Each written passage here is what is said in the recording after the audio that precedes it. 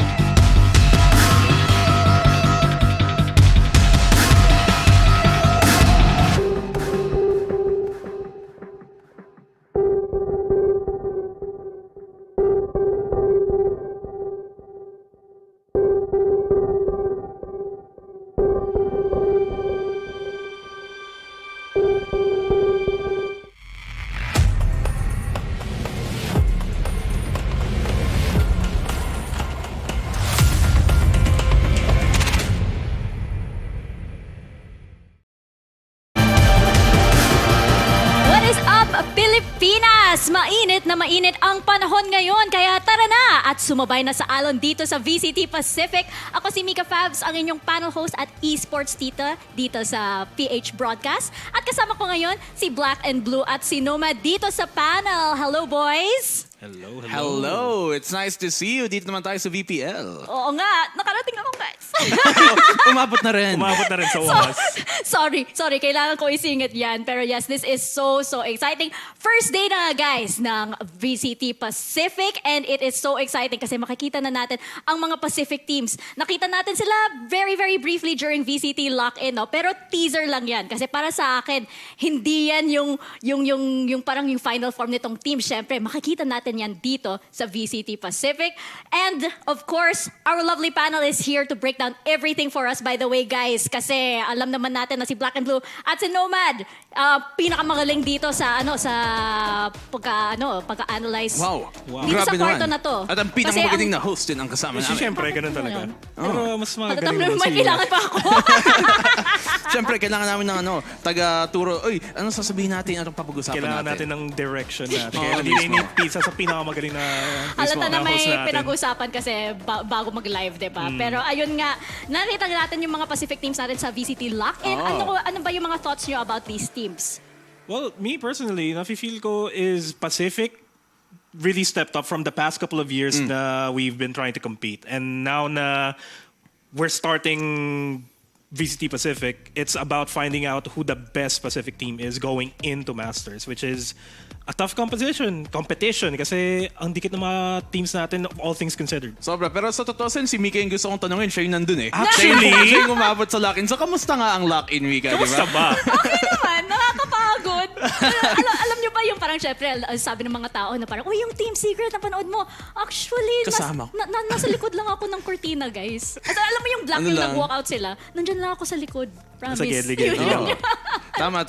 Pero as you were, kind of proposing in the first place, how was Pacific, right, during lock-in? And we look at things here. I think, all things considered, they really impressed. We look at some of the teams that were able to make it further. At nakita nga natin, Team Secret, unang-una, di ba? Nobody really expected them to go that far, but teams seemingly like Liquid, Navi, they were surprised at what came. Then you look at DRX, ang isang team dito sa Pacific na umabot nga doon sa top 4 natin. And, I mean, if you look at it, Pacific, may umabot sa top 4, NA, meron ba?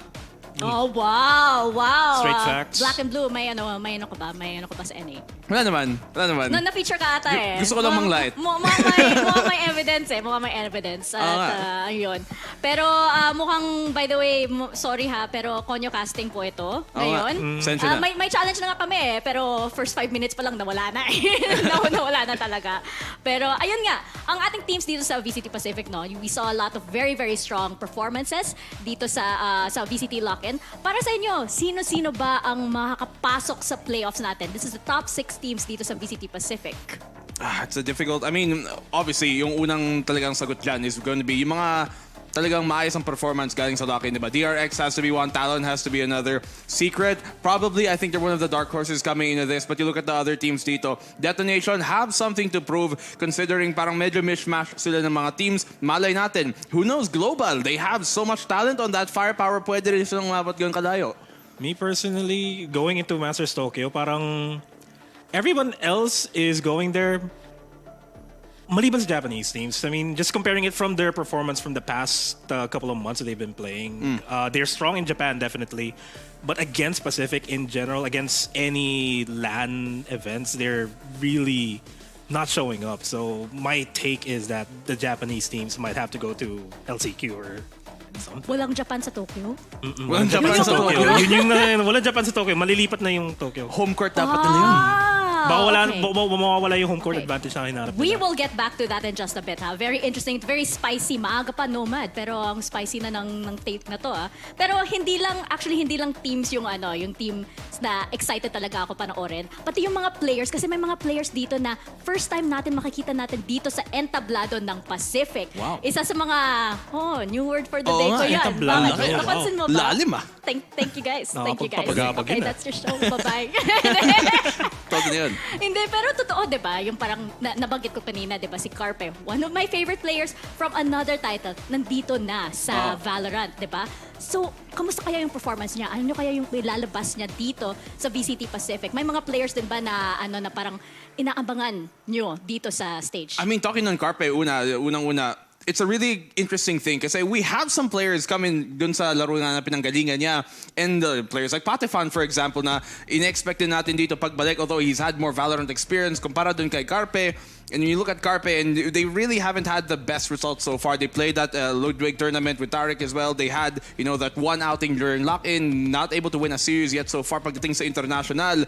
And there's a lot of talent behind this player, syempre. Pero kaya nga nandun yung microscope kasi hindi pa sila nakakanalo ng kahit isang series. But for other players, I kind of want to talk about Garnet S and Jit Boys here na ipinasok ng Talon na parang iniisip natin, how will Talon do as a Thai roster, as one of the best SCA teams na wala si Patifan during lock-in at napaka-impressive ng nagawa nila. Kung hindi nga lang DRX ang nakalaban nila para mag-qualify sa playoffs, malay natin nakapasok din sila sa playoffs sa top 4. Malaking bagay na we might have 2 C slots sa Masters going into it. Pero if we're gonna be talking about players, me personally, I want to look at Mako throughout the entirety of the tournament kasi ever since Reykjavik, he's been constant. Siya yung constant talaga sa DRX na, hey, I'm just gonna be as consistent as I can. He's up there with Ye in terms of being consistent. And especially during Copenhagen, ever since then, his propensity to clutch has increased significantly. Like 15% of the time he's able to clutch compared to back then. And people have been touting him as undoubtedly one of the best controllers out there in VCT. So if Mako can consistently do that, especially in a team with DRX, it's the end for everybody else, I feel. Yun na nga di ba? Supposedly, the best team in Pacific. Yun nga yung sabi ng mga iba't ibang casters, analysts all around the world, di ba? Ito yung team to beat dito sa VCT Pacific. Pero ayun nga, may league na tayo. May sarili na tayong league. Ito yung next step sa Valorant, di ba? Dahil kasi makikita lang natin usually yung mga matchups na to pagdating ng LCQ, pagdating ng APAC, pagdating ng Masters at Champions. Ngayon, every week, merong nang mainit na laban dito sa VCT Pacific. So, like for example, PRX TS again, di ba? Oo. Kailan pa natin huling nakita yan, Black and Blue? Yung PaperX tsaka Team Secret. It was quite a while, really, nung huli natin nakita. And of course, PaperX, they are the favorites on almost every matchup na nakita natin versus a lot of the APAC teams. They are one of the most storied teams, one of the most accomplished. And pag tinignan mo ang mga resulta, the only teams that can somewhat even quantify to the same extent na nakalayo sila is probably Talon or DRX. Those are the only 2 teams. So any matchup you're gonna see against PaperX is gonna have PaperX as kind of not the underdog in this case. Sila ang lamang talaga. But then again, they haven't had that same success during lock-in. At kaya tayo nagtatanong, bakit hindi? And you look at Team Secret, baliktad naman. Ang ganda ng performance nila ang comparison. Yeah, I mean, it's not the performance that Team Secret parang ine-express. Kasi kumpara sa results nila last year, they really, not disappointing, pero it's not meeting expectations. And coming from that, yung performance nila sa lock-in, just beating Team Liquid decisively, that was a statement on its own. It's sad that, that they lost to CNED and company, pero it's still a performance worth noting for Team Secret. I'm also looking forward to see kung paano nila matatransition yung loss over sa lock-in going into Pacific, knowing na, hey, we can go up against some of the best teams in the world. Maybe we can put our mark here in Pacific. Yes, possible din. And speaking of Team Secret, actually, marami akong masasabi dyan sa performance nila. Pero bukas pa ata yan Dahil yung first matchup natin for today will be ZETA versus DRX. Mainit. Black and Blue, actually, di ba, first day ng Pacific ngayon, 2023. Pero mukhang bumalik na tayo sa 2022 kasi nangyari na to. And it was very, very memorable. Siyempre na naglaban na yung ZETA tsaka yung DRX many, many times. Okay. Talaga, mainit na laban talaga. Ganon kalakas ang ZETA tsaka ng DRX. Nakita natin to so many times. Pero, momentos yung nangyari sa Masters Reykjavik kasi ito nga yung miracle run ng ZETA. Talagang, at natalo yung DRX dyan. Oh, grabe nga. Talagang nag-collapse.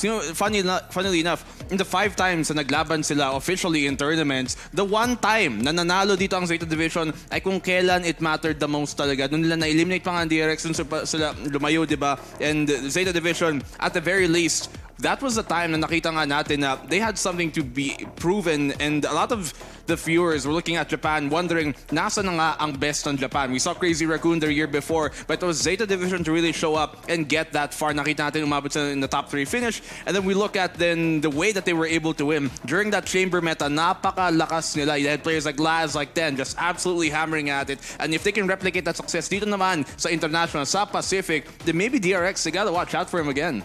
Well, I feel like yung ZETA Division, they're suffering from yung expectations na naset nila sa Reykjavik, and because of that, and because of the fact na this is also a qualifier going into Tokyo, the pressure is on the shoulders of ZETA Division talaga to really show up. They are the best, arguably the best team in Japan right now, and if they can't show up here sa Pacific, that's really putting a lot of weight on their shoulders. And if anything, a couple of the other members in ZETA Division has to step up, especially Laz. I mean, the chamber meta, he's the chamber of the world for a time now, pero he needs to start showing up na, hey, I'm not just good as a chamber. I can do anything else. Hindi for siya the one team. trick lang. Hindi siya one trick lang. That's what Laz needs to do. A lot of other people from ZETA Division needs to step up as well in order to elevate their playstyle.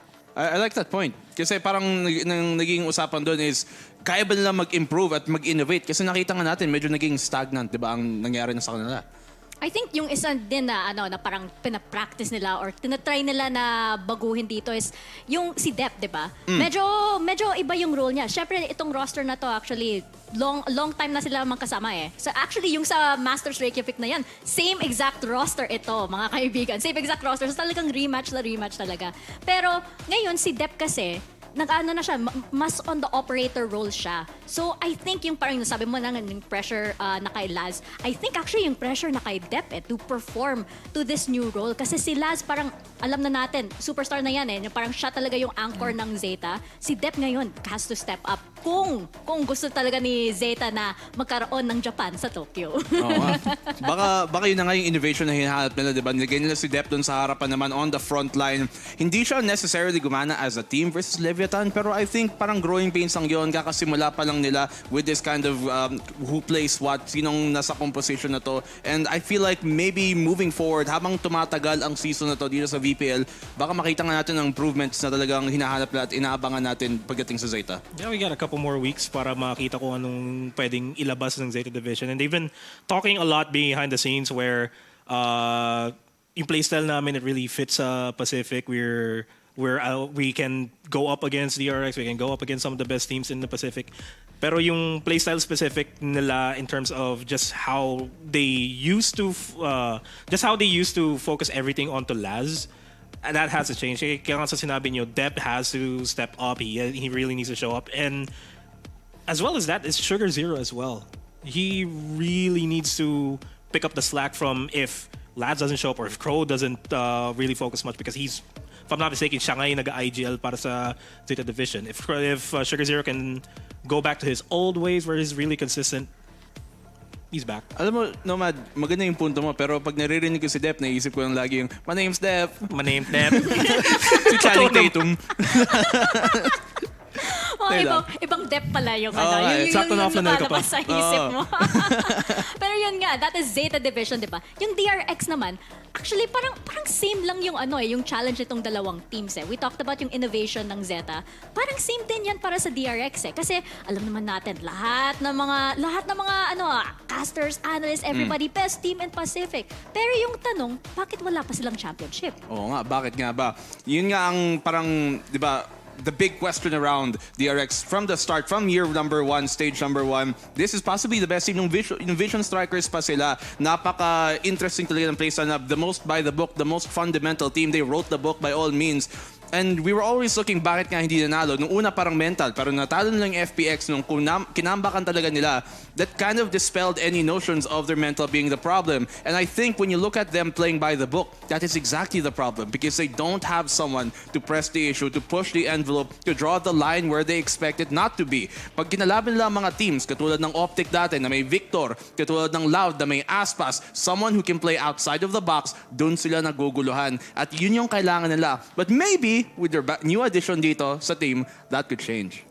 Maybe can change, pero let's also take in consideration na DRX, I would say na DRX is the best in slot in terms of roles to players in a single team. Kasi the way that DRX works is that they are so structured na their coaches really work on their individual play styles. So it really brings out the best in the players. And kung usapang Korean Jet lang, I mean, we're gonna be pointing it to Soldam, pero it's going to be DRX really showing and producing some of the best players in Pacific, arguably the world for that matter. Yun na nga eh. And matches like these are the ones that you really, really have to see actually in person. And actually, posible yan para sa audience natin. Gusto mo bang panood ang favorite VCT teams mo maglaban sa Korea? Sa Korea mismo, with the Grab Unli Buhat Challenge, you can win a trip to Seoul to watch the VCT Pacific Championships live. If you join the Grab Unli Buhat Challenge before March 31, 2023, you can win Valorant Gun Buddies.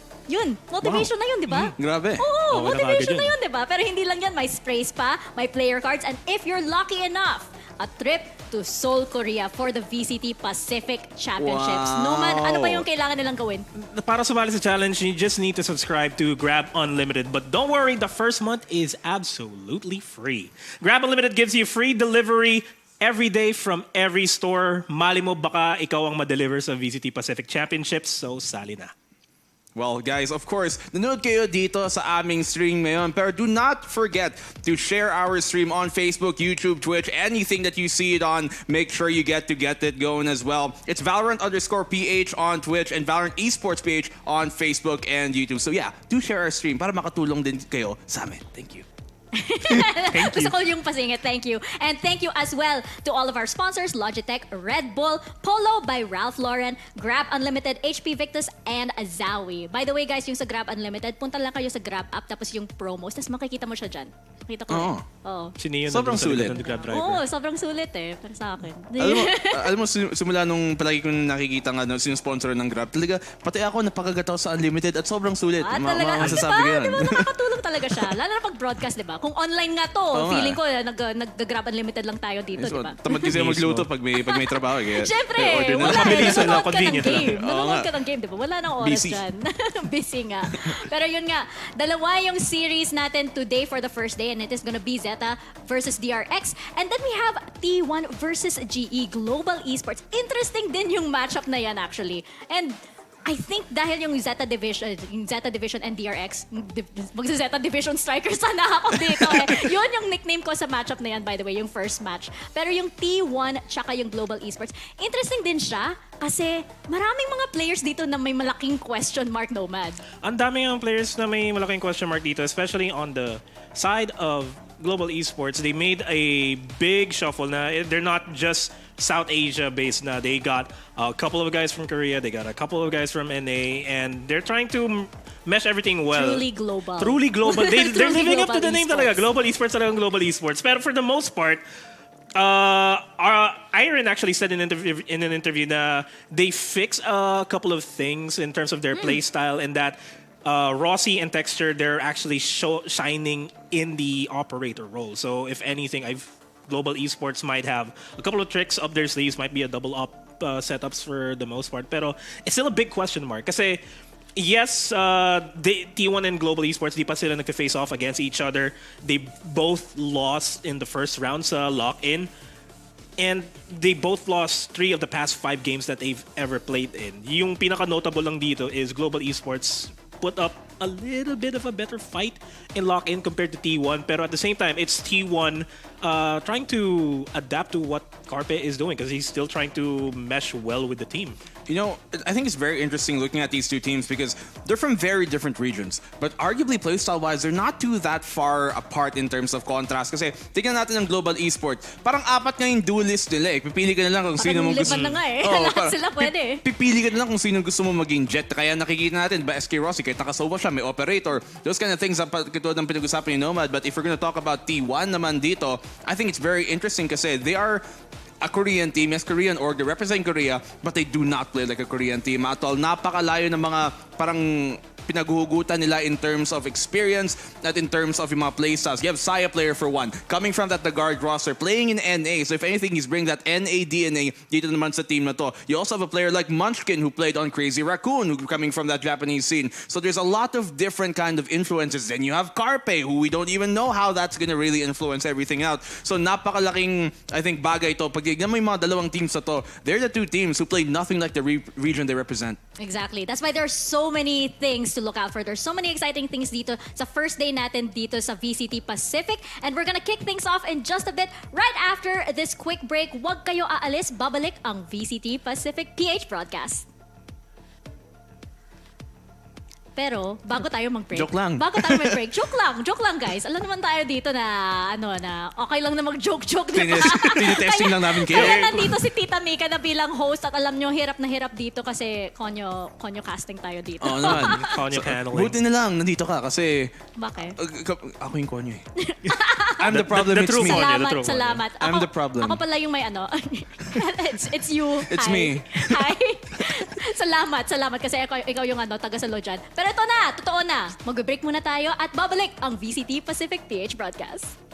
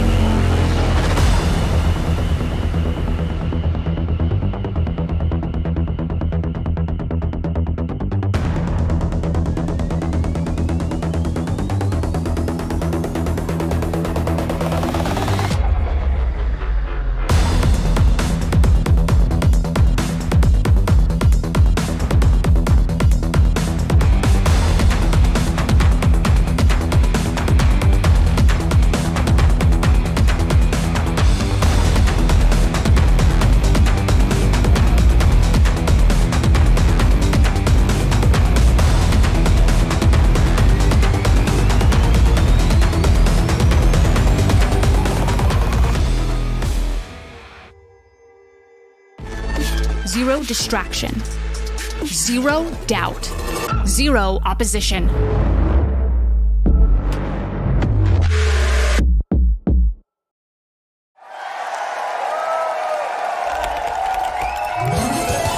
Red Bull gives you wings.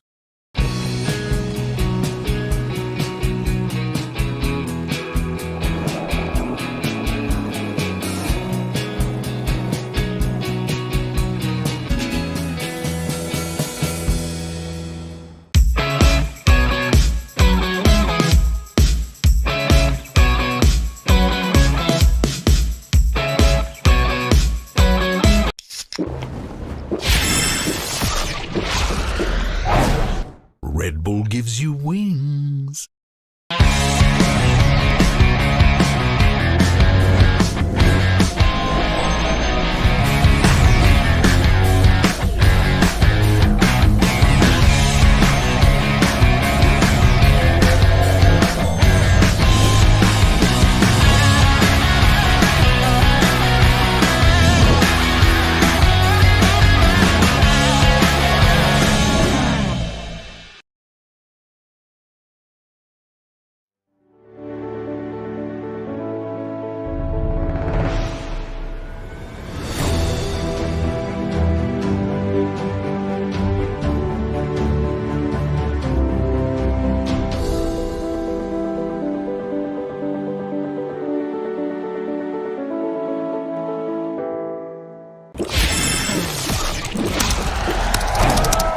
Red Bull gives you wings.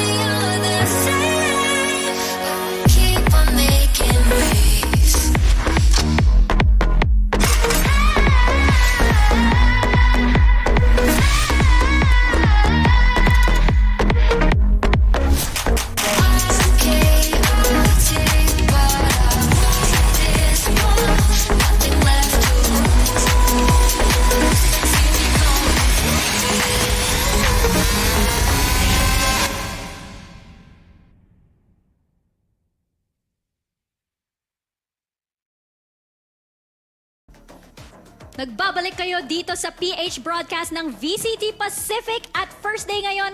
At first series naman, ZETA Division versus DRX. Mainit na laban. We were discussing earlier na rematch ito. Pangilang rematch na nila actually na paulit-ulit ito kasi when you talk about APAC, when you talk about Pacific, kasama palagi itong dalawang teams. Yeah, it's the 5th time that they're facing off against each Sixth. other. Sixth time. 5 times in the past. Wow. So 5 times in the past. 6 na ito. Six Don't na worry, rin. tama ka pa din noon.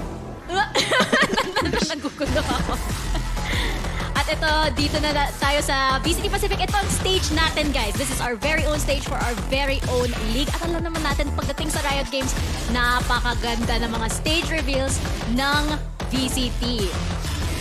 Oo naman. Yun lang masasabi mo. Yes. Look at this. The walkout, always lovely. Siyempre, unang-una dito ang The anime protagonist. Ang pinaka-protagonist ng ZETA Division, di ba? Siyempre naman. At actually, nararamdaman ko na yung kilik ni Ray Ray. Dito. Wala siya ngayon. Wow. Pero napipil ko yung presence niya eh. Na-expose pa dito si Ray. Si Sugar Zero and Stacks.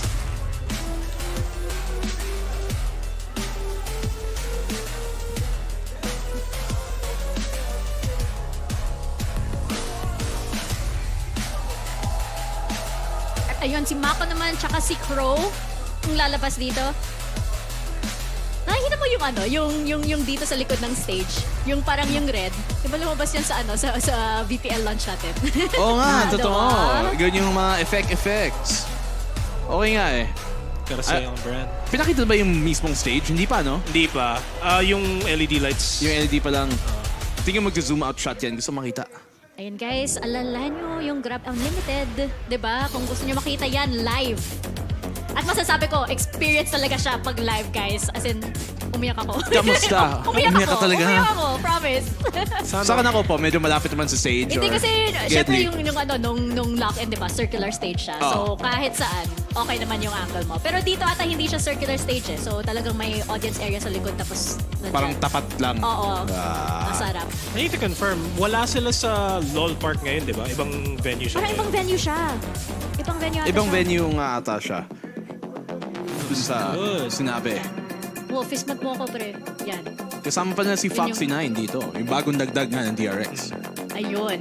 So, di ba, parang X-factor na ulit yan eh. Kasi the last time these teams met up against each other, yung momentos na na loss na yan sa DRX, wala pa si Foxy9 nun eh. Oo nga, yung nasa Reykjavik. And then they also had kind of like an invitational during the off-season ng mga December. Pero best of one lang, para medyo show match lang din. So wala tayong masyado ma-extrapolate doon. Pero still, this is a matchup that has been an all-time classic pagdating sa Pacific. Ito yung East Asia El Clasico, kumbaga. Kung meron tayo sa Southeast Asia, yung PaperX Team Secret or PaperX brand nung panahon na yun, ito, it's them always going up against each other. And yun nga, yung 5 times that they've battled in the past, it was really a one-sided affair for DRX. And when it mattered the most, kaya sabi ni Black and Blue, it was during Reykjavik. And that was when ZETA started to elevate themselves up above the competition. And then they slowly died off, which is, again, the pressure, the expectations that were set during Reykjavik. Sobrang excited din ako. This is a best of 3. Ano kaya yung mga maps na makikita natin dito? Gusto ko malaman actually kung lalabas na yung Lotus dito for these two teams. We were discussing earlier how very parang homework-based itong dalawang teams na to. At ayaw talaga nila maglaro ng mga new maps unless may set na strategy na sila. Yung DRX, medyo notorious din sila na parang nagbaban ng mga new maps right off the bat. So lalabas ba yan dito? Hello! Lalabas nga! Open yan Ay, siya. ban. Okay, Kala ko, tama. na-excite ako eh. Ako din eh. Tama naman yung sinabi mo. Di ba, DRX, ayun na yung mga bago mapa, tanggal. To be fair, I wasn't necessarily expecting the new maps here because of yun nga sinabi mo. DRX, they don't like to play those new maps just yet. They are the most by-the-book team we have in the entirety sa circuit, hindi lang Pacific. Tapos, ang opening ban naman dito din ng ZETA is Fracture. That makes sense. Pag tingnan mo ang ZETA Division, in the last 3 times they played it, at ang huling beses na nilaro nila ng DRX, doon sa show match, doon sa Invitational during December, they played on Fracture at talo sila sa DRX. So makes sense kaya ito ang opening ban nila. If anything, I feel like yung first pick nila might just be on Ascent kasi for both of these teams, they look really good on Ascent. They have the most win rates on Ascent for either one of these teams. I think magkakatalo na lang tayo dito in terms of kung sino makakuha ng attack or defense. Pero yan na nga, Ascent is going to be the first map. Defending side yung Zeta, which is not their best side. Well, to be fair, they're just not the best at it in general. Pag tingnan mo, the last 4 times that Zeta Division played on Ascent, they lost every single time at medyo malaki pang lamang. 4-13 versus Leviathan, dun nga sa lock-in, tapos nakitaan versus Talon, talo sila, overtime. And we go now to Pearl naman dito, ang pick ng Zeta, which actually I think is one of the makes sense kind of when you look at dito para sa Zeta Division. They beat Genji here, another team here, another Korean team, and that at least gives them some familiarity with the scene. Plus, Zeta actually performed well compared to DRX and lumuwas sila sa Pearl. So, really gonna question DRX there in terms of kung paano nila lalaroin yung defending side nila. Since they were really struggling there. Medyo worrisome pa rin yung Pearl para sa DRX para sa akin. Pero yung may observation na nga, may napanood ako kagabi, yung isang content creator ng DRX na si Lothar's Lab. Wow. Na-observe niya kasi yung pattern ng Zeta pagdating sa mga, especially on the attacking side. Tapos talagang parang same lang yung pattern niya all throughout, which means that Zeta is very, very readable. Actually, making waves yung Zeta sa attack pattern nila. Totoo, ganun siya. Nababasa. Napaka-symmetrical ng attack pattern ng Zeta daw. But if yung si Lothar, for example, nababasa na niya yung Zeta na ganito, feeling ko yung DRX handang-handa na sila para sa Zeta eh. Oo naman, pag tignan mo ng DRX, they're one of the best teams at making those mid-round adjustments, mid-game adjustments pa naman. And we have talked about, especially, Zeta Division, not to really put it down, pero medyo nagiging stagnant minsan ang mga laro nila. Sometimes we look at them, they are on the same book, yes, pero a few pages behind. They're playing a meta before. Mga composition nila, may expect mo the stage before, not in the current meta. And so we're gonna have Haven dito, ang final deciding map natin. Curious pick to leave that open. It's a pretty good map for both DRX, arguably better, but Zeta Division aren't too bad against international teams pagdating sa Haven in the past as well. 50-50, really. 50-50, but DRX has a lot more playtime on Haven. So if anything, that will be a huge factor going into this. Yun na nga eh. Parang redemption yung team ng DRX ngayon. Parang gusto nila na parang mapatunayan na hindi, kaya namin yung mga maps na to eh. Kaya namin. Kahit na sino yung kaharap namin. Kasi yun nga eh, it's the title of the best in Pacific dito. At single round robin ito, this will be the only time they get to settle the score between them and Zeta Division. Well, it's a battle between, honestly, yung parang pinaka-magaling arguably na team in DRX dito sa Pacific at yung pinaka-hype na Pacific team in Zeta Division in terms of fan base composition-wise. You're looking at Zeta Division sticking with this KO. They got stacks on this again. This is yung composition we've kind of seen time and time on over, but they have Zest back on the Sova. Dati nakikita natin siya on the Fade, but they swapping back to the Sova just as last year was. Ayun nga, we're seeing a mirror matchup. Unang match pa lang, unang series pa lang, ganito na yung simula. Let's toss it on over to our casters. This is DRX versus Zeta. Uy, grabe. What's up, guys? Dito na pala kami. With our match, gonna be starting nga naman map number 1 dito sa DRX versus Zeta Division. Ang kapal si Aster, kasama natin ngayon si Honey Glaze. On the Blaze. Napapatagalog ako. Pinasok mo ba yan? Pero yun na nga guys, this is going to be the first series of the day of VCT Pacific. We will welcome na namin kayo dahil nakikita na natin ngayon yung kanilang agent selection. And guys, may ita-take note lang po tayo ngayon on the side of DRX. Hindi kasi maglalaro ngayon si Buzz. Yes, nakita nyo ngayon, gagamitin nila ang kanilang Shadow 6th man na si Foxy9, who is also at least good para sa DRX na duelist player pa rin siya. So he slots in very nicely into the DRX roster. Pero at least from my perspective, medyo may pagka-unproven, medyo untested pa si Foxy9 in terms of yung international scene niya. Kasi DRX, they've always played with Buzz here on end. Is this going to be a mix-up para sa nila? I think nung tunit out ni Buzz ata to, it was very recent. Recent eh. So, this might shake up yung by-the-book style na ginagawa ng DRX. Yun nga, siguro nga makikita natin that they can still be amplified dito sa pagpasok nila in-game dahil on the previous one na naglaro sila dito in Pearl, they were just really dominant enough. Laban na nga sa BBL nung nakalaban nila ito nung lock-in. Kaya naman makikita natin at the meantime, it's Fox Z9.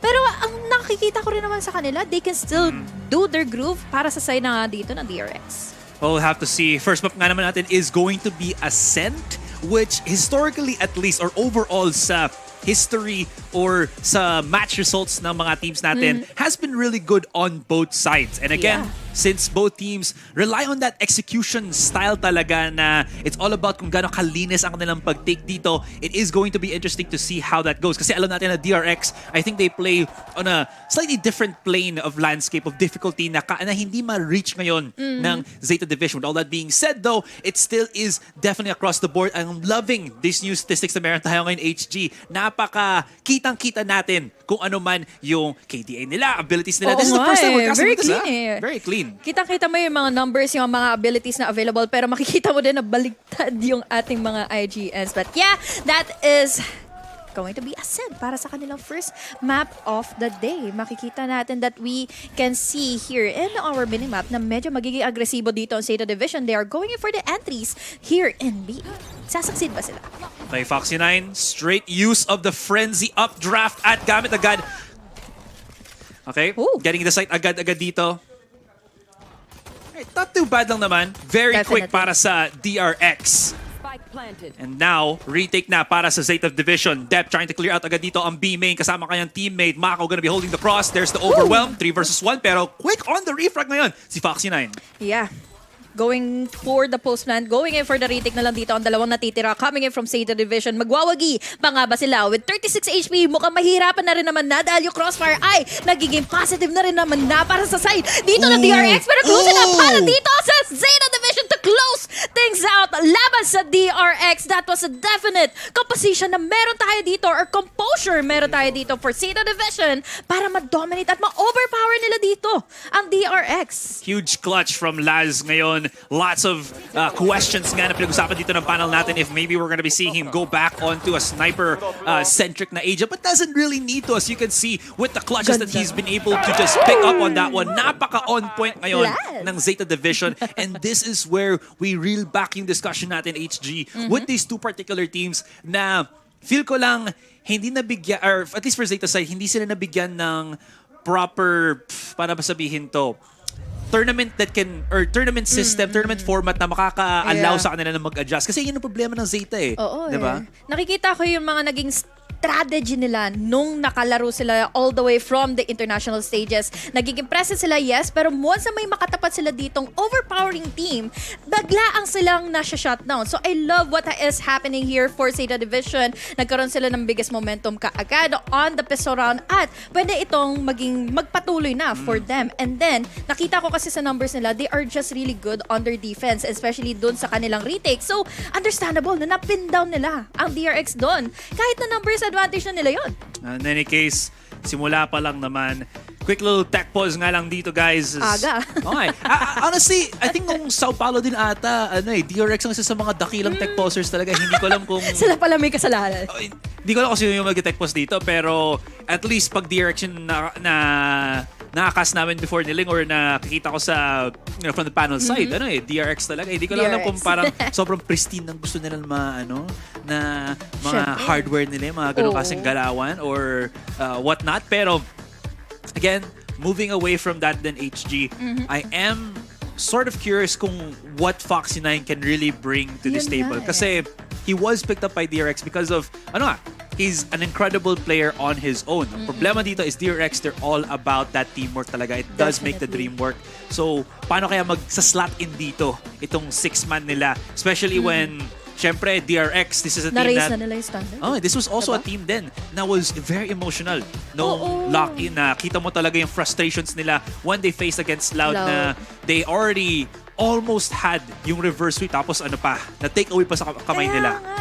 Nararamdaman ko yung frustrations na yun. Sobrang nakakabighani na makita natin that they have been really doing a lot of things, a lot of efforts para magpatuloy doon. Pero just one step ahead, pero nakuha pa rin talaga ito ni Loud. Yun nga yung balikan natin dito for Foxy9. Nasabi mo na rin naman na ito that they are really willing to play it out on the teamwork. Kung saan, pwede ba itong maging amplified pa rin naman ba kay Foxy9? Or talagang meron siyang ego advantage dito na parang mas gusto niyang bilang the star player dito on the team?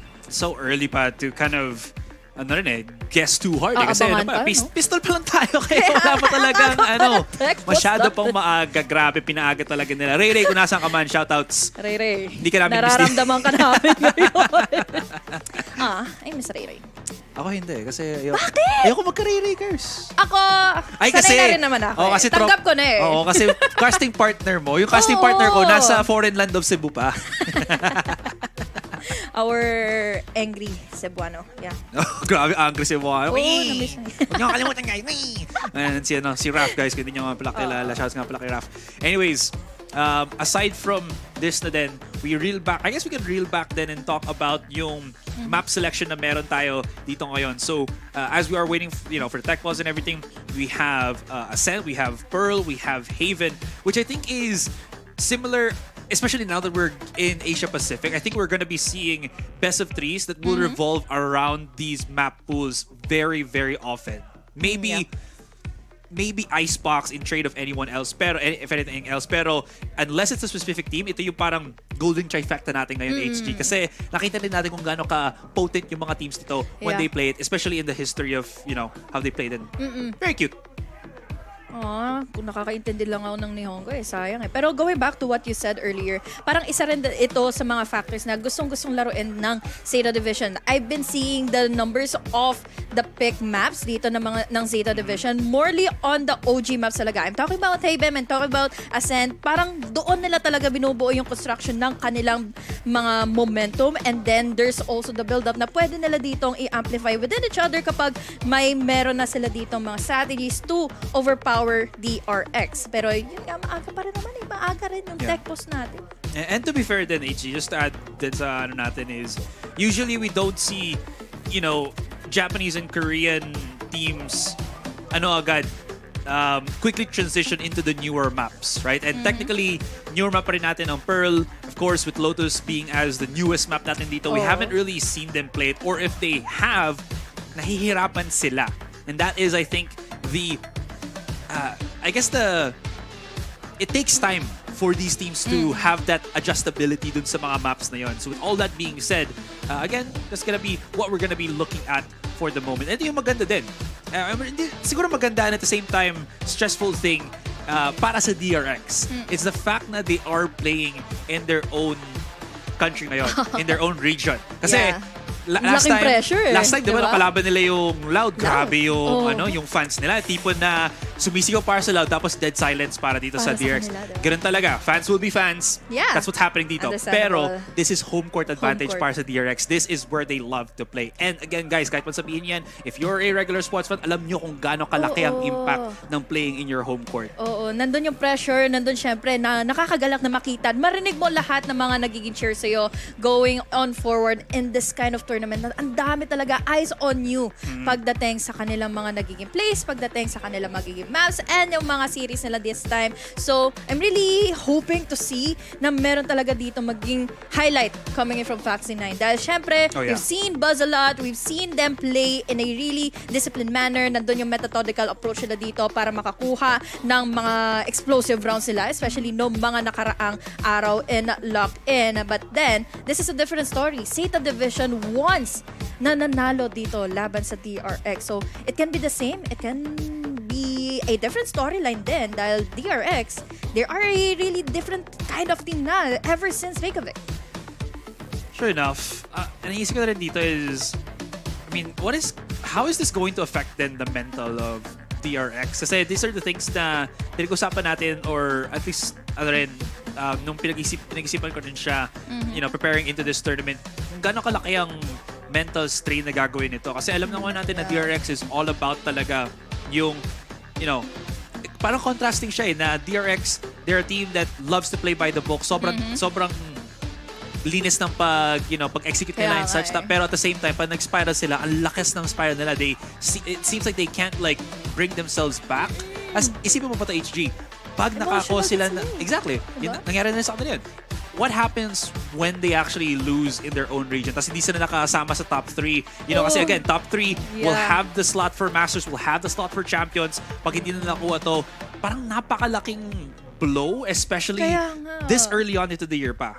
Tapos sila pa yung unang maglalaro ngayon. So, ang laking pressure. At parang masasabi natin talaga that they really need and they really want to get there. We've seen that before sa lock-in. They were very emotional. Pero yun nga nakikita natin that it can either affect both sides ng both side of the coin ng DRX, kung kakayanin ba nila dito i-amplify yung kanilang pressure or kaya ba nila dito talagang i-compose yung kanilang mga sarili. Dahil I remember, Mako, ever since na nakita natin yung mga clutches dito ng lalaking ito, nakikita mo that he is just really cool of a guy na makakukuha lang just another day na playing Valorant, ganun. Sobrang legit talaga ng performance nga ni Mako, as you said. He was the unsung hero for a lot of the rounds na nag-struggle ang DRX dito. Even though I touted na my favorite player in DRX has got to be always RB kasi he's the Swiss army knife ng DRX. He plays every role with a huge agent pool and still be very effective at it.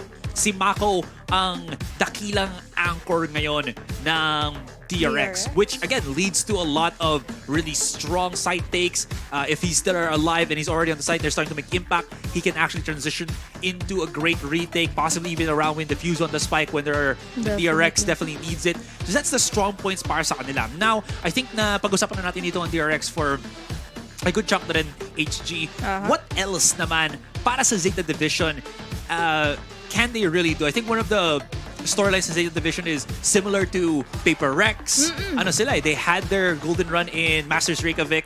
They were able to take down so many of the very known teams in different regions. Pero after that, nag-plummet bigla. Oo, they can compete very well. Sinabi na ni Noma to, they can compete very well in their own region, in Japan. Problema, once they fly out, diyan na sila nagfo-fumble. Oh, parang nawawala yung home court advantage dito na ZETA Division na parang nagiging rattled sila when it comes to their plays kapag na-overpower sila dito ng kabilang team. Parang hindi na nila kayang i-exceed yung mga boundaries na yun na makikita nila against the other team na bakit sila na shutdown kaagad on their defense. They are very well known sa mga retakes nila, very well known sa kanilang mga holds. And we can talk about how good of a player din dito sina Laz and then the other guys dito from the side of ZETA Division na sometimes they have this kind of a problem na parang nawawala yung momentum talaga nila kapag nakita nila that there is one player popping off from the other side from their enemy team. Hirap nga talaga ang ngayon. Pero okay lang din naman. Again, tech pause, can't really do too much. Also, at least to add din, kasi nangyari ito sa VCT PH, this is the patch na pwede natin makita si Gecko, diba? Kasi 6.05 na. 5 na, yeah. So, we should be seeing Gecko. I think supposedly, kasi we are the region. Asia Pacific has regions that like to innovate. We've seen Paper X do it in the past. I'm thinking, the safest answer, pag tinignan natin, Paper X will probably pick that out. Pero, sige, the other 9 teams, HG, pag tinanong kita, tingin mo ang maglalabas din ng Gecko? Ang hirap Pero since madami at parang all over the place na rin naman na dito yung Global Esports, I can say na pwede sila ditong mag-pick up ng Gecko since they are just really one of those formidable teams na pwedeng magbigay dito something new to the table na pwede silang abangan or pwede silang ma-take note for. So, I'm really hoping for a Gecko pick, no? Okay, sige. So, yung sagot mo is Global Esports. Yeah. Ako naman, syempre natin kakalimutan, galing tayo sa Pilipinas, ang Philippine representative natin, Team Secret. Team Secret. Tingin ko kaya nilang ilabas yan. Mahilig din mag-innovate dito ang Team Secret. Maganda ang kanilang set strategy plays, mga ganun. And I think Echo, revolves around such mentality, such play style, and such execution then, which I think not Paper X, but the Team Secret checks out all of those boxes. So, we have potentially nga HG. Kasi bukas, may Team Secret match tayo. So, pwede natin makita siguro yon if ever nga, mukhang naayos na ang ating technical pause. Kasi nagbago na tayo ng ating posisyon. Nakaupo na kami, guys. Nakaupo na. Ang tagal kasi talaga ng tech. Alam mo yung hype na hype ko nakatayo ka. Kaya nga yung first match sumakit yung paa kasi matanda na ako. Naramdaman ko na yung wala edad ko sinabi ko. dyan. Okay lang yan. Kasi, wala. Just Ryuma things, guys. Anyways. Sorry, guys. Pagbigyan niya na si Tito Asray. Pagbigyan. Maawa kayo. Anyways, Dep. Pinagbigyan. Okay, quick charge out agad outside of B main, gets the pick onto A short, but here comes the pinch. Ano naman, from the rest of DRX. They already gotten the A-short control. Yan na nga yung dash ni Foxy9. They can't really isolate any of these fights and napaka-easy. Easy for 10. Mabilis na tumungo kaagad yung round na yon para sa side ng ZETA Division dahil again, they have the guns, they had the bigger advantage upon the side of DRX. But let's look back into our replay kung paano ba nila ito naunahan. That was a really good play na ginawa dito ni Dep. By what I mean is, iniiba nila dito yung tempo kung saan hindi sila ina-expect ng DRX. So ZETA Division with 10 going in with the triple K. Nakuha nila dito yung first 2 rounds pero makakasagot na ba sila para sa buy round ng DRX? Alright, let's see kung magagawa nga ito dito ng DRX. Okay, Foxy9, all eyes on him. Starting it off for that mid-control. Really loving the mid-control dito para sa DRX. Gives them a lot of options ngayon HG as they start to maybe not want to play the close quarter angles. Shock Dart para lang makuha yung utility ni 10 if ever man na naka-hover dito yung alarm bot on mid. The double stack, waiting maybe for Crow to get a little bit too antsy. Magamit talaga ng kanyang flash. Look at the setup ngayon ng ZETA Division. They have the double up onto market as well as yung hold ni paring Dep dito on the side. Pero that smoke will isolate. 10 gets the refrag. But no push to come further dito ngayon para sa DRX. Ganda ng mga naging trade. Ang ganda ng naging sagutan nila dito. It goes down to how you give the follow-up dito para sa mag-entry para sa iyo. There's the blinds given by those KOs pero parehas naman din nagkatumbahan nga yung ating mga entry fraggers dito. But then, it's still a 4v4 situation. Still dual wall para naman ito para sa DRX. They are already taking over dito sa 3. Finally going into A. Pero nagdadalawang isip pa sila kasi wala silang makita, wala silang mabitas mula sa ZETA Division. Yep, absolutely great smokes dito coming in from Mako. Perfect timing para lang ma-blot out ang vision ng ZETA Division. And that's not easy at all, especially when you only have 2 smoke stacks. Kailangan niya makapag-play close, but look at that glorious na recon dart para kay Laz dito. From Laz, excuse me. Spike has been planted, so Mako is in a position para makipagpalagan. And you know Mako can do it, but he got no bullets. It's still being diffused. Not on the perfect angle, and grabe naman. That's going to be another round para sa ZETA Division. Mako, can he keep the Phantom? Sinusugod na siya and he's barely makes it out alive, HG.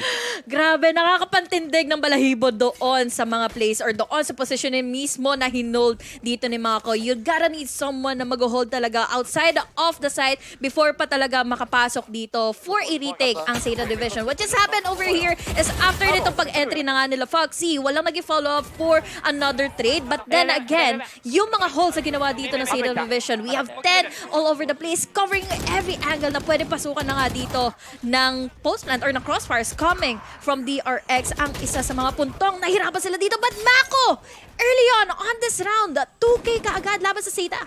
They change up yung speed agad na mag-push nila. No more slow takes dito. Sugod kung sugod nga naman. And that is going to give a straight plant para dito sa DRX. I think they're also realizing na hindi pwede nilang iwanan si Foxy9 by himself. He's not as effective as Buzz just yet. So they need to utilize him with the rest of the team much faster ngayon, HG. Pero this is where it gets a little bit tricky then. There is weapons for DRX, pero yeah. Oh my God. Okay. Safe, back onto Dice. Dep, planning himself on. Stack still holding on. Ito na yung charge out, pero hindi niya makakayanin ito. That's a detain, but it's all fine. 2 versus 1 pa rin. 2 versus 1 in which we still have the utilities covering up that post plant dito ng DRX. Dahil isa na lang ang natitira dito and it's going to be last. Pero makikita mo naman, no, makakukuha pa rin naman siya ng isa. Saving up the op para sa kanilang mga team or para sa kanilang team ngayon. And now DRX finally bags in 1 round. Huge shot dito. Saving clutch kills para kay Stacks to keep the rest. The 3 players of ZETA occupied doon sa A-Heaven. Hindi ko makita natin ito sa replay. Pero that one was the glorious one. Yung double kill dito ni Mako. But this one is where Stacks really tends to shine. He was able to delay everybody so good before he got detained na hindi makapag-push up onto the site ang ZETA. Hirap nito para sa side ng Zeta, or rather ng DRX. We still have that operator in the hands of Laz. At medyo nahirapan tayo dito with the eco given to the side of DRX. But now, changing up the pace, Zeta Division, mukhang gusto nila ng aggressive push dahil nakikita naman natin ngayon, Crow was able to take down Foxy agad. And DRX, nag-crumble yung kanilang numbers. Grabe. Oh, tumagdag pa si Laz. He's on the operator. No need na maging chamber siya. Oo. Kahit Sova, impact plays. Galing nga naman sa pinaka-pogi ng Zeta. Or lahat naman sila pogi, pero Tinatry ko syempre, na kang pigilan yung sarili kong batiin si Laz. Pero ikaw yung nagpapasimuno. Pero pinasimuno at kag-understand dito with another 3K. Oh my God! Multi-kills for this man is just really overpowering DRX ngayon. Makakabawi pa ba ang DRX? Dahil punish na naman sila, Azurai. They're down to an eco. down to an eco once again. Hirap na hirap ang DRX to get things started. It's not according to plan ang nangyayari sa kanila dito. And again, you're seeing the struggles para sa kanila. Without Foxy9, their offense really tends to struggle ngayon. And look at that stacks. Can't really find the timing. This is the struggles. This is the difficulties na nakita natin. Then for DRX, when they were playing sa lock-in, this time Foxy, wait, is that his HP? No, okay. Akala ko, gano'n nakalit yung HP niya kasi dahil binatong shock dart saka kahit anong keme-keme. But he needs to hit the bullets and that will cost him his life. And this might even cost him the side kasi walang follow-up sila. Yes, there will be picks, but look at the damage. Look at the numbers that's already been taken down. Mako, he picked up the weapon pero napakalapit dito ni Dep. Able to reposition, can't really TP. Medyo mahirap ang positioning niya. And there's going to be Crow. Mako hits the shot. One bullet, but he knows that he's tagged the head, the cranium ngayon ni Crow. And tamang-tama, ginawa ni Crow kanina dun sa kanyang teammate na si Fox na gagawin ni Mako din sa'yo. Doctor's orders. Well, ang hirap nito para sa DRX, nagiging hiwalay man yung kanilang magiging entries dito. Pero umabot naman sa puntong kaya nila dito panindigan yung kanilang post-plant. We saw earlier the holds coming in from ZETA Division. Naging problematic dito yung entry ni Foxy dahil medyo maaga or medyo mapabilis yung kanyang entry at walang naging follow-up. But in this clutch, Mako was able to bag up 3K. And look at this, yung itsura pa mismo ni Mako, diba? Sobrang chill lang. Another day in Valorant, going in with the clutches. Finally, makakahabol na sila dito for another 2 rounds kung sakali man na mapaka nila pa rin yung momentum. Still, syempre, malaki ang cash flow ngayon dito ng ZETA Division. Kita mo agad, they've gotten for the glorious pickup ng operator na naman dito. Na naman for Dep, and then si Laz, gahawak niya ang Odin. Alam mo, sinasabi ko, HG, pag nasa ascent tayo at may Odin ka, every wall is bangable. Yan. Tama. It's last. Ay, hindi ko, wala ako dyan ha. Ikaw na nagsabi niyan. Ayoko ituloy kasi iniisip ko kung kami ni Ate Ray ang pag-joke dito, mawawala na kaagad kami ng trabaho. Pero mawawala na nga ba ng tao dito para sa DRX after that warning shot na binigay na nga dito ni Deb all the way from Kobe. Pero ito pa rin ang pupuntahan ngayon ng DRX. Okay. Slow and steady pace. If they can time this perfectly, Dep might actually get caught out right now. Nice Beautiful paranoia all the way from downtown. Hahabulin siya sa kaduluduluan ng mundo ni Foxy9, leaving both Crow as well as the Sugar Zero dito on the site itself. But maybe with the help of Laz and HG, with the Hunter's Fury, they could equalize, which they do. But the site is still taken. 3 versus 2 ang makita natin ngayon. My God. There is going to be 2 players on the site. And again, the setup is good para sa DRX. Ang ganda na naging follow-up. Ang ganda na naging tulong dito ni Laz. Nabawasan kaagad yung numero dito coming from DRX and pwede na sila dito mahirapan pagdating sa kanilang retake. Dalawa pa rin naman itong natitira from ZETA Division. Pero gagawin pa ba nila ito against DRX who are just really ready for the post-plant. The crossfires are already happening para sa kanila. Nagparamdam na nga dito si Zez. At nandito naman kaagad yung wallbang ni Laz going for the triple with the Odin, pare! Nandito pa rin naman na si Stacks pero nadalihan na naman ng mga bala dito coming in from Laz, and Laz is still alive and kicking, is still saving in that Odin. Tol, ano ang nangyari? Nawal ba? Nagka-miscom ng onti doon si Mako, sinimoke niya si Stacks. At nako po, si Stacks hindi nakakita na sagasaan ng Odin si Stacks. Pero still, gotta give it. Everything before that, solid sa utility usage dito ni Mako. Last naman, utility usage din sa kanya was absolutely phenomenal. Unfortunately, it was not enough. Pero grabe ang timing niya. I think the only problem ngayon para kay Laz is one step faster lang ang DRX. He's throwing out the utilities properly. He's able to get the picks properly. Ang problema is they're lacking the time to make that correct or to make that defuse, that retake on the side HG. Feeling ko nag-aabang din sila dito para magamit nila muli yung recon. And tama ka nga parang there are a lot of hesitations dito for ZETA Division to make a retake happen. But in this different story na medyo nabawasan na nga dito ang naging eco ng ZETA Division, makikita na natin na mas makukuha ito ni Foxy 9 double kill all the way here in B and take over na kaagad nila dito ang B-side. Pwede na ba silang makapag-plant ng spike? Grabe, medyo kinilig na ako sa asim ni Foxy 9 pero okay lang naman. He still picks it up and shrugs it off. Tinawing damage sa kanya. 79, 86 HP altogether. Siyempre, weaker buy dito para sa ZETA Division but still, you can see na nag-start na mag-adjust ngayon ang duelist, ang substitution duelist ng ZETA. Mako spots out a couple of stragglers onto mid. And he's gonna be able to pick it up. Yeah, kung challenge ito ng ZETA, you know that they're gonna take unnecessary beatdowns ngayon. But DRX, HG, from, what was that, 3-0? Binabawi agad nila. Tingnan mo, malapit na sila mag-4 dito. 4-4. Ito ang gusto talaga ni Sugar Zero Ito ang gusto ng ZETA Division, yung acknowledgement or yung factor na magkaroon sila ng objective, mabawasan dito muli ang DRX. Ito na yung habol ng DRX, a really great comeback for them dahil nakakahabol sila dito with the entries coming in from Foxy 9 at nade-deny nila dito si Laz. We saw the hole na ginawa niya all the way from B and with that Odin, mahihirapan pa rin naman sila dito para ma-compose na nga yung entries coming from DRX. But in this retake, it was just really beautiful na ang laki na naging habol dito ni Foxy 9 to get in a double, to get in 2 players from ZETA Division.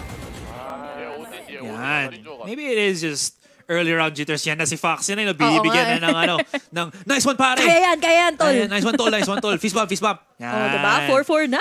Yan ka, ang DRX. Kita mo naman na, I think nakita natin sa interview din nila nung in preparation din for lock-in na sobrang din naman ng DRX. You know, bunch of friends. They upgraded din yung kanilang bootcamp location and everything. Ganda na yung facilities nila. So, good para sa kanila. And it seems like, again, the fruits are definitely paying off. Nakita ba nila dito sa last? That is a question kasi baka matamaan na naman sila dito na rumaragas ang Odin coming in from 2-3 players na magmumula dito sa B. We have depth! Hindi siya nag-hesitate dito to take off the stacks! Sugar Zero naman dito for another follow-up. Pero Mako natitira all the way from Sabrosa. Makakakuha nga ba siya ng kill dito dahil with that paranoia, he can possibly push back players from ZETA Division. Pero magdadalawang isip pa rin siya kung itutuloy niya ba dito yung copy take.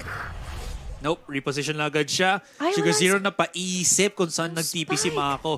He has his ultimate, so it should be fine naman. If they can securely take the site, may from the shadows pa naman dito si Mako. But look at RB. That is where it's incredibly important. Mako cannot use his ultimate to get into the site. He needs it to pick up the spike, and this is gonna be perfect. Yun ang gusto nila makuha. Yun ang gusto nila magawa. And look at the positioning right now for the post plant. Both of them will be hunkered down. Pero complicated to HG kasi 10, meron siyang lockdown din. Yeah. Baka ma-force sila kagad dito mag-play all the way from outside or all the way from backside. But then, may sagot rin naman ditong lockdown coming from RB. So this can be a really huge advantage for them dahil mababay time nila dito. Yung pag-retake na nga ng ZETA Division. Pero papasok na rin naman na dito si Ten. Makakakuha ba siya ng info dahil nandito na yung mga smokes nila. Pas nakaagad nila Mako. And Mako, sinandali niya lang dito!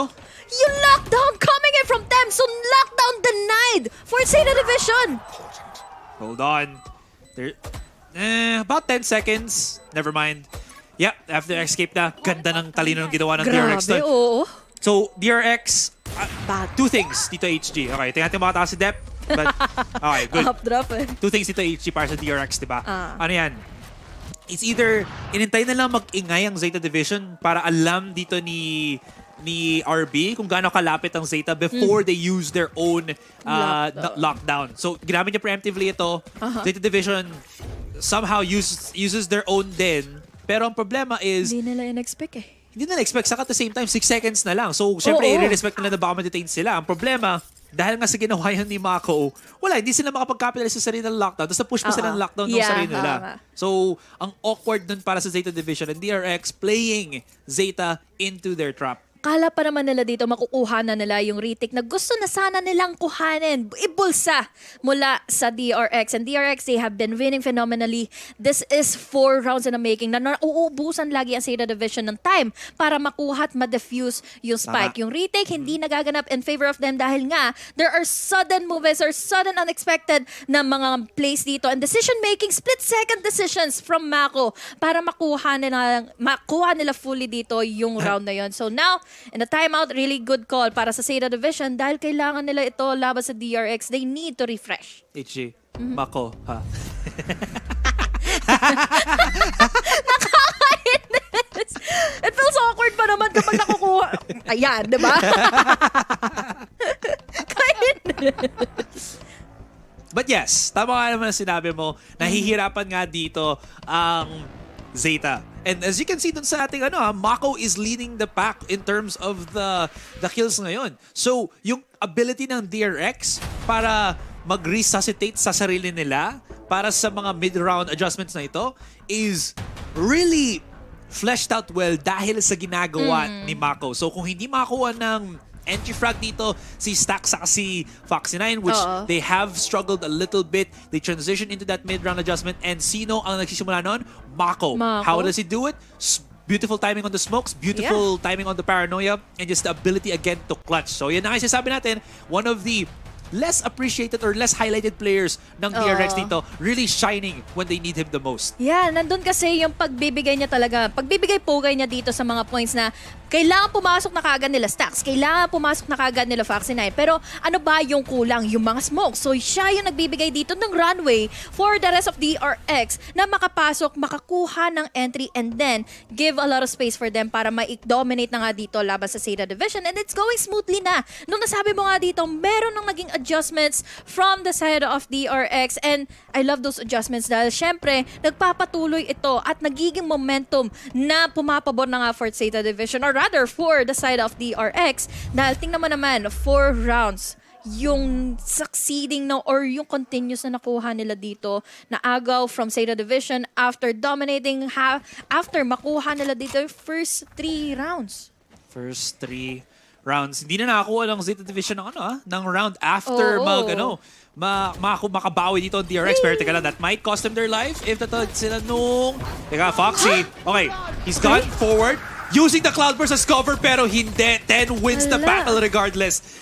Honestly, it could have gone either way, but Foxy missed the beat. Yan ang magiging problema ngayon. DRX back again sa kanilang mid-round adjustment and this could honestly go either way. The beautiful thing na lang dito ngayon para sa DRX is that there's nobody flanking on a main. They are putting Mako in that position though just to make sure, but they need him to also set up the utility. They can't go further too much. Ganda. Pero Cest getting that pick very early on, isolating yung fight kay Dep dito is such a huge boost para sa DRX. I love this DRX. They went in for plan B after mag-fail yung entry dito coming in from Foxy9 dahil feeling ko go signal na rin yun kung napatay niya nga si 10. We're down to the post plant. We're down to the retake. Nagagawin na nga dito na Zeta Division but will they do it in a really precise manner na mapipigilan talaga nila dito ang DRX pagdating sa kanilang mga crossfires dahil hindi pa nila alam kung saan magagaling dito si Stax. Si Stax na nakakuha na ng isa followed up by Zez. Hindi pa nila alam kung saan dito magagaling si Mako and then there's also RB all the way from the back. So, malilito na ngayon na Zeta Division dahil nakapatay na nga sila dito na dalawa. Pero sino ba ang wala ngayon sa A side? The thing is, planted out in the open yung spike. So, Sugar Zero, alam niya na nasa harapan niya si Mako. Pero, syempre, even if he gets Mako, nandiyan pa si RB na nasa tagiliran lang nagka-come in from a short and hirap na ang Zeta Division sa pag-retake nila. Ito na, DRX. They've taken a bit of time to figure out their opponents, but now it is looking much better para sa kanila. And here's the thing din, HG, it's weird to see Zeta Division flinch super hard sa push ng DRX dito. I get it. Na gusto nilang i-defend yung A side. They want to, or excuse me, B side. Gusto nilang i-quick rotate yung mga players nila. But leaving A exposed, alam na alam nilang DRX can always rotate is a big, big mistake, HG. Kaya nga parang nung na-mention mo yun, na-realize ko rin na bakit ang bilis kaagad dito ng DRX na nakapasok at safely secured nila dito kaagad yung A-side. But now, mabilis na naman nangyayari dito ang round na ito dahil Mako, he was able to at least get away from any casualty na pwedeng ilapag sa kanya ng ZETA Division. Muntik na siyang habulin dito nila Dep, pero at least they were able to secure in A-side, planning in the spike. Pero ngayon, pagdating sa postman, kompleto pa ang ZETA Division. It's down to a 4v5. Pero 4 versus 5. Ganda na. Pero medyo broken by ngayon ang ZETA. Look at that. Zez playing close inside the smoke. He's a smoke criminal, mga kaibigan. Depdo! Oh my God! Helicopter! Susugod ako sa himpapawid gamit ang aking Phantom. Sugar Zero na natitira, but he's been spotted on a main. And wala na namang oras para sa ZETA to recuperate themselves, recapture yung A site, and that is going to be a round forfeited na naman ng ZETA Division. My God, what a comeback! What a huge lead right now para sa DRX. They have fully overpowered dito ang ZETA Division. Ito yung isa sa mga weakness kapag hindi nahawakan ng ZETA Division dito yung kanilang strongholds against DRX, mapapatuloy ditong mahihirapan ang ZETA Division or kanilang holes mismo sa loob ng site kapag nakita na nga nila na nagpa-pop off na dito yung kabila, nakuha nila dito yung mga gusto nilang gawin pagdating sa kanilang postmans at yung mga retakes dito ng ZETA Division. Gumana siya for the first 3 rounds pero nung succeeding na for DRX, naalaman na kaagad nila dito kung paano sila ma-pin down. I think it's ano lang, it's that, how do you mention it ba? Syndrome or rut na napupunta ang ZETA Division talaga. The pressure is on.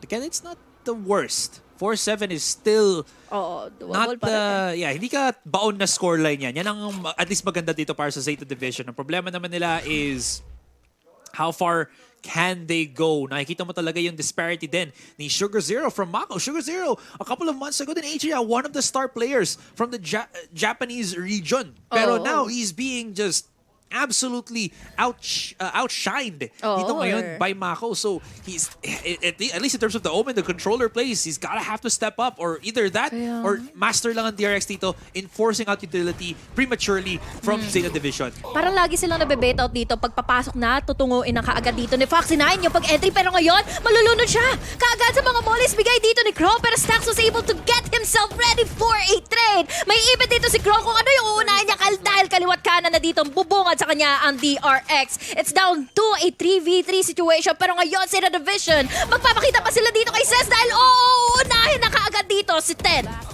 Depdo. Oy! Oh my God! Tika na, Carla ko. Magsisimula na siya eh. Sige, pakita mo na lang, Judge. Huha! Tapos labas ng knives niya. Huha din. Pero easy refrag dito. And we end the first half, 4-8. My God! Azuray, look at that! Yung leads dito, simulat sa pool na makuha kaagad ito ng DRX. It came back all the way in favor of them. Pero syempre, pakinggan muna natin yung host natin dito ngayon. Dahil ngayon, it's down to the half.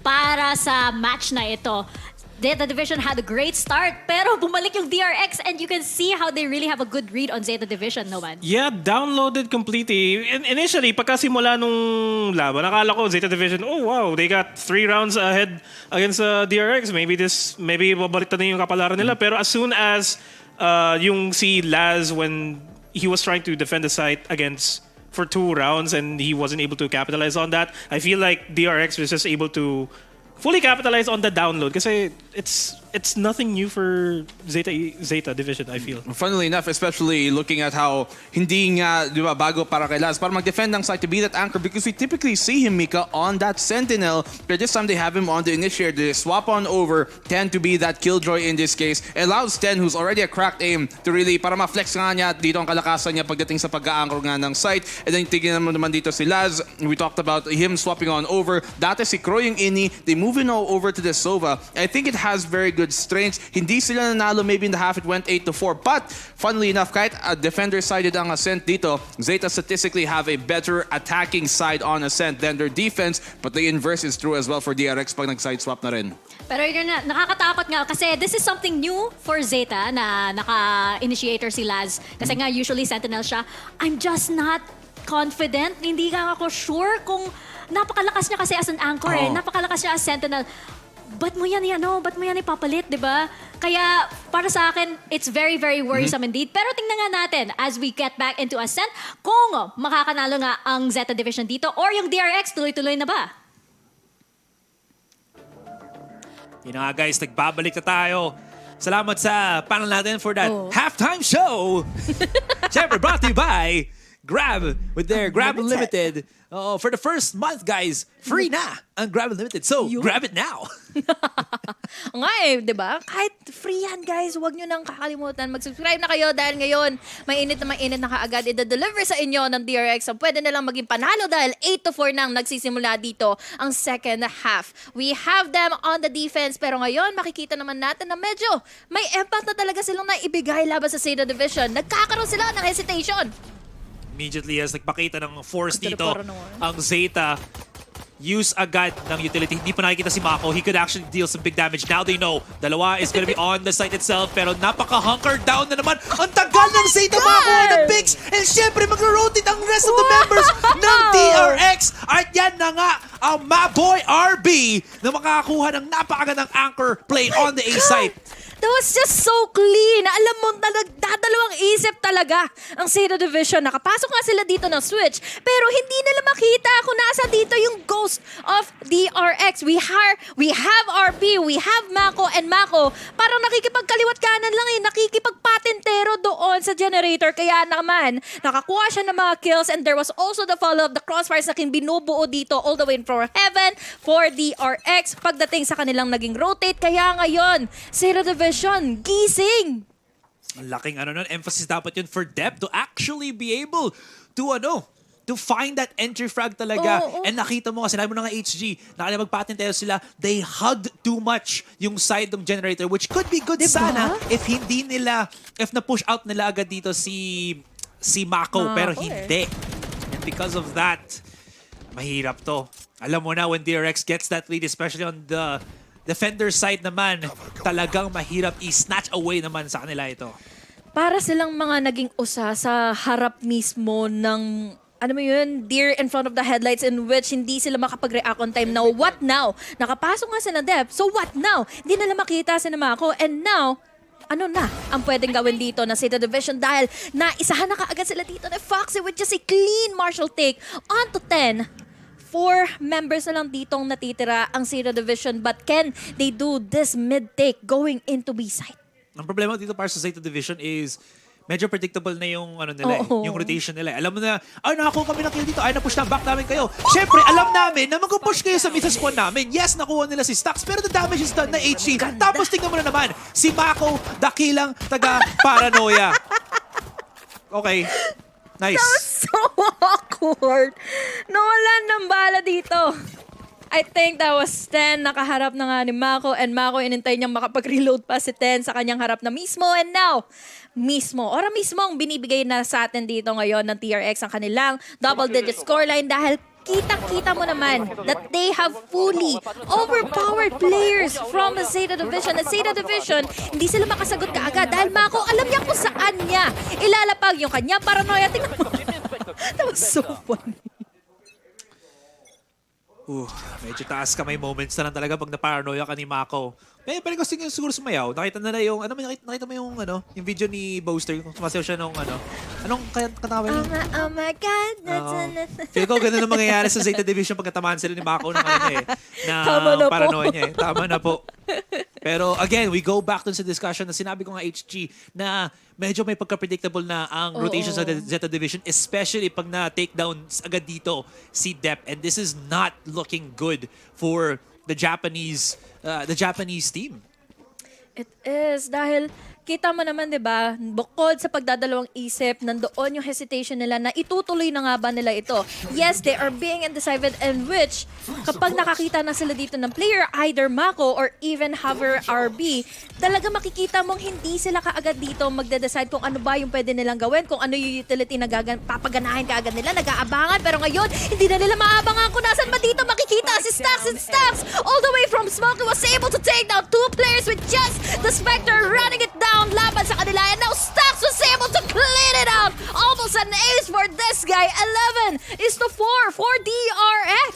Grabe, mapapaaga ba ang pagtapos ng first series natin? What's better about, again, this tournament na meron tayo HG comparing it sa lock-in? And again, guys, napakalaking bagay na i-compare natin sa lock-in to kasi all of these teams, we're playing in lock-in din because, again, franchise na franchise team sila is round robin tayo ngayon.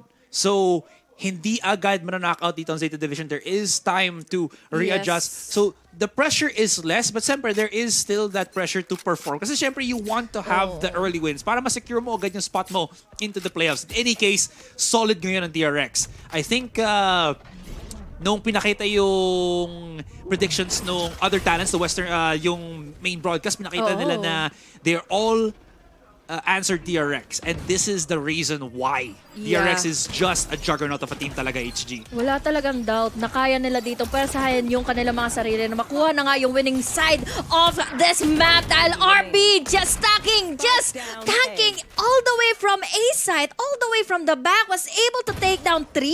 Tapos ngayon, si Ten na lang kaagad ng naiisang natitira. So what can he do now? Lalo na't compromise na yung positional spike. There, he's been also spotted na rin on spawn, so they would know where he's gonna be popping out of. He has 50 seconds HG. Honestly, I would love if he would go all the way around na lang sa A main and risk it. Kasi pag nag-push siya dito, there's going to be the turret. He's gonna show himself and he's burning a lot of time. Might as well try to go around it. But now, exposed na nga siya. Alam nila kung nasan siya. He did hear yung pag-pick up nung orb on A main. Pero syempre, Foxy9 hovering or hiding on Hell. Wala talaga silang magagawa. Pero going back onto it, gabi nga naman talaga si RB. RB is just really one type of a guy na makikita mong maasahan mo na maiwan sa loob ng site. He was able to take 3-4 players. He has been really taking a lot of steps forward para hindi lang daw sina Stax, hindi lang daw sina Mako ang kailangan nating tingnan ngayon dahil RB just really goes to show that he is one of the pillars dito ng DRX. And DRX, they're on to the match point. Meron ng operator na hawak ngayon, si Foxy9. Makakakuha na nga ba dito ng pick-off laban kay ZETA? Still very scuffed by ng ZETA Division. Foxy9, about half 50% na duration na lang dito ng smoke. Oh, I like the play. Kung may matag na maayos dito ngayon, yung ating Sova, that could be a pick. Wallbang ngayon onto Sabrosa. DRX, Stax, excuse me, not gonna back away from getting the pick. But what a shot! Actually, no, that was Crow that picked it up all the way from downtown. But that is a trade for a trade dito, HG. My God, I don't know what happened dahil ang iniisip natin dito si Dep yung makakuha ng kill, pero all the way from the back is his shadow. Crow was there to get that impact. Laban na nga dito kina Stax, and now buti na nga lang din at merong naging trade-off. It's down to how they entry or how they cancel this operator coming away from Foxy9 with just the smoke. Position na kaagad sila. Pero paano pa sila makakasagot dito? Lalo na nag-ahabang si Mako with all the way from wine, all with that paranoia. But now, Foxy9 pala makakakuha na ng isa.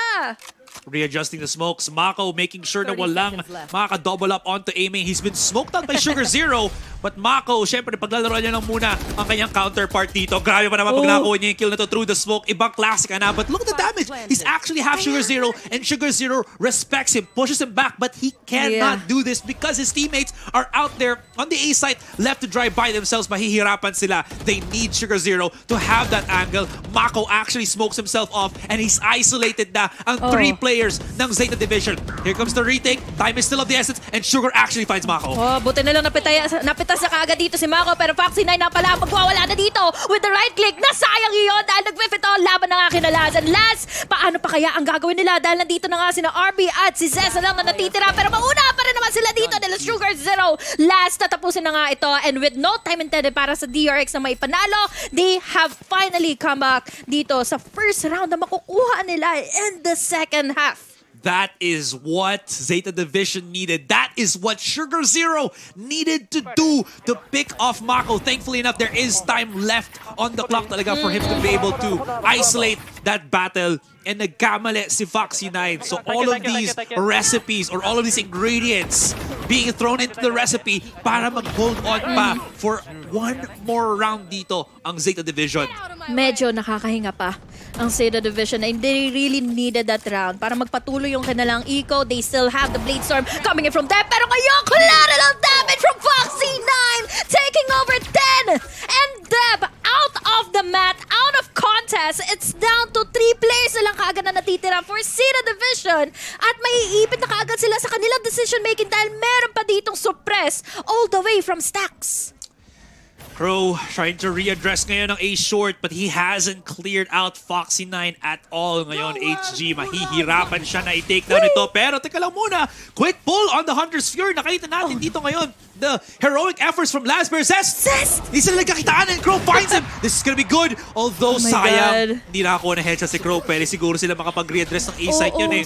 In any case, 40 seconds, pwede pang mag-isip ng ibang paraan ngayon ng ZETA. They have the time to do it, HG. Pero kasi, yung holes, yung papasukan nila dito, yung patibong na meron na nga para sa DRX, it's RB holding on to B side. Kaya tingnan mo, nagdalawang isip ka agad yung ZETA Division. They're backing out onto the decision that they can take over B. We have that alarm bot that gave the go signal na tol.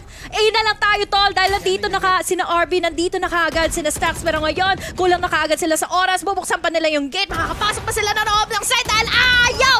Dito si Foxy9 with 4K closing it to a close of an ace. Pero habulin na nga ba siya ngayon? Ni Sugar Zero, light click with a free gun. Lilipad, tatalon, sisigaw ng pangalan mo para makuha na nga yung ace na ito. DRX dominating it fully with a one-sided round or one-sided map. Laban sa ZETA Division 13-5. Kung naglalaro ka ng MMORPG para nag-check out na yung mga achievements mo dyan.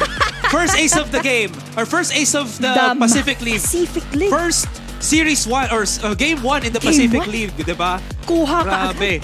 And one of the snappiest highlights ng Pacific League, agad-agad. The flicks were snappy, crispy, however you want to call it, spicy. And grabe nga naman dito ang DRX. They had to sub Buzz out. Pero there was no need para makaba ang mga DRX fans. DRX, they still delivered, they still brought us to the table kung ano ba yung pwede nilang ibigay dito at kung ano ba yung ina-expect natin sa kanila. Kaya naman, what a map! Definitely, para sa DRX dito na makuha ito agad mula sa mga kamay ng ZETA Division after nilang maagawan ng first 3 rounds on their first half. ZETA Division, great start altogether, pero DRX, ibang klase ang utak talaga nila. Grabe You can yun. see it, you understand it, but you were in that situation, it is just a thing of absolute beauty ngayon. HG, grabe talaga ang hold nila. It was only the 4 rounds na nasimulan na maayos ngayon ng ZETA. And after that, fumbles, tuloy-tuloy. And to be honest, was that a straight 13 rounds Straight 13 rounds. from DRX? Nakakuha naman ng first round sa second half yung ZETA Division, pero isa lang. Isa lang.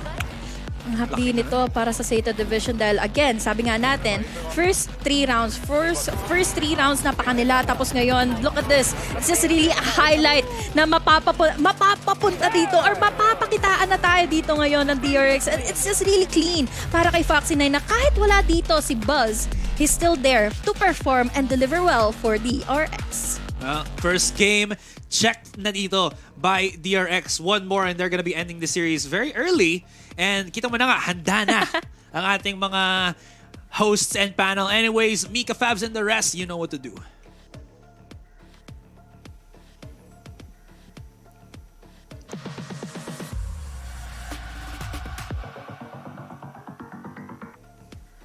Ano nga, Asray? Anong gagawin namin? Hindi namin alam yung gagawin namin, bro. Ako na-hurt ako na the rest lang pala kami. Yung eh. Walang name drop, grabe. Wala Hindi kasi we're in the presence of Mika Fabs. Ay, sabagay. We're in the presence of Totoo. Si Mika Fabs. Sino ba naman dito. tayo kumpara kay Mika Oo nga. Fabs? Ang bilis naman ng ano na yan. Okay, sige. Punta na lang tayo sa game, guys. Kasi kung ano man yung usapan dito. Pero, tinan mo yan, first day, first game pa lang. ace na kaagad. Mismo. Kay Foxy 9.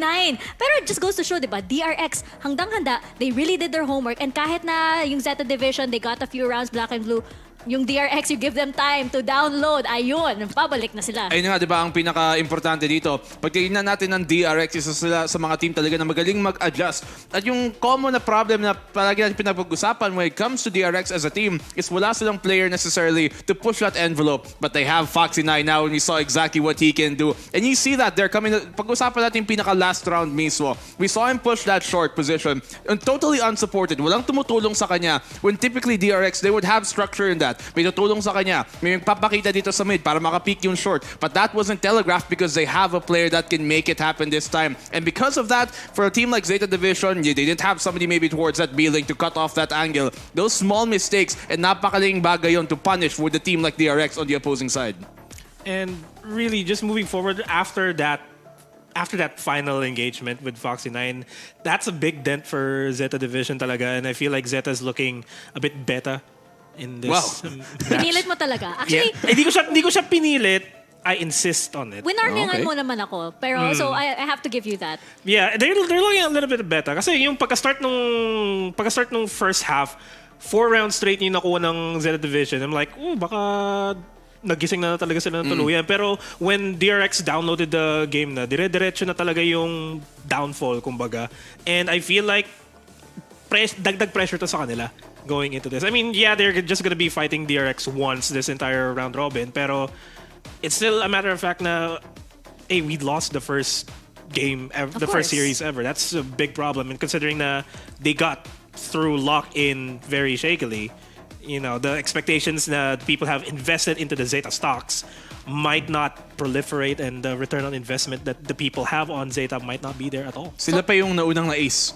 Di ba? Yun na nga Laban. eh. Yun na nga eh. Oof. Pero alam nyo ba, yung DRX, they have never lost an opening map sa isang international na tournament. Wow. At ngayon, nandyan pa rin yung record. Hindi pa sila natatalo. On the first map, on an international tournament. Pero nasabi mo nga na ZETA is looking beta. By the way, let's introduce yung mga beta fish natin. Oh. Ah, Wow, galing ng transition mo. Wow. Segue.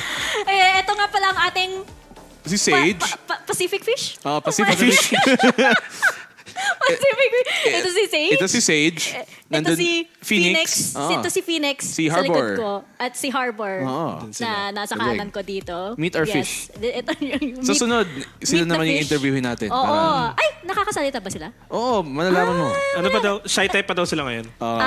Okay. Warming up pa lang. Understandable kasi first day pa lang. Tapos medyo bago-bago pa lang ako. So hi, hello guys. Ayun yung mga yung mga fish. So baka may opinion din sila sa mga VCT kung sino kaya yung top teams nila, 'di ba? Tanungin natin. Sa sunod. Sa susunod, hindi pa rin. Sage, okay ka na ba? Di pa. Hindi pa.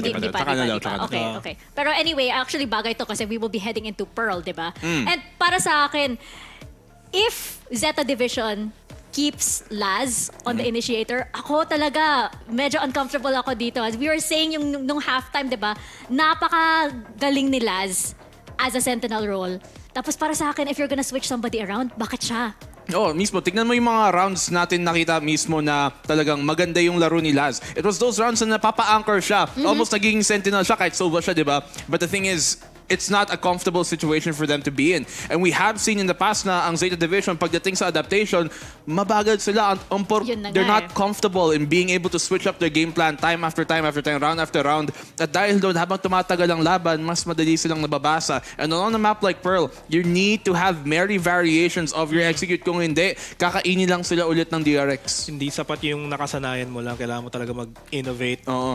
Improvise, adapt, overcome. Which is, Wow. kagaya na sinabi mo, you said it best na it's not what ZETA Division has. And if the change na nilagay nila sa initiator si Laz might be a good indicator na kaya nga nila magbago ng sistema, maybe Pearl is a better map for them. They do perform better in terms of just the percentages that DRX has. ZETA did win more games over DRX. Pero we're talking about DRX here. The DRX that's looking so poised into getting a 2-0 sweep. Especially considering the fact that they are already on a great significant role sa first map pa lang. I don't think ZETA might capitalize on just this being their map pick. I feel like DRX might take this out, pero at the end of the day, it's down to the mindset na meron yung Zeta. We've seen their faces after the end of the map. They're not so too hype about that. Understandable, pero there has to be a reset happening behind the scenes for them to bounce back from this. Of course. Pero nasabi mo nga, di ba, innovation. And dahil nga na parang nag-try naman sila. So, para sa akin, may pag-asa pa rin. May parang, okay, they're trying new things. May Pero, sign na nag-innovate sila. Yun nga, Mika, hindi siya necessarily innovation, kundi reconfiguration ang binalak nila doon. Oo, They didn't the really try. Asians, no? Oo, daming Asian, pero walang action ang nangyari really at the end of the day. Hindi natin nakita maybe a new composition coming on now. To be fair, nasa Ascent tayo, so it's not necessarily the most diverse map. So hopefully pagdating natin dito sa Pearl, makita nga natin yung mga bagong adjustment na sana ang inaabangan natin. At ito nga ang ating post-game stats. Dito nakikita nga natin si Stax and si Laz. I mean, magugulat pa ba tayo? Parang hindi. It's really these two that are the, the heart of these teams, diba? Si Stax ang IGL. I believe the player with one of the best clutch potentials dito sa Valorant overall, globally, ha? And si Laz, syempre, ang ating anime hero. Ang protagonist. Ang bida natin dito ng ating pelikula. Huwag niyong kakalimutan, si Sax din ay yung humalik ng kanyang mouse. Ay, oo. Yung endorser ng Razer Death Adder. Oo, di ba? mismo. Di ba? Pero ayun nga, DRX looking very, very clean. Very good start. And good showing, of course, for Foxy 9 as well. Pero para sa akin, parang hindi pa sila na-challenge eh. Hindi pa. Parang hindi pa natin nakikita yung medyo FPX level na parang, di ba, napapawis na si Stack, so naiinis na, wala pa eh. Yung final form di pa lumalabas. It's another day in the office para sa basic DRX. Pero it's DRX we're talking about. They're a structured organization.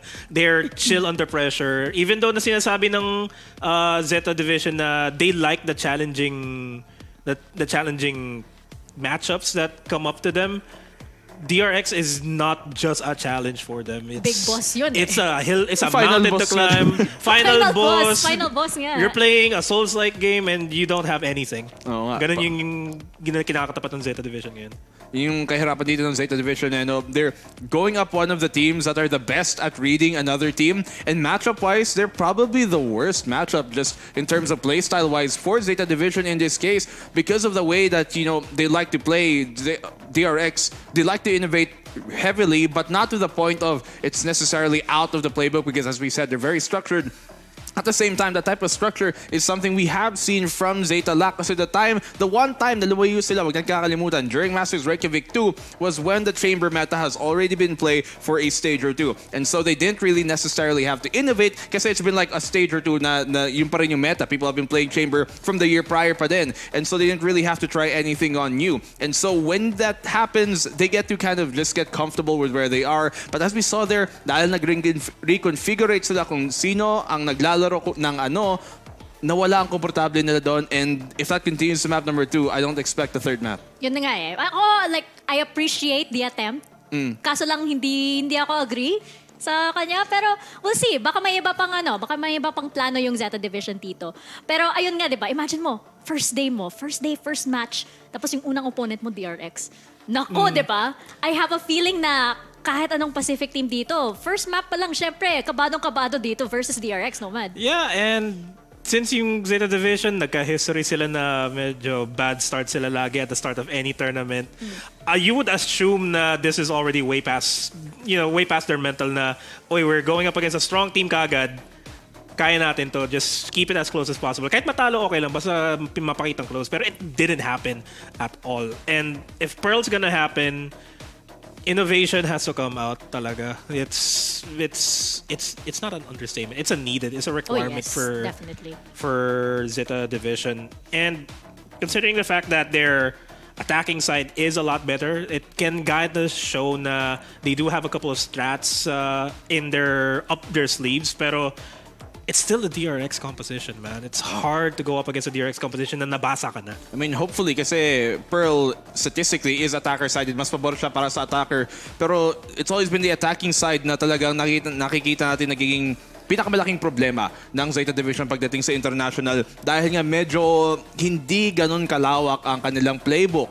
Nakita natin na a lot of times they're gonna run the same set over and over, the same default over and over, na dahil doon nababasa nga sila. On the defensive side, hindi ganun ka masyadong problema kasi habang gumagana ang depensa mo, pwede mong pagpatuloy. That's why we saw them go on that 4-round streak early in the opening half, and that's why we typically see them do based on the eye test, maybe statistics might tell you otherwise sometimes, but based on the eye test, they do better on the defensive side over that attack. Pero Pearl attacker sided, maybe that will help their case on out, but I'm just not too hopeful just yet. I'm looking at here as well, as they swap up Crow, dun sa parang naging second initiator nila. Pag tinignan mo, yes, you have Dep be that duelist, yung unang papasok, but Crow, since he's on the KO, siya ang pangalawang papasok, siya ang second in, siya ang main rifler na tinatawag natin dito. And simply enough, I don't think it's in his instincts to take that role. If you had maybe someone like 10 once again step back in that, kung si Laz nga, na alam nating chamber dati, kung siya naman ang naging KO in that case, ang second man in ang rifler, baka yun yung change na kailangan nilang palitan dito. Baka nga. Sana nakinig na lang sila sa isang analyst dito sa panel Sorry, natin. panelist lang pala ako. Ano bang alam ko? Pero Isang karangalan hindi po. pa nasa VLR ka as analyst? Hindi, dati yun. Dati pa yun. Dati pa yun. Baka kailangan natin ni i-resurrect, i-res Baka. ng konti. Baka padala niyo sa Korea din. Zeta Division, baka kailangan nyo ng assist dyan sa Tokyo. Si Black and Blue, ngiti na eh. Pero Input ko ayun, lang naman. pero yun nga, di ba? For the side of DRX, at nakikita natin dito, ang ating MVP na si Stax. And I love seeing Stax, of course, perform as MVP. Kasi isa siya talaga sa mga parang legends na siya dito sa sa Valorant scene natin, di ba? He impresses everybody globally. At oo nga, lalaban siya. Oo nga, susuntok na siya eh. Handa nang... Handa na. Vamos nga. Vamos yung cry niya, di ba? Pero ayun nga, nakita ko din kasi sa VCT Lock-in, di ba? They were up against Loud. Yung home court ng Loud, di ba? Tapos yung DRX, nakita mo sila, nakita mo kung gaano kalakas yung mental nila. And that's because of Stax. Siya talaga yung pampahype ng energy sa buong team. And nakikita mo kung gaano ka-importante ang IGL na yan. Yung calls niya and everything, kahit na yung buong stadium, kahit na yung buong crowd is against you. Siya yung WD-40 sa well-oiled machine ng WRX. Wow, WD-40. Siya yung lubricant. Siya yung lubricant para madulas. Para smooth, madulas naman. Madulas naman kasi mga plays talaga ng DRX kasi they're able to slide in and out of the place. Pinipilit ko na lang talaga yung madulas.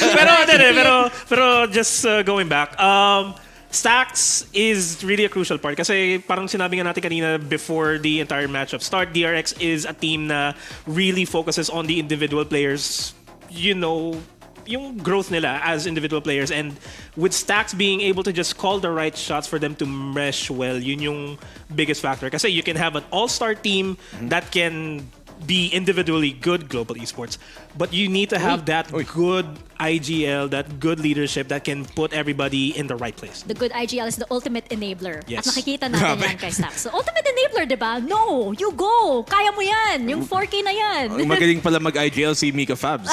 Diba?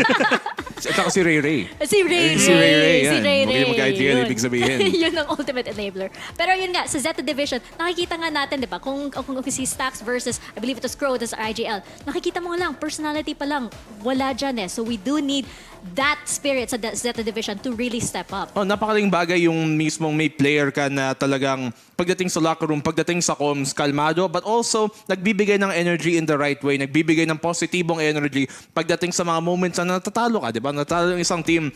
A lot of times, pag kinausap mong pro player, tatanungin mo, ano ang pinaka-mahirap na bagay pag naglalaro ka sa main stage international? So sabihin lang mental. Kasi yun talaga ang talagang sometimes the biggest enemy you have is within.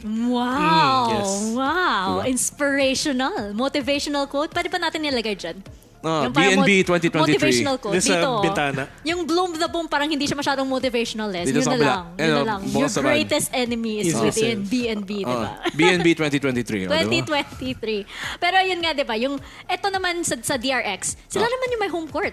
Narinig natin yung crowd kanina, di ba? Home court na nila for the next 2 Literal. months. Di ba? That's already a default, and really pag nasa yung malaking bagay talaga yung home court advantage going into this matchup. Speaking of going into this matchup, looking at the faces of Zeta, it's not as bad as kanina, pero you could kind of sense na Mabigat. we need to get there No? na. May pressure na nga sa kanila, especially since very emotional team din. Kasi nakita natin sa Masters Reykjavik, di ba? Super emotional na team. Pero, di ba, pwede ba ako sumingit ng isa pang inspirational quote? sige. Pa? It's when you're at your lowest that you are most susceptible to change. Wow! Diba? Totoo, Avatar totoo. Mika Fabs 2023. Pwede bang dumagdag? Ano? It's from a loss where you learn the most. Wow! It's from a loss where you learn the most. The most. Yun din gusto ko sabihin eh. Pero, I mean, you talked about the pressure surmounting here. And of course, opening series of this, opening inaugural, really, season inaugural match dito. Ang pinakauna natin, tapos syempre ang inaugural ace na nakita pa natin na idinagdag, ipinatong pa dito versus this roster. But Pearl, curious map for them to pick versus DRX. This is the map for them to win, really. Pag tinignan mo dito, ang map veto natin, ito yung pinaka-projected natin for them to have a closer scoreline or even possibly win based on what they bring out. And I like the opening composition dito ng DRX and ZETA Division actually, both of them, double controller, Harbor plus Viper. Uy, tas ngayon makikita na natin si Laz on the sky. Wow. On the sky. Again, ako medyo uncomfortable dito, pero why not? Let's try it. Change, the only thing constant is change. I try to make a This is back to it. the sayings, pero if Laz consistently changes like this, he's showing up naman. Don't get me wrong, si Laz performance individually is there, pero ZETA Division as a team, yun yung lacking sa kanila. They can pop off individually, pero you know, it's all to them, down to them. Absolutely, and excited din para sa itong double harbor na matchup natin, di ba? Both teams have it, and sakto lang kasi we are heading into Pearl. Pearl Harbor nga, Pearl Harbor matchup. Casters, over to you guys. This will be the first time we're gonna be seeing Pearl for today, guys. Ang nga po si Aster, kasama natin ngayon, si HG Honey Glaze, and will be, again, your casters for game number 2. DRX, umaarangkada sa himpapawid sila ngayon, HG. No. Kanina pa sila helicopter dito para maipanalo na nga yung kanilang positions na sa kanila yung home court. We saw earlier that ZETA Division nag-crumble through yung kanilang defense on their first half. Nagpatuloy ito no nakuha na nga ng DRX yung kanilang momentum. So, will it be the same? Laban na nga dito in Pearl dahil ngayon nakita ko yung kanilang agent lineup. We have a double harbor na maglalaro ngayon in the second game. Shouts nga pala dyan kay Black and Blue na dami niyang motivational quotes. Naman-motivate talaga ako eh pag nakikita ko yung mukha ni Black and Blue eh. Ako din. Diba? Coach ko yan eh. Nakaka-motivate yung mukha niya eh. Ayan, maraming salamat kay Wendell, 'di ba? Sobrang maalaga kasi guys, baka hindi nyo baka nakakalimutan nyo yung ating Kuya Wendell dito sa sa Ano bang at mo, set Wendell? natin. Para sa Twitter ba? Para Kahit sa Twitch. para mapapromote natin yung Oo, Wendell. para kung sino gusto maalaga, maruga. Yan. Start na sa atin. Yay! May 40 seconds mo naman tayo. So may oras si Wendell na Bilisan mo, Wendell. 40 seconds din yan. Pero ito, Yeah. HG, at least in the official match nakita sa ZETA Division, they've only played this a good 2 to 3 games pa lang. And one of those was actually, again, dun sa lock-in against Leviathan, if I was not mistaken. Oo. And this was still a pretty damn good map para sa ZETA Division. It went Definitely 13 to was. 11, 13 to 10. So they do have some resemblance of setup or control na talaga marerespeto mo. But up against DRX, up against their home court, Laking pressure. okay, the chances are slimming down. Ay, hindi siya ganun ka-active sa platform. So, doon nga pala sa Gagawa mga gustong natin ng page si mag-PM Wendell. kay Wendell. Gagawa tayo ng page para sa kanya. Lagyan natin ng form yan. Are you good enough for Wendell? Are you good enough for Wendell? Yan. Hindi yung is Wendell good enough for you. That is not No. true. He's always good enough for you, pare. Tama. Yeah, really very strange. Wendell na yan eh. No. Pero, eto na. Magkakaisahan na nga pa dahil si Ses dito together with the rest of the team of DRX. Tama ba ito nakikita ko? We have players from the defense na, or rather, ZETA Division rather, na nakakakuha na nga dito na malaking impact all the way from mid dahil na-force back nila dito ang DRX na umatras and now they are deciding na pumasok na lang dito here in B. The utility is still in the favor of, I would say, ZETA Division because of the wall. Pero nag-wall up din naman ngayon on DRX. Shouldn't really matter. Foxy9, he's found his composure. He's found his confidence na HG. He does get traded off. Pero teka lang muna, ZETA Division, they're all about this pistol ramp. Get planted. Wall just drop down. Dog for a little bit of information. Zest, may medyo low na kaya HP. So it's all down to Mako, but he's whiffing the shots, but they're bringing it back. Pero Zest, once again, Oh my God! with the re-hit on the flick and even gets the spike planted down. Talagang, Ang hirap. Sayang yun. Zeta, they should have gotten that HG. Kaya nga eh, it was really a pistol round that you really need para makuha na nga dito, maagaw mula sa mga kamay ng DRX. I'm talking about here the momentum na nambubuo talaga sa kanilang systematic approach here on the attacking side, in which nakukuha nila dito yung mga times na pwede talaga nilang paganahin dito sina Foxy 9 and then there's Cess para ma-finish it out na nga dito yung round na iyon. At sayang yun sobra dahil ang laking impact na ginawa na nila kanina on pressuring them forward na nabitawan na nga nila yung spike dahil naman tayo yung may hawak na spike. So now, sayang yung momentum talaga eh. This is also an interesting composition from DRX because if I remember correctly, RB does utilize the Astra before. Mako, I think, still was on the Viper. Pero now they swapped up into the Harbor. I can't remember kung sino yung sumagot dito na pro player when VCT Pacific was doing their interviews. Pero sinabi ng isang player na to, I think it might have been Sinfree from Detonation Focus Me, na he was expecting more of the Harbor to be picked up. And Harbor is really showing to be a pretty venerable agent to utilize. Kasi one of the things that I really like about Harbor dito, that in the early days of Pearl, wala siya, was Sage was being utilized a lot just purely because of the wall plant. And now because you have that Cove, again, it has the same viability for the teams to safely plant yung spike.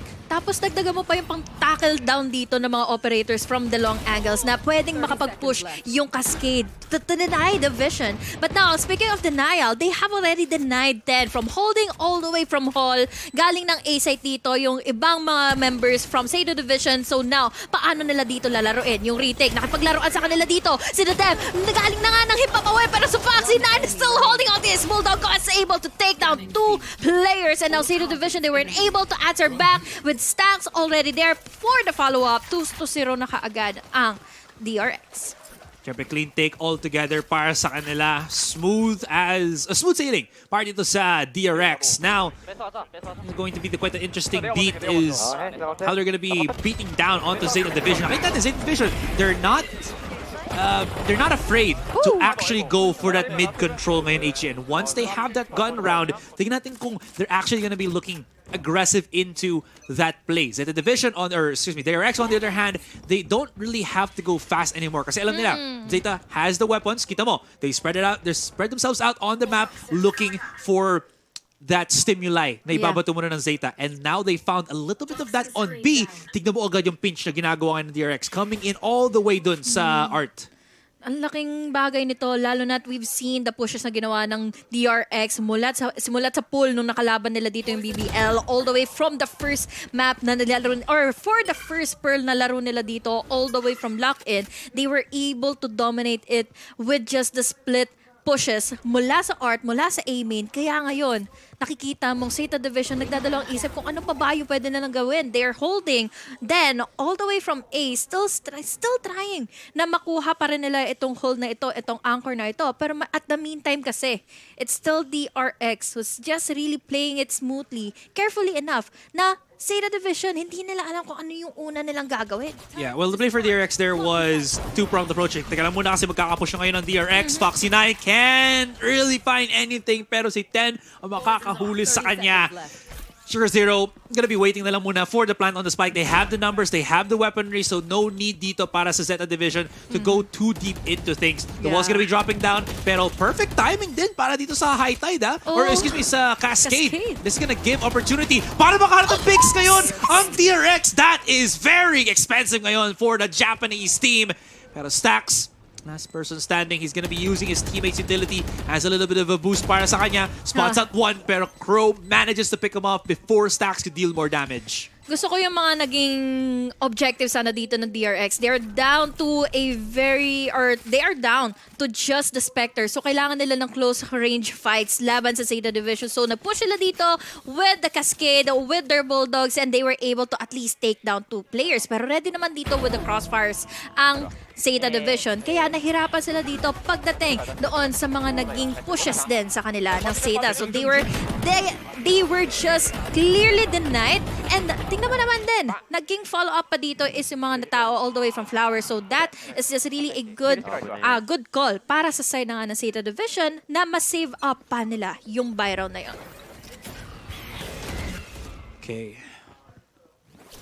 Yung gusto ko lang idagdag din pala HG. Kita mo yung rotation kanina ng DRX na binalikan nila yung push ng ZETA Division. That works two ways if you look at it. Kasi, one, kung nag-overpush yung ZETA Division, that's gonna be a 4 versus 2. That could work in the favor of DRX. And two, if hindi nag-push ng ZETA Division, that means na if nag-go back ang DRX onto A main, wala nang possibility or there's gonna be a very delayed possibility of a flank na pwedeng gawin dito ng ZETA Division. So DRX really love to play by the book and you can see, even the movement na nasa minimap na yan, there's a lot of thought, a lot of emphasis sa gusto nilang gawin dito. But now them having so many ultimates, reckoning at null command, at the helm, in their pockets, they're gonna be throwing it out for that safe plan pa ng agad. And grabe nga naman talagang mag-pick up ng mga, may Minesweeper game, minigames din dito ng DRX. Sinisira nila yung Nano Swarm na meron si Ten. Nahanap nila para kung sakali man na makapasok sila dito, they can really go in for the entry, commit and fully with just no casualties na mamumula dito with just the utilities pa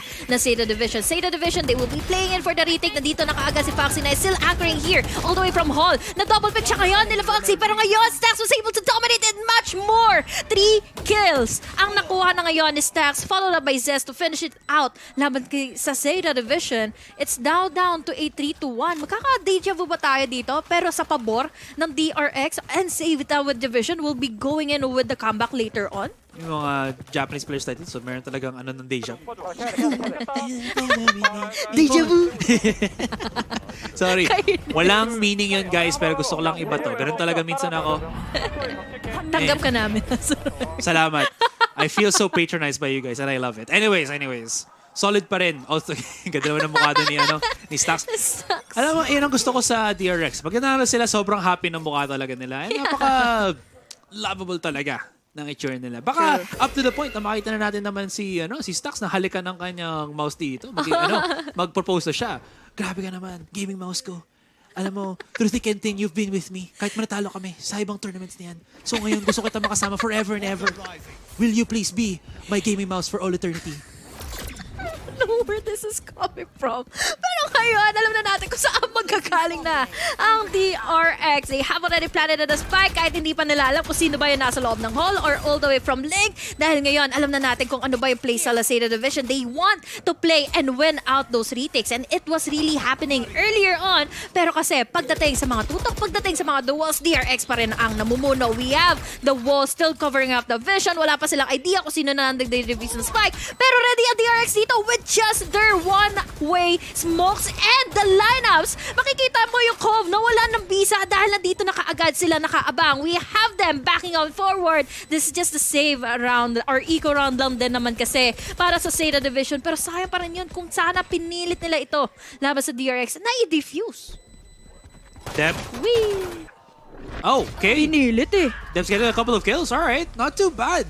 Para dito sa DRX. Yes, pinili nga naman niya just to maybe get the extra orb charges for DRX dito, but Deb getting that not the worst then. He's just trying to get the value off of his Blade Storm. In any case, HG, DRX, this is looking so different from game 1. And in the sense na mas maganda pa ang pinapakita nila sa atin dito coming in to Pearl. Oo nga Nung simulat sa pool na lumabas dito yung Pearl here in our league, we can see that DRX talagang kapag kaya na nila or talagang nasa kanila yung opportunity maban out dito yung Pearl, ibaban nila ngayon. Pero ngayon na we have a newer map that they can really ban it out, yun na yung ginagawa ng DRX. They have been banning Lotus a lot. Pearl naman dito ngayon ang kanilang pinapamunuan at nakikita natin that they have been really dominating it laban sa ZETA Division. The ZETA Division, kailangan nilang makahabol na dito dahil it's 4-1 already. Paano pa yung mga magiging later stages on this round, on this half? Dahil ngayon, ang patutunguan ng tatlo mula sa DRX ay A-main. Magiging okay pa kaya dito si Crow? Natin, Foxy9. Yeah, that's a disconnect that makes it a little bit difficult here for DRX to recapture the site. Pero taas yung tingin kanya. I think he's focusing a lot more doon sa turret natin. I wonder if they know that Mako was actually hovering towards Art. I think they did. Kasi nahuli si Zest and Mako had to get the refrag? Question mark? Anyways, 3 versus 4 HG. still very good utility to for DRX to utilize. Kasi meron pa silang, fragment at meron pa sila ditong snake bite na binato din Mako all the way from Art. Man, we have RB still getting in the kill. Laban dito kay Sugar Zero. They have the opportunity na makapag-defuse na sana ng spike. Pero RB naman, dito with the sprays, going in for 3K. And Def dito makakakuha na naman ng all-shot handle. Laban kay RB, pero success is not enough for him with his dash. Naku po, another round na naman na mabubulsa dito ng DRX. ZETA Division, what are you going to do on your save round once again? Grabe, talino din ng DRX, no? DRX dito. Yung dun is kung gaano ka nerds yung DRX dito sa mga lineups nila sa Snakebite. Kasi again, may isang Snakebite lineup si Mako all the way from Art. Nabato niya bago siya makapag-pinch. Kaya nakita mo na may keme-keme dun ni Viper dun sa Spike. Kasi makinig ka muna. Na may keme-keme siya dun sa Spike. Dinidefuse ng ZETA Division dun sa walang keme-keme ni dito. Dun spinray ni Stack saka ni RB ata. Para easy Para kill easy ka agad, para no? easy alam saka 'di ba? So, good stuff din coming in dito sa Definitely. sa DRX. Laki tulong nun. Kasi bukod nga doon sa damage na may bibigay nga dito ng mga snakebite, ng mga walls, is yung vulnerability na kapag nadaplisan ka lang kaagad ng mga bala dito na pin-spray down lang ng DRX, talagang madadalian ka agad ang buhay mo. Pero ngayon, mapapadali ba ang gagawin dito ng ZETA Division dahil all of them, I think, are flanking. Mukhang magiging delikado dito ang buhay ni Mako kung sakali mang mag-miss out siya dito at matimingan. Pero nakaredy na rin naman na sa kanila dito yung mga Prowlers. We have even that snake orb para mahirapan na nga dito makapag-decide, makapag-flank, maipit, ma-sandwich ang DRX and DRX. They're just really backing away dahil wala na halos time ang ZETA Division to defuse in the spike. How so dirty para din sa DRX, ha? Oh. Oy, nagkakitan sila. What's up, bro? Not much, pare. Grabe naman, pare. Punta tayo doon sa BGZ par. Hindi, pare, pag ganyan, pag may one corridor, tapos medyo liblib, saan yan? Sa pubs, bro. Sa pubs wala. Di pa ako nakapunta doon eh. Ewan ko kung nakapunta na ako doon, pero feeling ko Pwede hindi pa naman. di ba? Good sa feeling. Depende na lang sa yaya ni Ray Ray. Oo, pero masarap doon ang feeling station. Sakto lang naman, pero okay naman ang feeling station kasi mahilig ako sa American food. Yan. Alam mo, ang pinaka-paborito kong Filipino food? Burger. Uy, may burger machine tayo. Sige. May Minute Burger. May Angel's Burger. Kala ko makakalimutan mo pa yun So ano, Filipino food ng burger. Ultimate burger. Huwag yung sabihin na hindi, guys. Anyways. Nako, meron na namang reckoning. Alam mo na, it's time for the reckoning. Bilis na nga agad nakakakuha dito si RB ng kanyang reckoning. So now, may sagot rin naman kaagad ang ZETA Division. Pero hindi pa rin ito mahihid lang ang pagplant nila na spike. They have fully utilizing and their utilities para na nga magkaroon sila dito ng pasok, mag-retake, going inside of B. Pero wala pa rin talaga. They're just holding back. RB dito nakakuha na kaagad ng dalawa. Paano pa kaya sila makakasagot dito ngayon? Dahil isa lang naman ang alam nilang nasa loob ng site. The thing is, kung hindi nila ma-take down dito si Stack sa si Mako, yan ang biggest problem ngayon ng ZETA Division. And the thing is, Cove, honestly, Cove kasi is still a smoke. Right? The Azurai. Pero ang gusto ko sabihin dito is, compared to the Sage Wall HG, hindi na ba-block ng Cove ang pagbato ng Molly. Utility. Tama. So kahit man hindi basagin to ng DRX, wala magagawa sa ZETA Division kung hindi nga nila mahuli. Again, si Stack sa si Mako.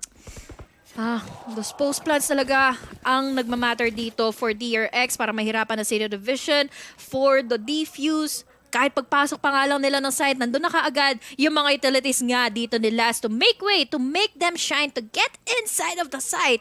Pero ang nagiging problematic dito is lahat sila nag-hesitate. Ano pa yung iniintay nila? They were going in with the flashes. Nandun na nga yung kanilang Trailblazer kanina to get an info. But the problem is, nung nakapatay na kaagad dito sina RB, doon na nila na-realize na paano kung maisa-isa dito, tayo dito ni RB. So nagkaroon ng impact na kapag nakatapat nyo dito kaagad sina RB at nalaman yung nasa loob pa sila ng site, ano pa yung gagawin nila? Para silang nararattle sa kanilang retake positionings. Ganun talaga I think ang linis ang just fight approach dito ng DRX. Kasi tignan mo, nakakuha ng pick si RB, pero hindi siya nag-repick ng fight kasi alam niya na mababambuzel niya dito ang pag-iisip ng Zeta Division. Kaya niya, nandun si RV sa back of B. Intayin ko lang dito, mag-pick siya, makakuha ko ng kill. That's precious seconds na hindi nakukuha ng Zeta Division for positioning on the site. Hindi na lang clear yung kalaban dito. There is, as you mentioned nga, going back sa Zeta Division, yung either hesitance or, yung start ng pag-spiral nila. And you can't deny it. It shows 7-1 ngayon. Ang scoreline natin, there is an unstoppable force na pinapakita dito ng DRX. Mabilis ang mga naging pangyayari, ano? Basta't makapag-plant lang ng spike dito ang DRX. It's all over now para sa ZETA Division dahil bukod pa dito sa mga mollies nga na meron ang isang Viper, there's also the fragment given to us by that KO. So, there's a lot of post plants, there's a lot of backup, there's a lot of second options dito ang DRX kapag umabot na nga tayo sa latter stages of a round. Kaya naman ang ZETA Division, they just need to pinpoint kung ano ba yung dapat nilang gawin dito para ma-shutdown ang ZETA Division. I'm talking about taking down stacks earlier on or kaya dito yung mga entry nga na ginagawa nila Foxy9. Pero will that happen now dahil sobrang separate na inside of the site? Dito, ang DRX, look at this, mid-take nila, sobrang cover na kaagad. This is still a good para sa DRX. Kasi tignan mo kung gaano kadaming players ng ZETA Division just have, I think, abandoned na yung option. Aside from abandoning the A side, they've abandoned the option of just getting any forward map control on the defense. Yeah. Diba? Good for Lance to hit the shot through the wall. This is gonna stop the quick plant and that is a step in the right direction. Tignan mo, wala si Stacks. Mako naman. You hit me, I hit you. Sa pamtinek sa mga lalamunan ngayon na ZETA Division, pero may ganti na rin naman sila. We have the lockdown to push them back outside of the site para hindi fully magamit dito ang Viper Spit, pero hindi pala siya maabutan na. Ngayon, papasok sila with the 3-take. The mollies are just hindering them from trying to defuse the spike. The cove is already there, pero ngayon yung mga sprays lang. Abangan natin dito yung flank coming in from Cesar. Mahuhuli niya nga dito kaagad. Si The Dep, Foxy9 was able to take over Crow, Sugar Zero, denying Foxy9, pero ubos na kaagad sila ngayon. Patika ang kanilang mga pandubos dahil sigurado DRX ang nakakuha ng panalo dahil 8-1 na kaagad with just the Viper Spit. Ang laking naging hindrance nito sa ZETA Division for that retake. Absolutely. I mean, yeah, okay. May pang-retake sila na lockdown and everything, pero because of how slow ZETA Division was to try to get that map control back inside the Viper Spit, and syempre yung Viper Spit pa rin, it lowers your HP down to 1. Easy hits ka na lang dito ng DRX. Napakahirap talaga para i-retake ito ng ZETA Division. So, it's just piles upon piles of problems para sa kanila. They got at least the lucky pick or the good pick kay Stacks, but at least for what we saw doon, HG, definitely kinulang ngayon ang ZETA. Gugustuhin man ng ZETA Division dito na i-push yung kanilang boundaries dito or bigyan sana ng control ang DRX sa pagpasok nila all the way from Earth. Di pa rin talaga kaya dahil this is an eco round. Nagsisave lang ngayon ang ZETA Division but still, they're trying to best to get an info with the Trailblazer. Wala silang nakita but that's still info dahil ngayon papakiramdaman na nila kung ano ba yung kukuhanin na site dito ng DRX at mukhang B-site na nga ito dahil lumalabas na at umuulan na ng utilities dito going all the way from home. Oof. Yep. Oof. Ano na yan? Frustration place ito ng ZETA. No? Hindi na sila makapag-isip kung anong gagawin nila. Kaya sinabi ko HG kanina, nag-spiral pa lang sila. Now, the levels of spiralation, kung word man yan, has reached the max limit na. Kaya nga Hindi na nila kung gagawin nila dito eh. But again, this is the point now where ZETA Division could start to get creative, could start to recondition ang DRX. DRX, they're conditioned right now to always just go for that rotation. And what's good for ZETA dito is now that they have the buys, now that they put them on the operator, pwede lang iwanan step dito and actually start to maybe move a lot more muscle doon sa mid-control. Fortunately, dinoble stack, triple stack action nila dito yung sniper nila, which could be bad kasi look at ZETA, or look at DRX, kung nasa sila naka-position ngayon. It's all about the mid-control for them. And they are again baiting out a lot of utility ng ZETA Division. Tingnan mo naman ang mga nangyayari, 'di ba? Sobrang binibigyan ng Zeta Division dito yung mid kung saan hindi naman ito talaga ang patutunguhan ngayon ng DRX with just a blind. This is a go signal. They have already taken over dito sa Art. Wala pa silang idea kung nasaan ba nila makikita dito si Ten. Nakuha niya kaagad si Nazes. But then again, with just the Viper Spit, naipit na ngayon dito si Sugar Zero. Ano pa yung pwede niyang gawin dito sa loob ng site? Lalo na nakapagpalat. Planta ng spike dito ang DRX. Because Zero's, Viper Spit is all the way through A main. So he still needs to push out of it, right? Tapos tignan mo pa dito. Laso. Yan yung layers upon layers ng DRX. They always have that single lurker just for that extra bit of pressure. And how many times HG na gumana ba ito para sa DRX? Plenty of times.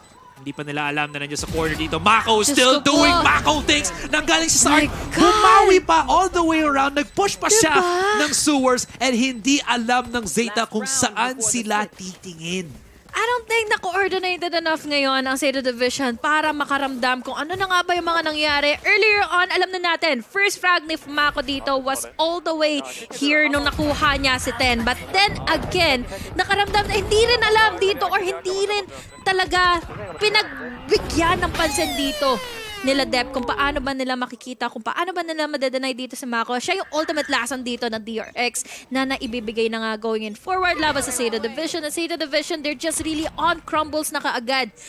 Sa mga puntong hindi na nila kaya kaagad dito panindigan yung kanilang mga holds, yung kanilang pag-a-anchor sa loob ng site. And even though na-separated yung mga nagiging pushes dito ng DRX, nakabawas naman dito. Finally ng isa si Dep. That is what they need. Foxy na yung nakuha nila dito. So Foxy's not gonna be able to clear back hauls on B more efficiently para sa DRX. While the rest, Mako's gonna be leading the charge now onto the B site. Slow as can be. As they creep up muna ang DRX. Zeta Division still don't really have a clear-cut picture ngayon, HG, kung nasaan ang Korean squad natin. But there's the setup, there's the take. They found already yung Killjoy using the Reckoning once more. And ang ganda naman ng pump flash ni Stocks dito. Grabe Siyempre, ka. hahabulan niya yung easy kill na yan. Sugar Zero can't really stay inside of the site for too long. Si Zest, nakilang bodyguard. Oh. And Sugar Zero, I like the idea, I like the moxie. Definitely. Pero alam na alam ng DRX. They are laser pointed right now. And syempre naman, the planter will not have the plant without the bodyguard.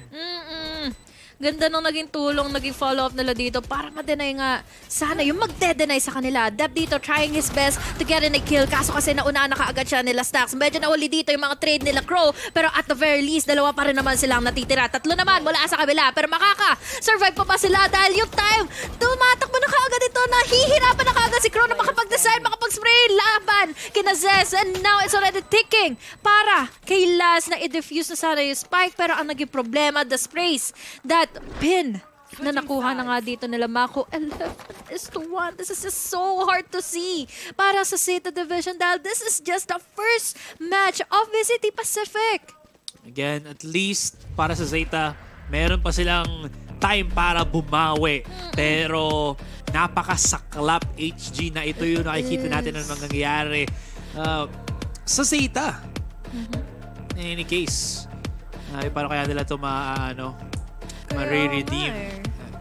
At the most, I think HG, realistically speaking, they can just hover a couple of rounds. But for now, that's gonna be as good as it gets Yeah. for Zeta Division.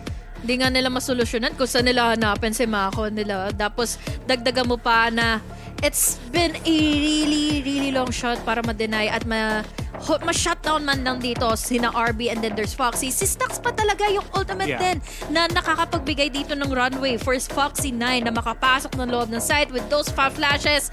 Pinagbibigyan talaga nila dito na na makakuha sila ng mga frags, makakuha sila ng mga picks at idagdag pa natin dito yung mga hunt na nakakapanmuno talaga ng mga positionings dito against the side of Zeta Division. Kaya understandable kung bakit laging nasa labas ng site dito ang Zeta Division. Pero kasi kapag hindi sila dito nagbigay ng control or ng boundary inside of the site, tutuloy-tuloy yun, dire-diretsahin lang sila dito ng ng DRX And how well have DRX actually disabled yung dakilang sentinel dito ng Zeta Division, which is si 10. Ilang beses siya natamaan ng utility ni Stacks, di ba? Oo. Hindi siyang nahuhuli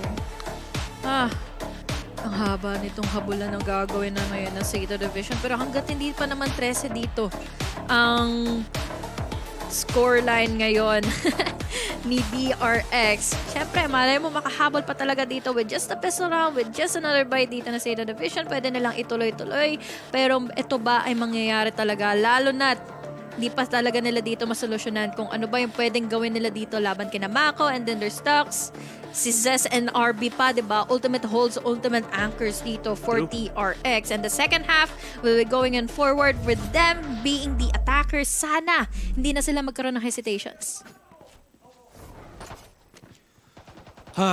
Deep breath na lang para sa ZETA Division. Bigat, no? Bigat nga talaga. Eh, tandaan nyo guys, pag mabigat ang pakiramdam nyo, alam nyo yung kailangan nyo gawin? Mag-grab. Grab Unlimited. For the first month, HG, ano nga ba tayo? For free. For free. Sagot na grab ang first month mo, diba? Sayang eh. Sana also sagot ang first month. Ano yung mo sabihin doon? Hindi ko alam. Anyway, we're just really lost right now na kung ano pa ba pwedeng gawin dito na ZETA Division ngayon. I think ilan sa kanila ngayon ay natag din by the knife. That's what Press is just holding them off. Pero yung Cascade nakapagbigay sa kanila ng space going around the site. That's the wall. Trailblazer, wala silang makuhang info. Retake talaga ang aabangan nila dito mula sa DRX. Pixel angle. Oh no. Ouch.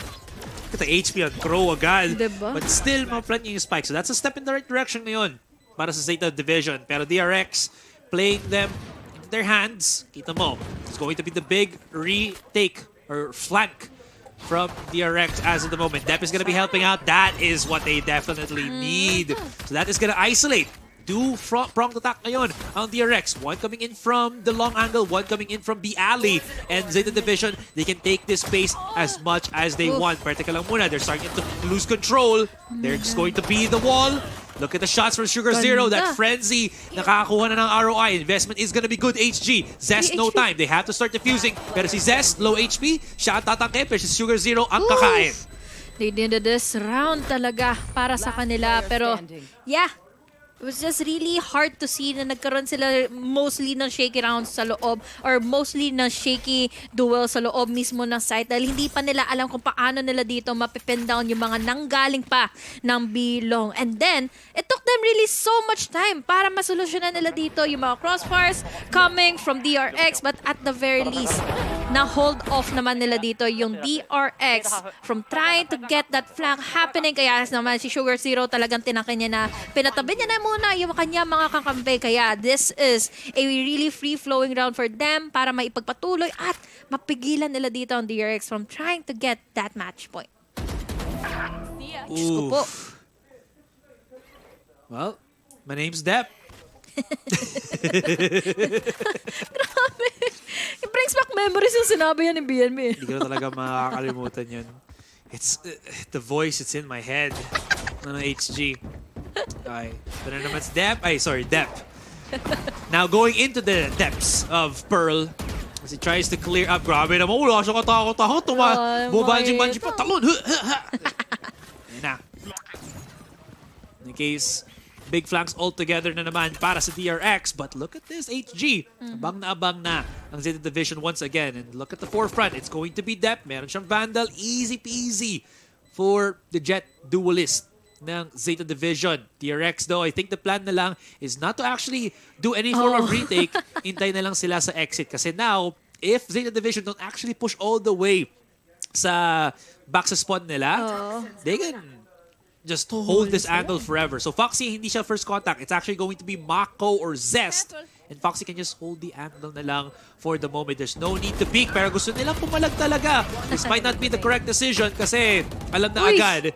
But they pick up 2. Could go for 3. Oh my God. That gets denied very quickly by ZETA. Yeah, by round din kasi talaga dito ng ZETA Division. And good enough na panindigan pa nila yung round na ito. It was really tricky to see and to at least know the whereabouts dito ng DRX. Dahil syempre, magdadalawang isip ka kung manggagaling ba sila dito mag-iintay sa exit frags all the way from their defender spawn or kaya nga doon sa bilong. Kaya naman yun ang mga nangyari. Buti na lang at nanindigan pa rin dito ang ZETA Division with 3 players remaining on their team from the previous round, pero by round na ng DRX. Kamusta kaya sila dito on their attack, on their pushes, dahil syempre pwede sila ditong mapanugutan ng retakes lang naman dito na DRX.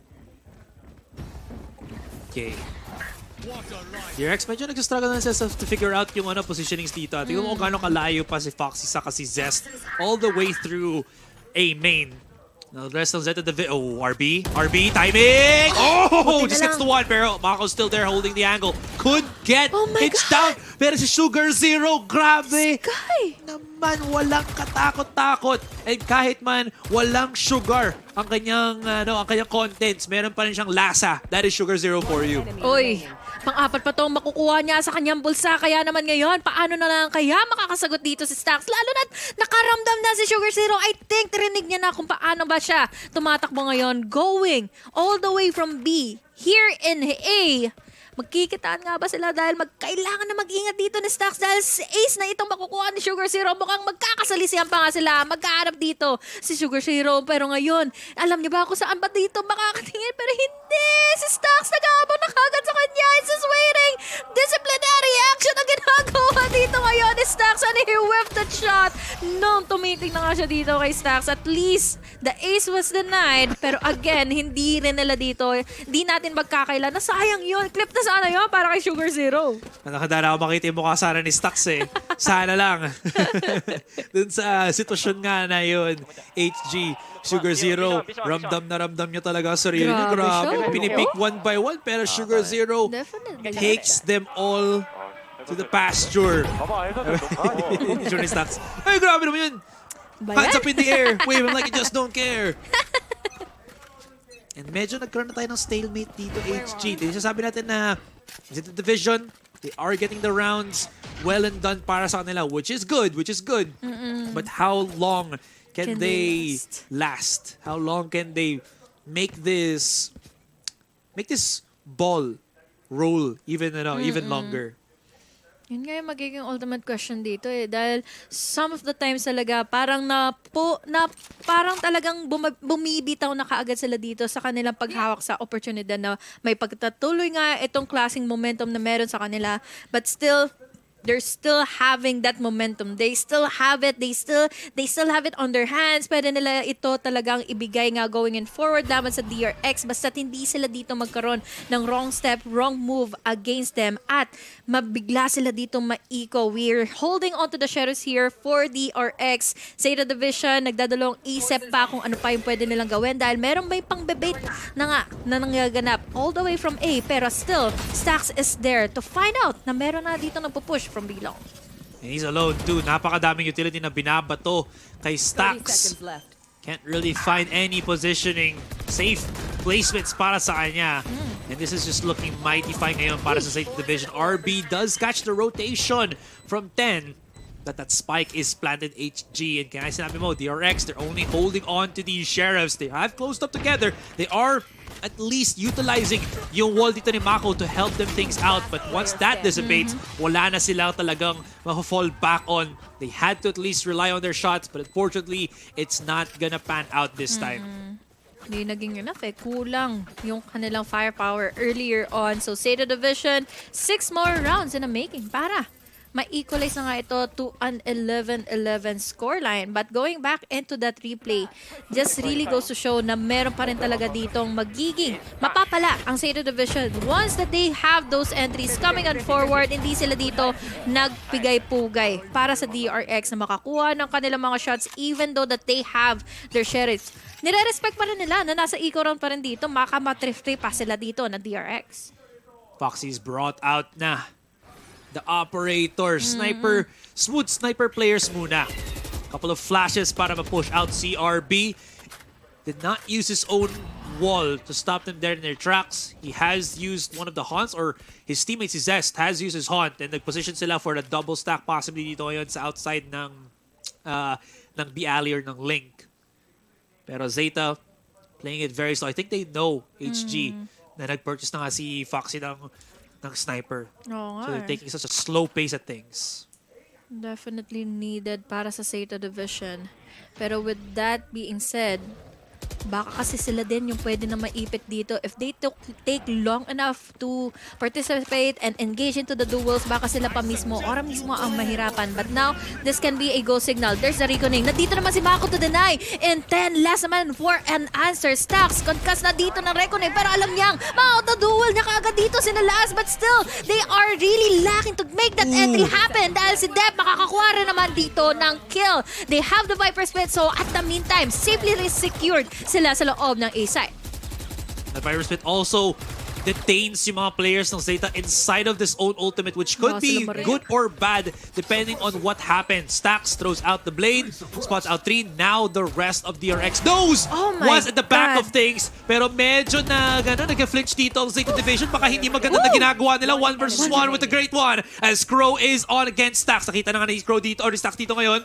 Has to plant it, has to fight for it. Oh my Pero si God! Stacks nga naman yan! And Stacks stacking up the kills, stacking up the clutches, pushing DRX into match point series point. Point na agad dahil lang kay Kuya mo Stacks na wala ng bala dito. Ang ZETA Division as si Crow. Nakatapat niya, nakaharap, nakatitigan at naging problema ito for DRX or rather for ZETA Division na manatili na nga sa kanilang momentum ngayon. We have that Viper Split na nakapag-deny nga dito ng retake na sana pwede nga pumawar dito kaagad for DRX. At the meantime, they took long enough para naman ma-secure nila dito yung time for the post plant. But then, dito sa ultimate time na nakita natin na talagang kailangan mag-reload dito ni Crow, Stacks took the advantage, went in for the spray, and now, match point na tuloy sila. ZETA Division, kaya pa ba nila makahinga? The thing is, you can't fault Sugar Zero for trying to fight si Foxy kasi ano siya eh, he's heating up as a player. Alam niya na, ramdam niya na yung ganda ng shots niya. Ang problema, syempre, kalaban pa rin nila ang DRX na always kayang bumawi. Pero the HG, that was a good starting shot from Dep dito. Zest though, he's got the pocket corner. Kung sinugod dito ni Dep or ni Dep, mahihirapan siya kasi Zest is in that position. Meron siyang crossfire with his own teammates.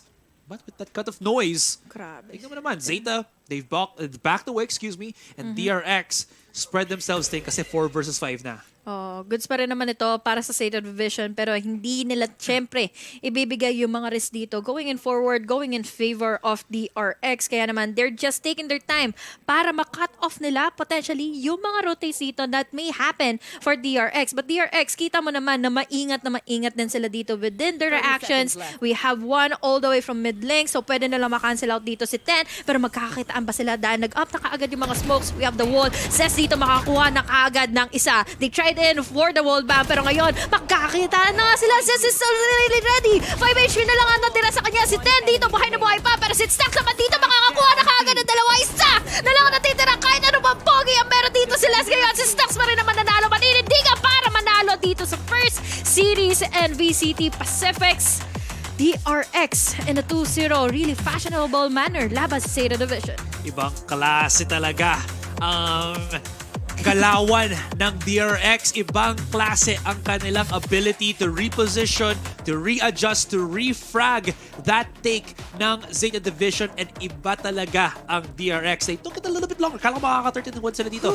But ZETA Division, nakabawi pa rin sila. Really good stuff from Sugar Zero to really prolong yung series life sana ng ZETA Division, but unfortunately, it was not enough. Feeling ko kung nakuha nila yung round na yon, laban na nga kay Stacks at napatay na pa rin ni Crow dito si Stacks. Magpapatuloy yung momentum nila eh. They have the eco, they have enough advantage dito na mapigilan pa rin talaga yung match point na yon para sa DRX. Pero yun nga, naging problema. It was already the match point, a really close to an ender for the map of Pearl para sa DRX. Kaya nahirapan ng ZETA Division na magpatuloy pa. Yan, ginigiling na si Stacks. Cutie! Tama nga naman, na very much cute si Stacks dito. But you know what they say, cute can also be deadly. Yeah, true. Ito bang klase nga si Stacks? How many rounds did he and Mako bring for DRX? How many did they offer to the DRX gods? Ito na ang alay namin para sa inyo. Ito na yung mga clutch namin. Ito na yung mga plays namin. Enjoy. Pero at the same time, ZETA Division, syempre meron silang titawag na Sugar Zero. Sayang yan eh. Nakakuha siya ng multi-kills na dun eh, no? Nasabihin ko sana yung aspartame dito ni Sugar Zero. Ibang klase talaga. If you know, mga soda drinkers dyan. Yung fist bumps ng dito. Pero well-deserved win altogether para sa DRX. Again, home court advantage para sa kanila. Oo nga eh. Kailangan pushback pa sila. Sorry, Masen. Dito na kayo. Upo muna kayo. Ay, sorry. Nasa ano pala. Korea pala sila. Korea pa to eh. Next, sa next Ano diba? kasi para sa'yo? Dito po kayo sa harapan natin. Sa gilid po tayo. Ganun talaga yung combine na, na mga words. Pero oh my God, that was just really dominant fashion na binigay dito sa atin ng DRX. Hindi ko akalaan na hindi talaga kakayanin na ZETA Division yun agad eh. Yeah. Again, lots of expectations of what is to come. And again, possibly na rin, naiisip din yung mga fans natin na maybe the mix-up in terms of yung positions. Again, Laz was supposed to be the Sentinel. They put him on the Initiator. He was yun nga eh. doing good. In any case, siyempre pag-uusapan rin ng mga host natin, si Mika Fabs, si Nomad, at si Black and Blue. Ayan na, hindi na the rest ha. Guys, take it away. Ayun nga, bumawi naman si Asoray. Kasama na kayo, okay? Isang karangalan ang maalala ni Asoray yung pangalan namin. Yun na. Salamat kay Honey Glaze and the other. Honey Glaze and the other, thank you very much. Pero ayun nga, DRX 2-0 dito sa ating first series.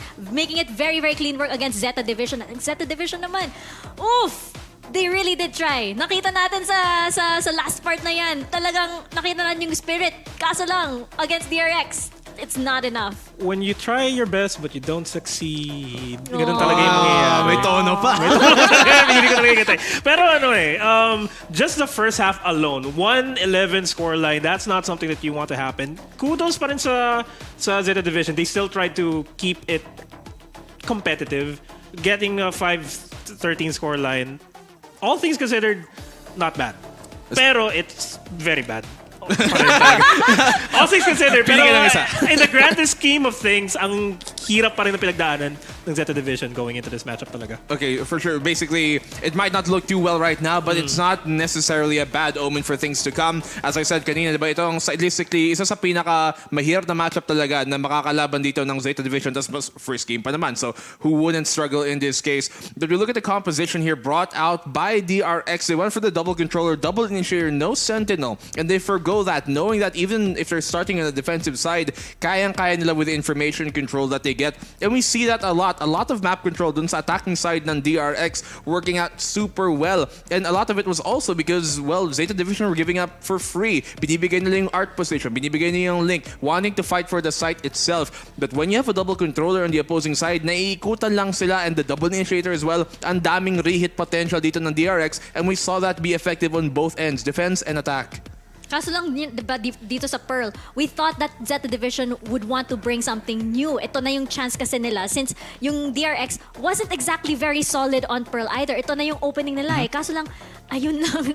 Mukhang yung DRX talaga is just this monster dito sa VCT Pacific, Nomad. Pero if anything, you can say na you could really see the polarity between these two teams' playstyle going into it. Kasi dun lumalabas na yung DRX on the defending side is not really as good compared to the defending side din naman ng ZETA is really horrendous.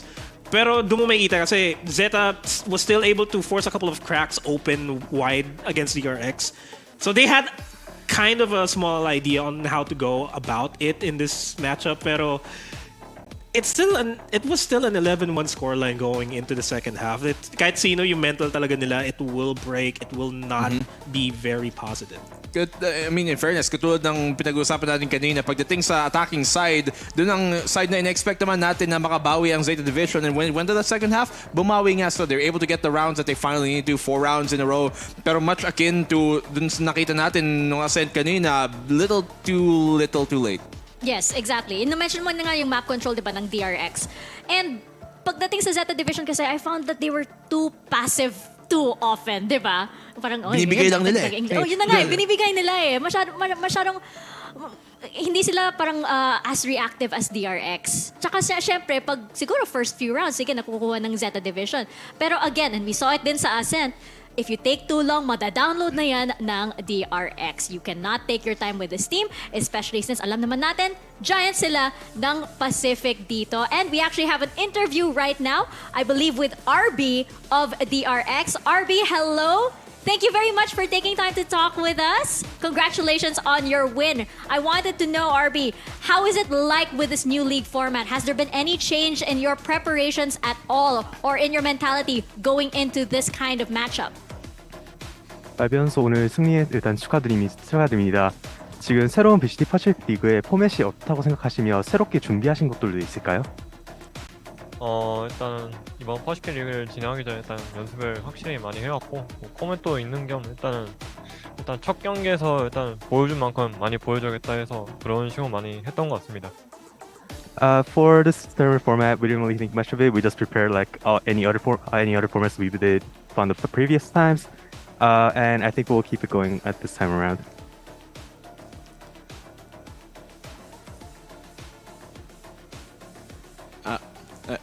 I'm not sure we necessarily All right. caught that. I don't think we caught that right now. I believe we're having some technical issues, but we were really wondering how, with regards to this league format, with regards to this, single round robin, how is it like? Have the preparations before a match and overall, have they changed for DRX? 이번 리그 포맷은 싱글 라운드 로빈으로 진행되는데 예전 리그 포맷에 비해서 다르게 준비한 게 있나요? 아니면 그대로 똑같이 연습하셨나요? 그냥 평소에 뭐 하던 거 뭐 일단 똑같이 준비했던 것 같고 일단은 싱글 리그다 보니까 일단은 그래서 일단 승패 일단 상관이 없이 일단 승을 일단 최우선으로 많이 하자고는 해서 일단은 많이 이겨보자라고 했던 것 같아요. For this format, we didn't really think of it as a single round format. We just prepared it as like any other rounds that we prepared before. All we wanted is to prepare for a victory, and that's how we started. Well, it looks like they're on the right track indeed. Another question for you. We want to know how Foxy9 fits into this very long-standing roster. Can you talk to us about how he blends with the team's chemistry? 지금 퍽시9 선수에 대해서 질문드리겠습니다. 원래 기존 5명에서 오랫동안 이제 팀의 합도 받았을 텐데 퍽시9 선수가 들어오고 나서 이제 어떻게 느끼셨나요? 일단 폭시나이 선수가 확실히 어리고 이제 영혼 비스트고 뭐 이제 파괴력도 이제 에임도 좋은 선수다 보니까 일단 이 선수를 어떻게 확실히 사용을 해야 할지 그걸 생각했고 일단은 이번 경기에서 폭시나이를 어떻게 이용할지에 대해서 그걸 잘 보여줬던 것 같아요. So first of all, Foxy9 has a monstrous aim. He's very young. We believe he's very talented, and we were all wondering how we can utilize his strengths on this roster. And today, I think we showed a little of a promise that we could do this. Definitely. I don't think it was just a sign. I think it was a massive billboard indeed. We have some questions for our panel over here. If we can cut to wide, black and blue, I'll throw it to you first.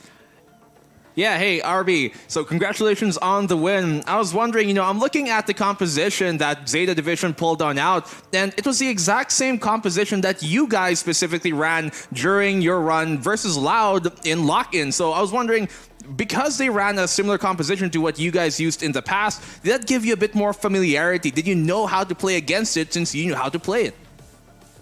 일단 이번에 제타 디비전의 조합을 좀 얘기해보고 싶습니다. 제타 디비전은 비전 스트라이커즈가 DRX가 로킨에서 사용했던 조합을 똑같이 사용하셨는데 혹시 똑같은 조합을 사용한 걸 알아셔서 준비하기 더 편하셨나요?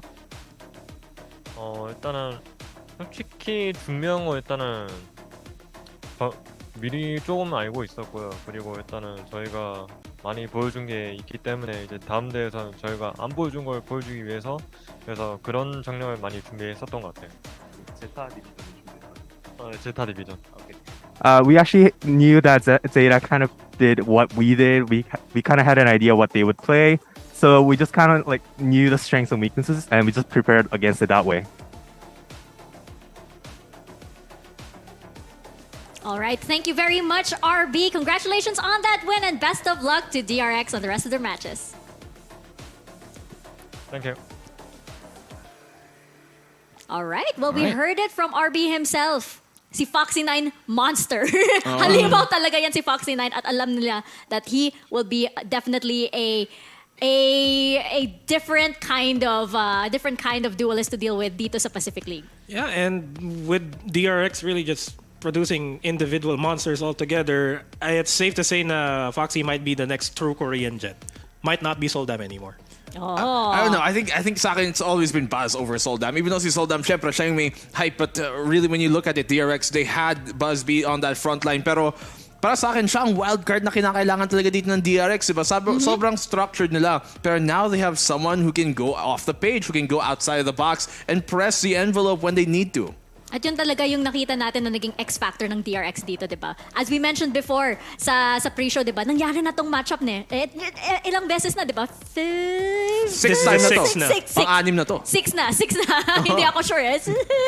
Kaya 6 time na. So ano ba yung iba? Si Foxy 9. Yun yung difference. And excited na ako na makita siya kasi mukhang testing the waters pa lang dito si Foxy 9. So very exciting indeed for DRX. Sa side naman ng ZETA Division, we have to say na parang struggle pa. I mean, granted na yung DRX naman, big boss na yan. Unang araw pa lang tapos bigla lang big boss yung kaharap mo. Kaso lang, yung ZETA Division, we were looking for something else. We were looking for that extra something na, 'di ba, yung parang gaano katagal yung roster na to, what has changed?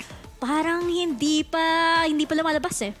Yeah, no adjustments, and it's all in the luck of the draw for them for the most part. Pero if they take this not with a grain of salt, if they take this matchup and just reset, just look back into what they did, they may just be able to show us a better looking Zeta Division. They might be an Alpha Division by the end of this tournament. Wow. Baka nga, bookmark natin yan. Black and blue, final thoughts? I mean, this is really what we expect from DRX. Napaka-statement talaga ng unang labas nila dito para sa inaugural season ng ating Pacific. And I can't just be more excited to see what they hold in the future. Yan na nga eh. Sabi mo nga, Noma, di ba? Sign of things to come. Pero hindi pa tayo tapos. May isa pa tayong series na parating T1 versus Global Esports right after this quick break.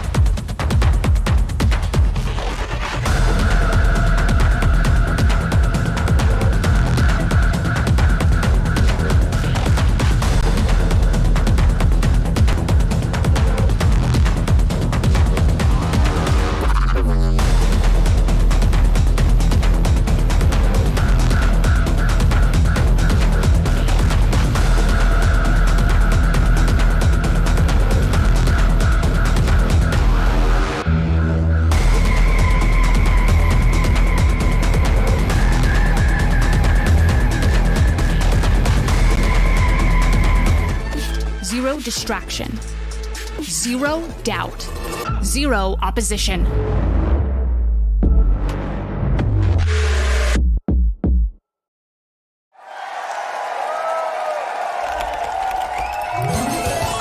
Red Bull gives you wings.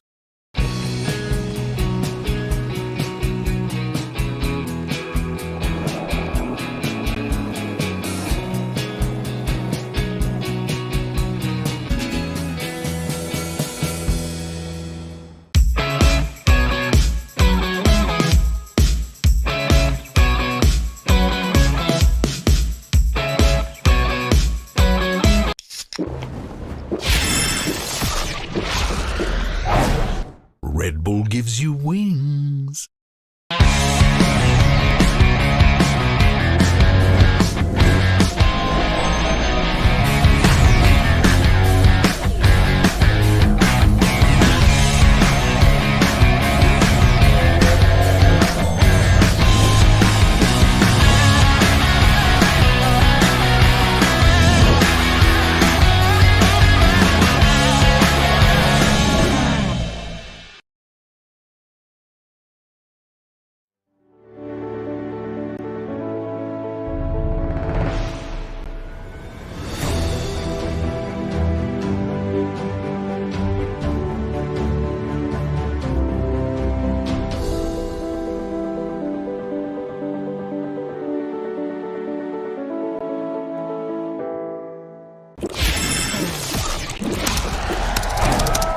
Red Bull gives you wings.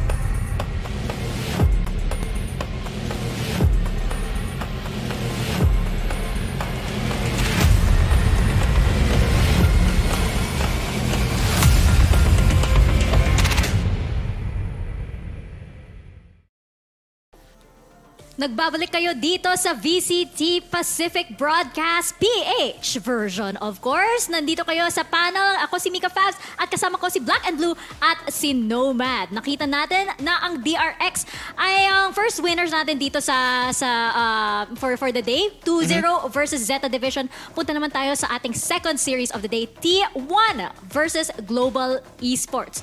Boys, alam mo, parang medyo torn ako sa two teams na to. Actually, very torn ako dito. Kasi maraming questions dito sa matchup na to.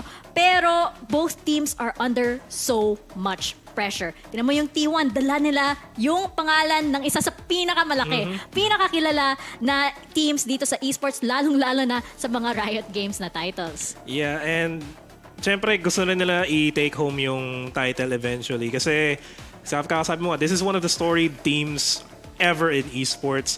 And even when they started in 2020, when they had Skadoodle, when they had Brax, they disappointed talaga early on. And I think yung nung pagka bumalik sila sa Korean roots sila, they got the Korean roster. I feel like slowly but surely they'll be able to get there. Pero as it stands, I don't think this is the good time for T1. There's still a lot of things that they can work on in order to be that top tier team Or talaga. is it the time?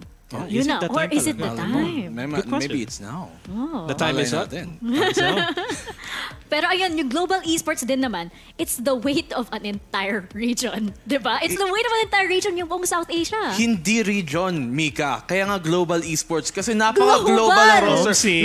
Global. Magbigay ka nga sa akin ng isang sub-region. Bigay ka isa. Kahit ano. South Asia. South Asia. Okay, South Asia. Southeast Asia. Meron tayo si SK Rossi at saka si Lightning Fast. Isa pa ang sub-region. Southeast Asia. Si Monyet galing sa Onyx, Indonesia. Isa pa. Oh, NA? NA. Si Erin galing sa NA. Isa pa. O sige, EMEA? EMA, wala. Okay. Pero OCE meron, si Ronski, di ba? So talagang they really have a global influence sa mga mismong nahahatak nilang different positions, and it gives them a very unique look. I think one of the most unique na rosters na meron tayo dito sa Pacific kasi napakadaming ang, ayun nga, mga different influences ang naidadala nila. And katulad ng pinag-uusapan natin lagi, napakarami nilang firepower. Ang tanong is never about do they have the right amount of firepower to make it happen, but it's more about magagamit ba nila yung mga piyesa nila sa tamang paraan. Actually, sa matchup na to, ang daming firepower na. Oo. Ang daming firepower. Nakita natin yung Global Esports, di ba? Ilan ba yung duelists sa team nila? Apat. Lima?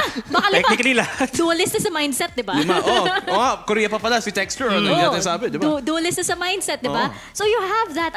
Alam na ng mga players na aggressive sila or marunong sila na gumawa ng mga aggressive plays. Sa side naman ng T1, tinan mo naman yung mga players na nandyan. Medyo familiar ako sa mga players na to at medyo na-idolize ko yung mga players na to. Lalo na yung isa sa kanila, si Carpe. From another title, pero napakalaki ng pangalan na niya sa isang title na yan. And he was known, definitely, as one of the heaviest hitters in that title. Pero dito naman sa Valorant, yung biggest question ko dito, di ba, ilang buwan lang naglalaro si Carpe as a professional Valorant player? Siguro, 4? 4 lang? Kaya Tapos, nga- dito kaya na nga- siya sa Pacific. Kaya nga Carpe DM, di ba? Seize the day. Diba? Seize the day. Sabi niya, YOLO. ito na nga ang oras niya para lumipat sa Valorant. And to be fair, it hasn't necessarily been yung pinaka-impressive case. Wala pa silang nanalong series, pero bagong team pa lang sila. At saka katulad ng Global, ang dami lang pinaghuhugutan ng mga different regions. Saya player from NA as well. So, these two matchups are very similar in terms of yung storyline nila papasok dito at saka kung saan sila nanggaling. And I feel like it's the long tail of aim-star heavy teams going into competitions where it's really a slow-paced team. It's all about sino man yung makakuha ng early momentum in the first half. Kasi if you're a team that really relies on aims, I'm pretty sure that they do have strats naman, I don't doubt that. Pero they really want to just go out guns blazing, arms swinging, arms flailing around, just trying to hit everybody as much as they can. Even more so for GE. I mean, Aryan did said in an interview na they've been working on a couple of stuff behind the scenes in terms of how they play as a team. Pero at the same time, there might be, parang sinabi natin kanina, there might be a little salt and pepper added into the mix with Texture and SK Rossi just being apparently being a beast in ops right now. And Paperson said it best nung yung video na nilabas nila na they're looking pretty good. I'm gonna put a copium on that. Depende na lang talaga kung ano papakita nila dito against T1. Salt and pepper. Gutom ka na ba? Yes. Nomad? Dinner time na kasi. Yes, Oo nga, exactly. 7:30 na. Oo, 7:30 na. Dinner time na. Pero yun nga, interesting yung sinabi mo na, itong mix na to. Which is why I feel like sa Global Esports actually, yung eyes ko ngayon, naka-A rin. Kasi siya yung IGL. And actually, isa siya sa pinaka yung matalino na Valorant players. Actually, isa sa pinakamatalino na siguro na player dito sa scene natin. Because, get this yung nickname niya sa Copenhagen was CEO of Copenhagen. Bakit? Apparently, nagmamaster siya habang nagko-compete. Wow! Diba? Grabe, napaka-studious. High-achieving siya. Dapat lang, stay in Diba? school, kids. Stay in school. He is definitely one of the smartest esports players at alam ng lahat yan. So, I hope, parang medyo may copium din ako na he can really pull the team together. Tapos na nakita din natin sa Lock-in. Actually, sa Lock-in, nakita ko yung Global Esports. They were very much like, yung parang, I think nakwento ko sa inyo, na parang nagta-team building na parang ang clingy nila pero in a good way. Na nakikita mo talaga na parang this team wants to be a team. Oo. Gets? At saka, importante din yun with Aaron kasi ang isang thing na kailangan ng isang team, katulad ng pag dumating ka dito sa mga VPL, is a team or at least a player who has deep playoff experience. At nakita natin si Aaron with that XZ squad during Champions, napakalayan na irating nila. They eventually just had to bump into FPX, one of the best teams in the world at the time, kaya sila tanggal. But to have that type of experience backing them, especially when you have players katulad ng sabi na, like Carpe, who are a bit newer to, or rather, here on the GE side, you know, who are a bit newer to having really maybe this level of competition, that gives them that veterancy that the young players really do need para parang may masundan sila kamo.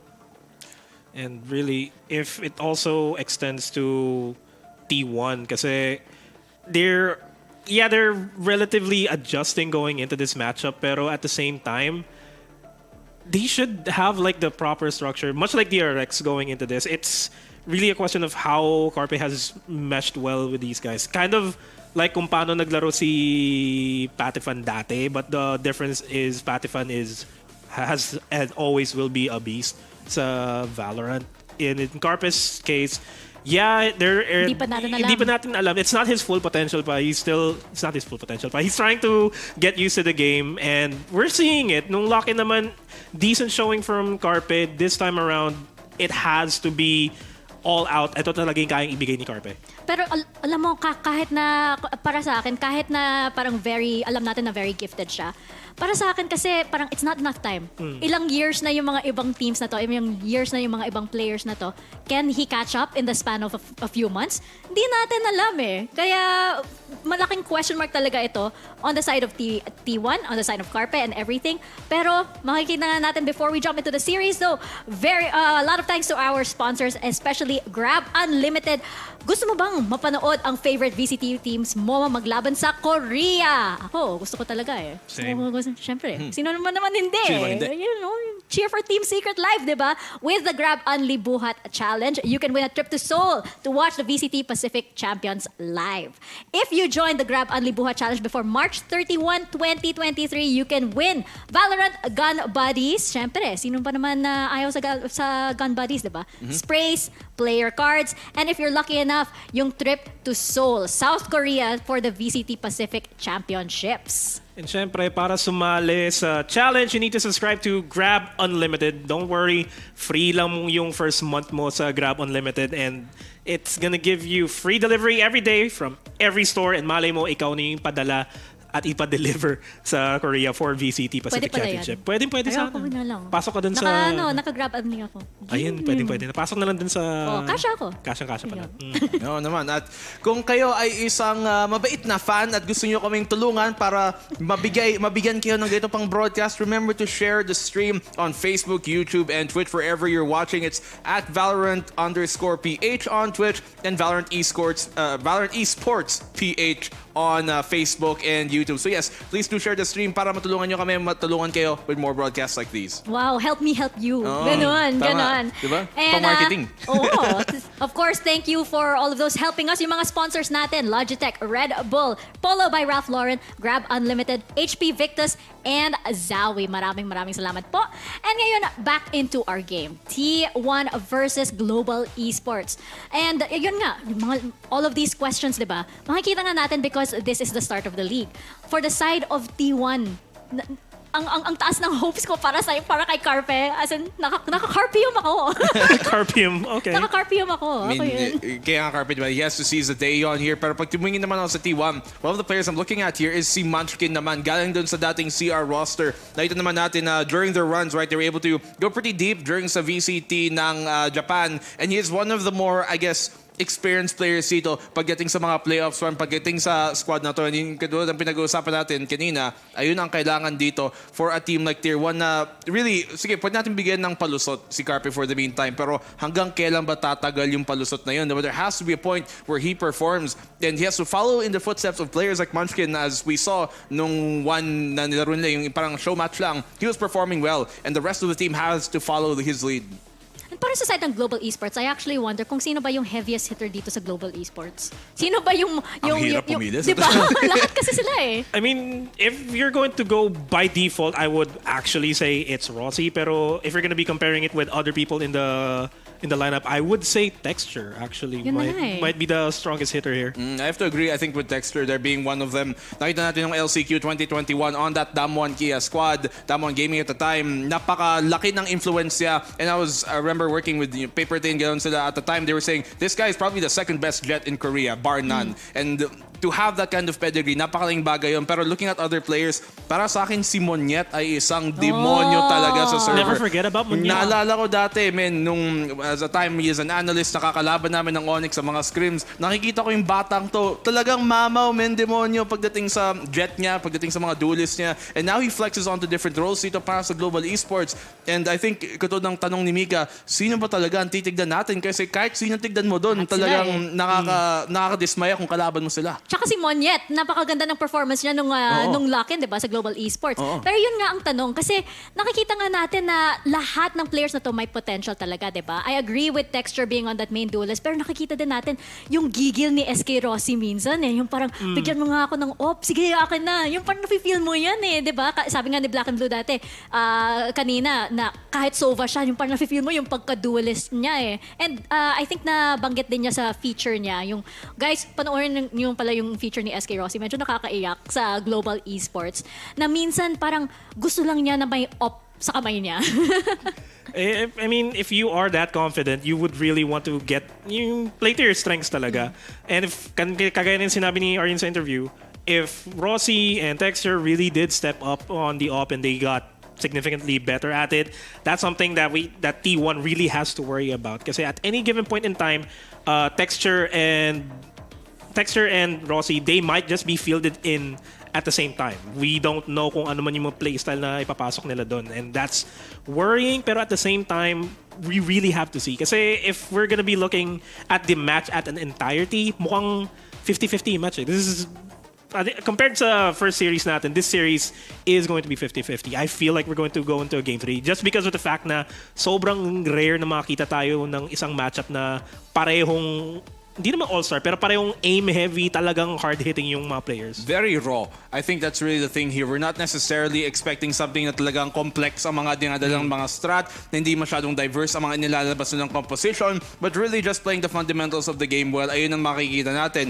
And considering, I think coming into this, most people would have expected baka yung Global Esports ang maging underdog. Pero nakita natin, nung lock-in, they were able to take a map away from that Vitality roster at muntikan pa silang manalo dun sa best of 3. So, malay natin at the end of the day, I really think a lot of what made the case dito para sa Global Esports is the fact that they just have so much raw firepower and some of the best talent. You've arguably the best duelist in Indonesia, arguably the best duelist coming from OCE, from Australia, and also arguably barring maybe Buzz or Foxy9, the best duelist as well from Korea. So napakadami mong duelist, pipili ka na lang.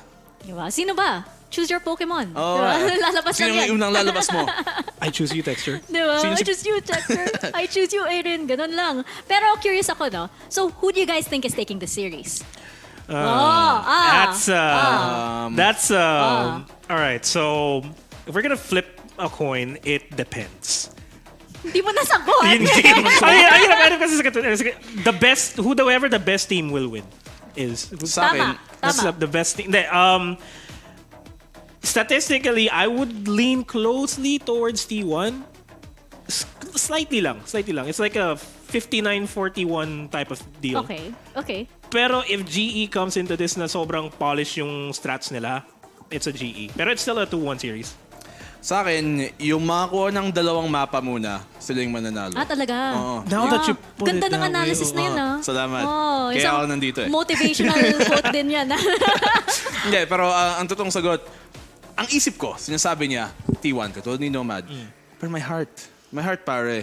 Your heart, Feeling ko pare. Global Esports to. Your Kasi kokoro. they have that edge in them na parang talagang wild card. Wala ka ma-expect, as I talked about, Monyet, seeing him personally and how he's able to play like on the server. Napakalakas niyang bagay, and we saw him play pretty well on the Astra of all things versus Vitality. He was the reason why they even won map 2 in my opinion. Nag-top frag siya on that Astra versus that Vitality roster. Kalaban nila nung lock-in.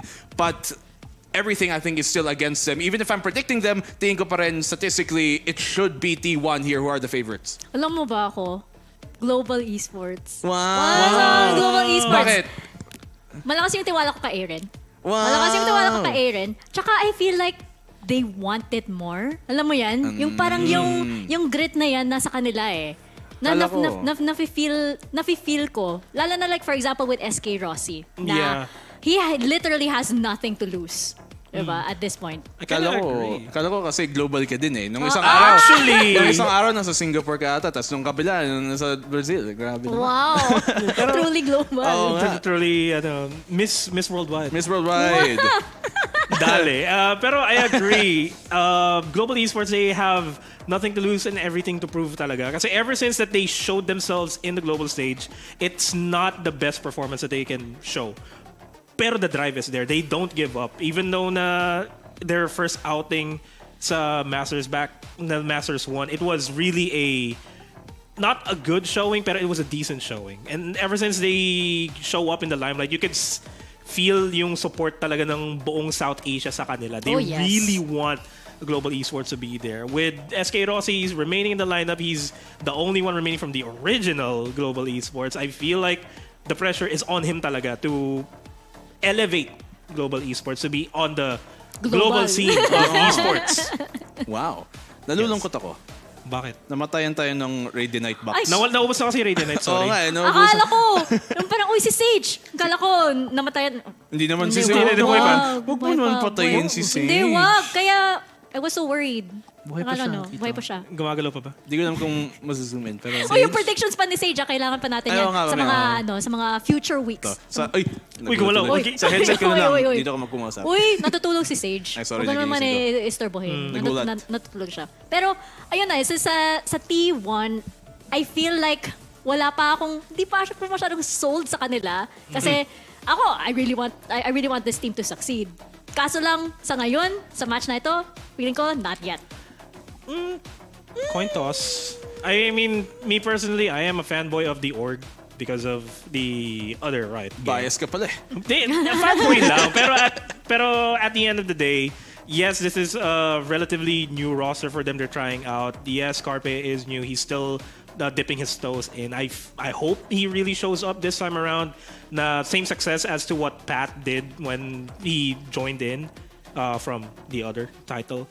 Pero it's still a long shot. It's not a long shot, pero there's still a lot to prove here for Carpe. Feeling ko yung parang makikita natin yung progress siguro week 4, week 5, mga ganon. Pero sa ngayon, first day sa school, mga kaibigan, feeling ko wala pa.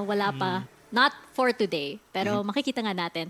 And in terms of this matchup din, 'di ba, parang feeling ko yung parang sobrang lakas ng firepower dito sa matchup na to. We mentioned that Global Esports has 5 duelists. This is basically global duelist esports team. Tsaka yung T1, daming expectations din sa team na to. I'm actually wondering about the tenure of the coaches din, no? Kasi ang lakas din ng role ng mga coaches dito sa side ng ang role ng coaches sa Valorant as a whole, because na-appreciate ko actually mas lalo sa lock-in na parang siya yung nagbabalanse talaga ng team, di ba?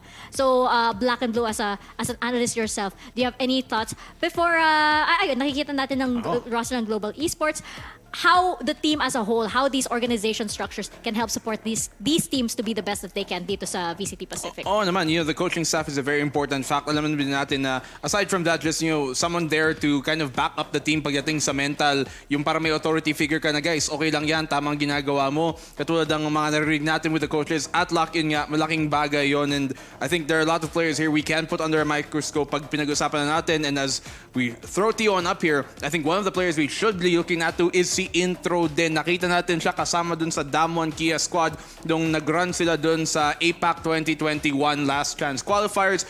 And they would have even made it, malay natin, to the champions in 2021. Natalo lang sila versus Full Sense, which was the APAC LCQ rep nung time na yon. But they were looking pretty well, and maybe yung experience na yon, possible championship caliber, ay madala niya dito para sa T1. Yun na nga eh. Sobrang exciting na nga ng mga players na dito. Kasi especially since yung parang for T1, for example, this is the dawn of a new day para sa organization nila dito sa Valorant. Yeah, it's a start of something new. And just circling back to your question kanina, having people looking from the outside looking in can really, have a big impact sa kung paano sila maglalaro. Especially if you're going to coach teams like players like these na are really raw heavy. You need to have the reins to control them. They're wild stallions. They're wild horses roaming in the deep. Oh, and speaking nga pala of yung coachless, as you just to harping back your point a while ago, ang coach, isa sa mga coaching staff ngayon ng Global Esports is a racer from that Damwon squad from Korea as well. So talagang madami sila, not just in front of the line sa mga server na naglalaro, pero behind the scenes din, madaming suporta na bibigay ng org. Yun na nga eh. And especially like when the team tends to overheat or pag sobrang nakikita natin sa yung nangyayari sa Zeta, sobrang laking role ng coach dyan because he is the voice na parang talagang guys, kaya nyo to. Or guys, ito yung moment nyo. Or guys, don't overheat too much. And ayun, I'm so curious to see how sa side ng T1 and sa side ng Global Esports, how it's all gonna come to a head, especially since we saw them sa lock-in. Ano kaya yung itsura ng teams na ito ngayon na mag-start na yung Pacific League? Yeah, and also add in consideration na T1 is in home crowd area. Might be a big factor Buff. for them. It's the buff going for them. Global Esports, yeah, they have a couple players that also have the hometown Yung Globe yung buff advantage. nila. Yung Globe yung buff nila, pero Buong mundo.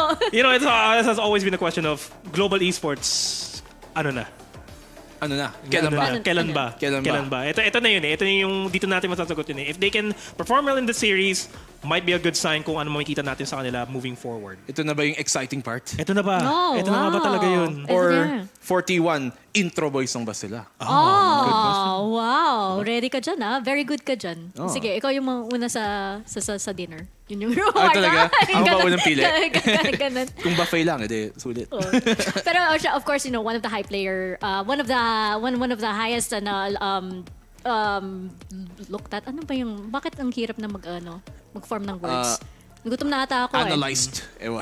Wow, analyzed. Hindi yan yung parang high-profile players dito sa side ng Global Esports. It's definitely SK Rossi. And I just have to bring up ulit yung yung documentary niya kasi diyan lumalabas talaga yung yung grit is the word eh. Yung grit na parang gusto niya talaga ito eh. Yung question ko sa kanya, sanay kasi siya na siya yung bida eh. Siya yung bida sa squad.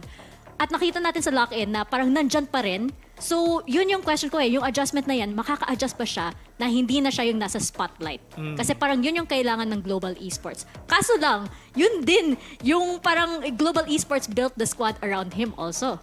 Yeah, and it's kind of strange that we're not seeing him in the starting lineup going into this matchup then. They replace him with Texture.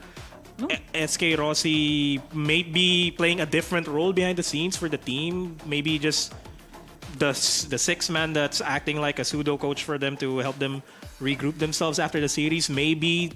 Pero yeah, SK Rossi has a lot of things on his mind. He's been trying to redeem himself since 2020. This tournament will mean a lot for them. If he can reach top 3, if they can manage to qualify to Tokyo, that's more than enough for SK Rossi, I feel. I feel it's more necessarily dahil sa rotation ng mga mapa na nakukuha natin. Baka yung map number 1 nila is not part of the rotation na nakita natin coming from SK Rossi, and he has really great mechanical talent. Katulad ng sabi mo, Mika, he's used to teams being built around him. This one is kind of similar to that, but I'm curious to see if he'll finally have kind of evolved yung game plan niya, yung game style niya kumpara sa nakikita natin dati. Overextensions, cut down on that, a bit more discipline on it, playing with some of the Korean players. Maybe that will add structure to his gameplay. At kung madagdag din yun sa repertoire niya, pwede siya isa talaga maging international quality talent the way that everybody has been hyping up him up to be. Yun na nga eh. Makikita nga natin kung sino ba talaga yung lalabas na true duelist dito sa Global Esports at kung lalabas ang full potential ng T1. Right after this quick break, we head into our second series of the day.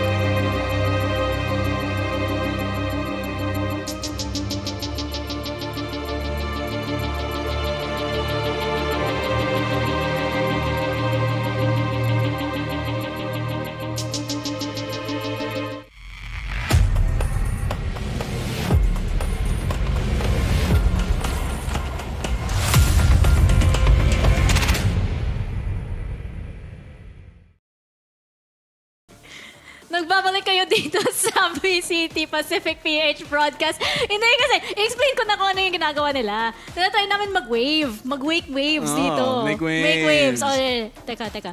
Yung ako Wow! Making waves. Making waves na kami dito.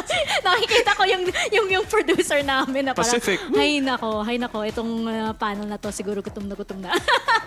Pero yun nga, we are about to step into our second series of the day, T1 versus Global Esports. At kanina, napag-usapan natin na yung puso nitong dalawang analysts nasa T1. Pero ako, nasa Global. Hala. Oh no, the betrayal. Oo nga. Nabetrayal. Dun ka sa side mo. Kaya pala nandito ako. Yes. Ganun ba? There's a Ganun clear ba? divide. Ganun ba? So yun yung side ng ng T1, Dito. tapos dito yung Global. Dito ang T1 side. Dito ang mga mananalo. Winners only. The winners are here. Wow!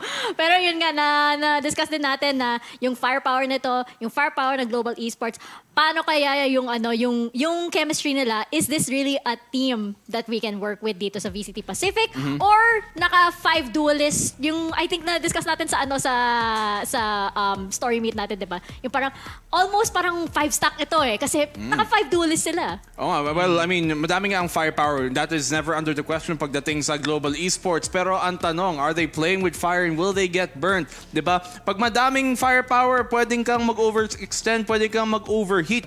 And that's something we kinda did see from Vitality nung kinalaban na ng lock-in. And if maayos nila, you have coaching staff like as we talked about Eraser, galing sa Korea scene, edi malaking bagay yon. And our producer wants us again to mention Sage the Fish. Dito, yung fish. Hindi siya kita Hindi siya kita. Pwede mo ba yun, Si I don't wanna Sage move ay her. Hindi, nasa likod kasi Ito, siya. I'm pointing Hindi at siya. Sage right now. Hindi pa rin makikita. Baka pwede nyo yan, no? Oh, right there. Sage is right here. Wait, let me just move the cacti. May There. Hindi siya cactus. It's a succulent. Yeah. It's spiky, I'm sorry. Wow. Sage. Wow. Sage is alive. Sage is alive. Sage is alive. Sage is alive. Revive me. Ito, Phoenix is over there. The other fish. ito si Beside Phoenix. Mika. Nasa likod siya. Best friend. Nasa likod siya. Dalawa pala yung katabi mong fish. Yun na nga Yeah, ito. that's Phoenix. Ito si Harbor. Ibig sabihin ba niyan, Ito Global si Harbor. Esports din sila? Ayun. Tatlo Baka kayo dyan. nga. Tatlo kayo dyan. Baka nga. Tatlo na pala. Ay, pantay pala. Oo. Okay. It's a Ito even si split. Harbor. Tingnan mo yun. Friends na kami. Nakaharap siya sa akin. Aw. Aww. Thank you so much, Phoenix. Hindi ko pa nakikita si Phoenix actually. Hindi Harbor. pa ito nag-release. Siya eh. Siya. Man, lalabas, pop flash. Oh. Mamaya. Ayaw mo Curveball makita bigla yan. Kasi baka mamaya, blind ka. Paano ulit? Okay, thank you. Para sure lang. Pero ito guys, bakit ba nakahiwalay ang fish natin? Para may kakampi ka naman daw. Actually, yeah. Para even lagi yung usapan. Bakit hindi magkasama yung si Phoenix tsaka si Harbor? I mean, shy type pa rin naman sila. Just giving a couple of days. So, baka- ito ba si Phoenix? Parang hindi. Parang Shy type siya kasi hindi pa siya nag-run it back. Pag nag-run it back siya, syempre magiging aggressive siya, di ba? Hindi, kasi ang ano kasi dito talaga dyan is specialist sila. Specialist si Harbor, hindi mo malalabas lagi. Pati si Phoenix, hindi mo malalabas lagi. Kaya doon sila sa side eh, magkasama. Katulad ng ating pinakamagaling na specialist, si Mika Fabs. Napaka-special. Grabe talaga yung analysis nitong panel na to. That's why we're here. Napasama pa ako sa analysis. Hindi ko na-expect yan. Gusto mo ng stats? That is words per minute. Pero yun guys, yun yung mga special guests natin dito sa broadcast. At di natin alam, baka magsasalita sila. Yun ba yung teaser natin? Uy, nakaharap na sa amin si Uy, Sage. nice eh. Baka ready na siya mag-share ng prediction. Gumagalaw siya. Kaya na ba magsalita ni Sage? Hindi pa ate. Wala. Did you see? She was like, No. with a bubble. Ang cute. Parang ano siya eh. friends na siya with Black and Blue. You can never tell kasi fighting fish yan baka gustong may pag-away sa'yo. Hindi, aaway siya para sa akin. Wow! Ipaglalaban niya ako. Ano yan, Pokemon? Yan yung tunay na battle, Sage. Sage, I choose you. Total, may gecko na rin naman tayo dito sa Valorant, di ba? Bagay-bagay Go, nga buddy! na may aquatic life tayo dito. Itong Kasi making waves nga eh. Itong aking wingman. Ito yung talagang making waves dito totoo. sa Pacific. Paano mo siya naging wingman? Wala naman siyang pakpak. Malay mo, Finman. Finman. There you go. May pakpak ba si wingman? Wala. Isn't he a penguin? Or an owl? He's not a penguin! Is he an owl? He looks like an emperor penguin. Kung ano-ano Hindi na pala yung emperor pinag-usapan penguin. dito Invento sa ko lang panel, ata guys. eh. I'm trying to prove my point. Parang yung si Wingman. aso lang ni Sky eh. Si Wingman. Which, by the way, Di pa natin makikita dito? Question mark? Di pa. Di pa. He's legal next week. Legal? Question mark. Birthday niya? Birthday niya. Oh, legal birthday niya. Birthday niya next week. Happy Happy Gecko. birthday, Gecko. Happy birthday. Isang maligayang Next kaarawan week. sa'yo. Next week. Next week. Pero Kailan next debut? week. Ata. Debut niya. Oh, hindi tayo Invited ba tayo? invited. Single brain cell talaga. Di pa sure kung invited niya. Pero Pero, ayun nga, it's gonna be very exciting kasi parang magre-reset ulit tayo eh. Bagong meta na naman. Ano kaya ang ilalabas pag ready na si Gecko, di ba? Ready na actually si Wingman. Si Wingman talaga yung ano, di ba? Abangan. Yung agent na nandyan. Si Gecko tsaka si Wingman. So, magbabago ulit, di ba? Nakikita natin na namatay na yung chamber meta, namatay na yung nag-double controller na. Tapos ngayon, lalabas si Gecko naman. Ano kaya yung ilalabas na nitong mga teams at sino ba yung team na mauuna sa Gecko strategy? Sa akin, napakalaking bagay pag na-incorporate mo agad yung Gecko. Kasi yung Gecko, katulad ng tropa niya, katulad ng pinsan niya, parang ano lang yan eh, parang tuko. Alam mong nandun siya, pero wala kang magagawa. Hindi mo mapapaalis. Nandun lang din. Ano yun yung sound ng tuko? para pa isip na ano yung headset ko, hindi ko narinig eh. Sige na lang. Nice try. Pero para sa akin yung first team na na mag-claim ng Gecko strategy. Paper X. Paper X. Paper X, really good. Siyempre naman, they're the team that likes to play kind of like the off-meta things, but try new things. Sila nag-post ng mga Yoru stuff, diba nakita nung una. Tsaka may isang interview kasi si Benkay. Oh. Sobrang excited daw siya kay Gecko. Kasi may zoo meta daw sila. Hindi, alam mo. Zoo. Zoo meta. So, ibig sabihin yan, Gecko Sky. Gecko Sky. Fade. Fade. May Prowler si Fade eh.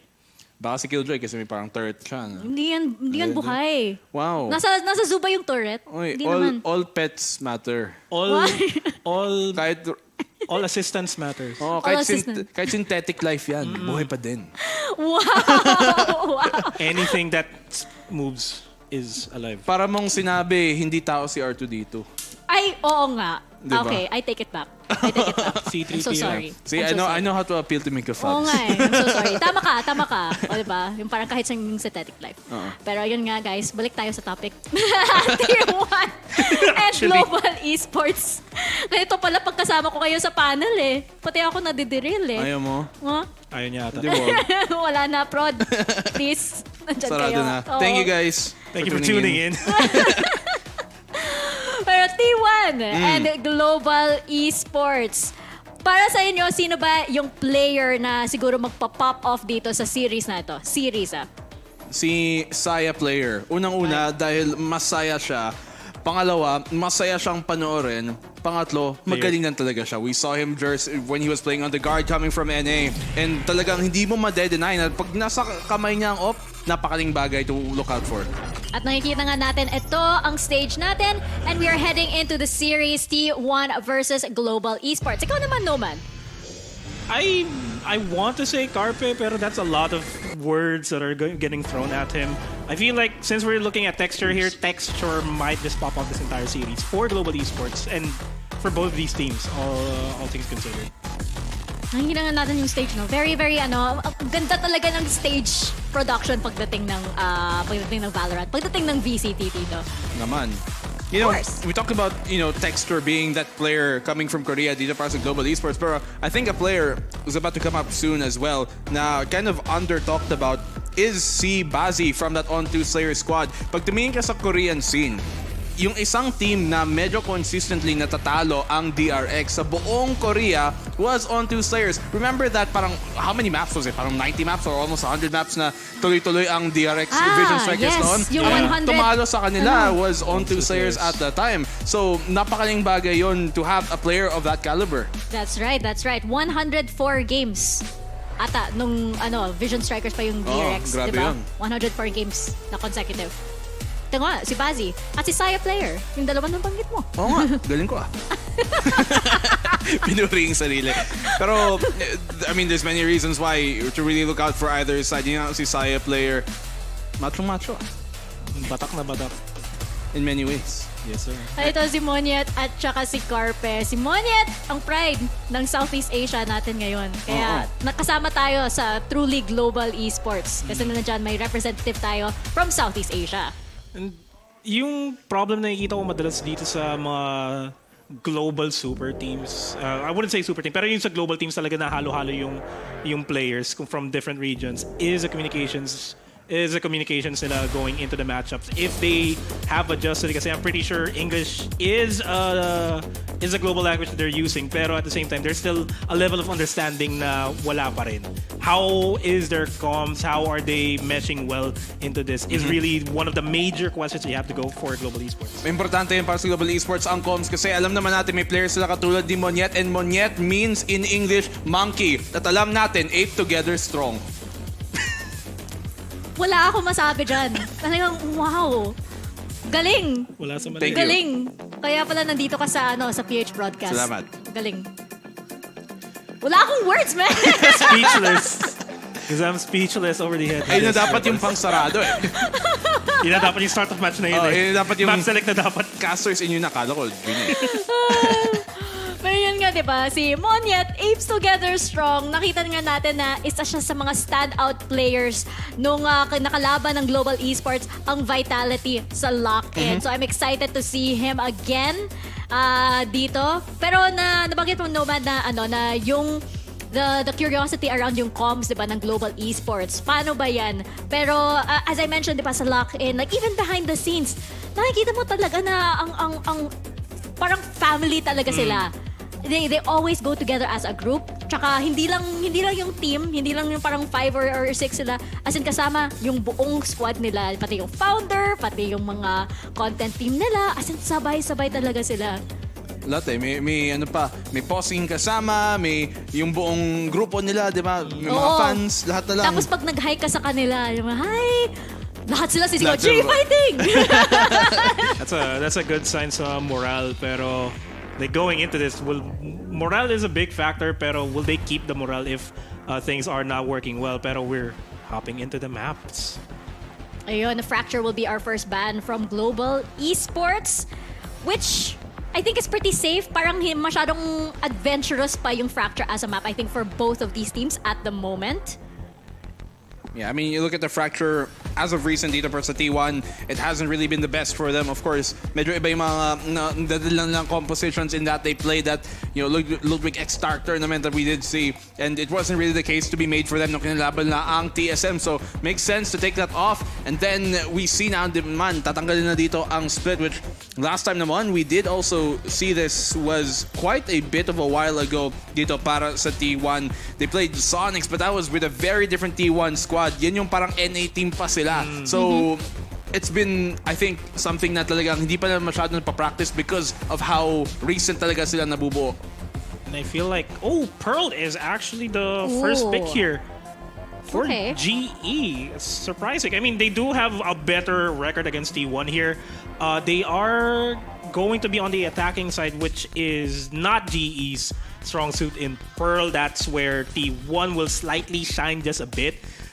Curious to see kung paano yung magiging playstyle ng GE dito since they're not gonna have the good part. And Haven's up next. I mean, the good thing about this para sa Global Esports, para sa map number 1 is ito yung nag-iisang mapa na naitalo ng Vitality sa lock-in. This is the only map they won the lock-in on that Pearl, and they were able to win 13-9 versus a pretty impressive Vitality squad as well. Haven now for the second map pick dito. Pick I didn't catch that. Was it T1? T1. It was that T1's pick. Okay, interesting pick for T1 because you look at the recency of mga inilabas dito ng Global, and the last time they played was a long time ago, but it was always kind of a reliable map for their core. They played against Velocity Gaming nung dating team pa nila, nung dating roster, and for them to come out here with Haven, it really is a map about having a great default game.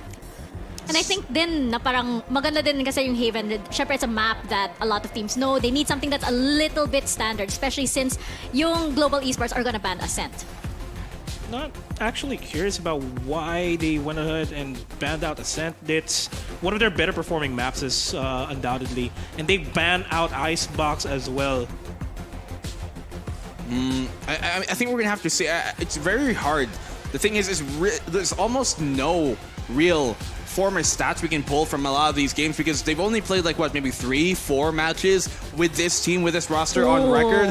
But This one. Lotus, We have a record of this, and it's not a good record for Global Esports. And T1 hasn't played on this recently on a tournament too. So, big question mark if we ever go to Game 3. I have a big question mark nga, and I have a bad feeling about this for the side of T1 just because ang bago ng Lotus eh. Sobrang bago, wala pang masyadong strategies na ipapalabas, and sobrang bago pa rin ang T1. They need to stay with something that's a little bit safe, a little bit basic. Tapos mamaya na, mga bandang week 7, week 8, mga bandang May 9 ng mga matches, yung ilalabas na Fracture or something that's a little bit more out of the box. I mean, you look at here, you know, a map like Lotus, it's pretty similar dun sa mapa na pinili nila in Haven. And one of that things being obviously 3-map site. Number 2, malaki. Number 3, pareho silang 5 words yung pangalan. Galing. Oo. Galing. Okay. Critical analysis. True. Bilangin mo. Yes, the numbers check out. Yes, I did the math. Hindi, pero Yes. real talk, Global Esports, we saw them play this on versus Vitality. Hindi nga sila nanalo. We haven't yet really seen that Lotus come on out, but we have to focus here on map number 1, Pearl. And it's a very curious map. As I said again, they played this versus Vitality. Nanalo sila versus Vitality. So this is a really good opening start from Global. May unfinished business dito yung Global Esports, no? And they really want to prove na, no, we can dominate in this map, especially against T1. Nakikita din natin very interesting, no? Yung the side of T1. Meron silang Harbor, and a lot of teams rather, are still working out how to integrate this agent. I mean, yeah, for the most part, teams have a general idea on how to play Harbor. It's just a matter of executions now. Even more so that Gecko's about to come out, how he's going to be meshing well with the composition of the teams. Yun na nga, maraming questions, pero we're going to get some of the answers right now as we head into map number 1 between T1 and Global Esports. Casters, kayo na. Napakalaking bagay dito na para sa Global Esports, their franchise player, their face, the face of Global Esports, si SK Rossi, not gonna be looked upon in this first game. Bigat na mga na-mention ng ating panelists kanina kung saan it's really unfinished business para sa mga teams na ito para mapatunayan sa atin na magpapatuloy sila dito here into our league. Pero sabi nga nila, this is a round-robin format in which pwede tayo tumungo dito for another Korean team na papasok na nga into our regular season ng maayos with a really good standing, or makikita natin that we have Global Esports na sila naman ditong hihinto ng kanilang chances na makukuha nila ito. But yeah, Skyronsky ang papasok dito ngayon ng T1.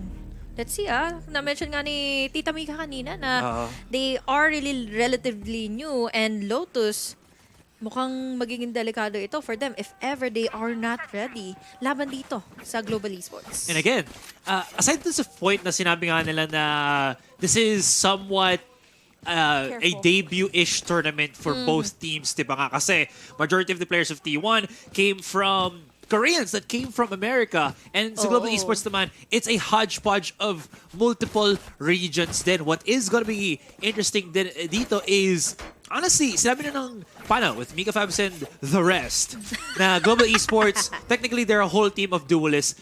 Sa T1 naman, same could be said dito. ZETA, Saya player, I believe si Munchkin din ata. And Carpe, even on the game na nanggaling siya.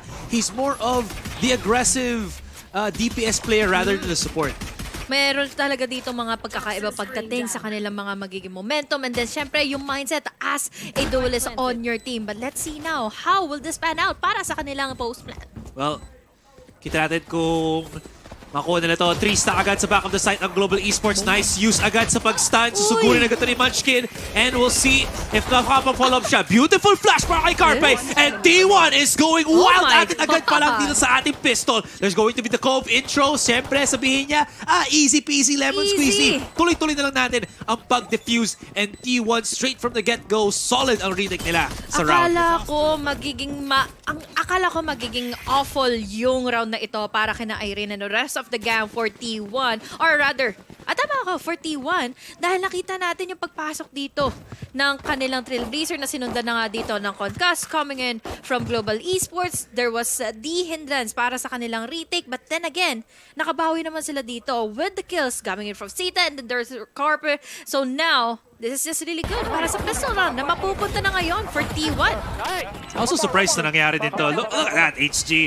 Yung flash na bulog sila lahat. Okay na sana yung triple stack eh, pero again, masyadong palot dito ang galawan ng Global Esports. Sinabi na nga ng oy, teka, pare, huwag mo na kalimutan. Nalungkot ako doon, man! Kala ko hindi niya papansinin. Masyadong ganyan talaga minsan pag masyadong hype, kakalimutan pag-focus yan. ang iyong kaibigan. Technical pause lang tayo dito, guys. Pero ito na rin yung medyo parang hindi ako masyadong nag-agree na sinasabi ng ibang pro players. But syempre, again, you're entitled to your own opinion. Hindi naman kailangan na dapat tama ka or tama ako. Ganun. Pero narinig ko kasi sa ibang players na takot sila sa Global Esports. Kasi alam mo na nga extremely talented individuals Definitely. ang roster na ito. They vetted explosive players. They vetted again massive duelist players, pero HG, nakita rin natin, at least from our region specifically, may mga teams din na comes in from history nila is primary duelist, tas nagsama-sama sila.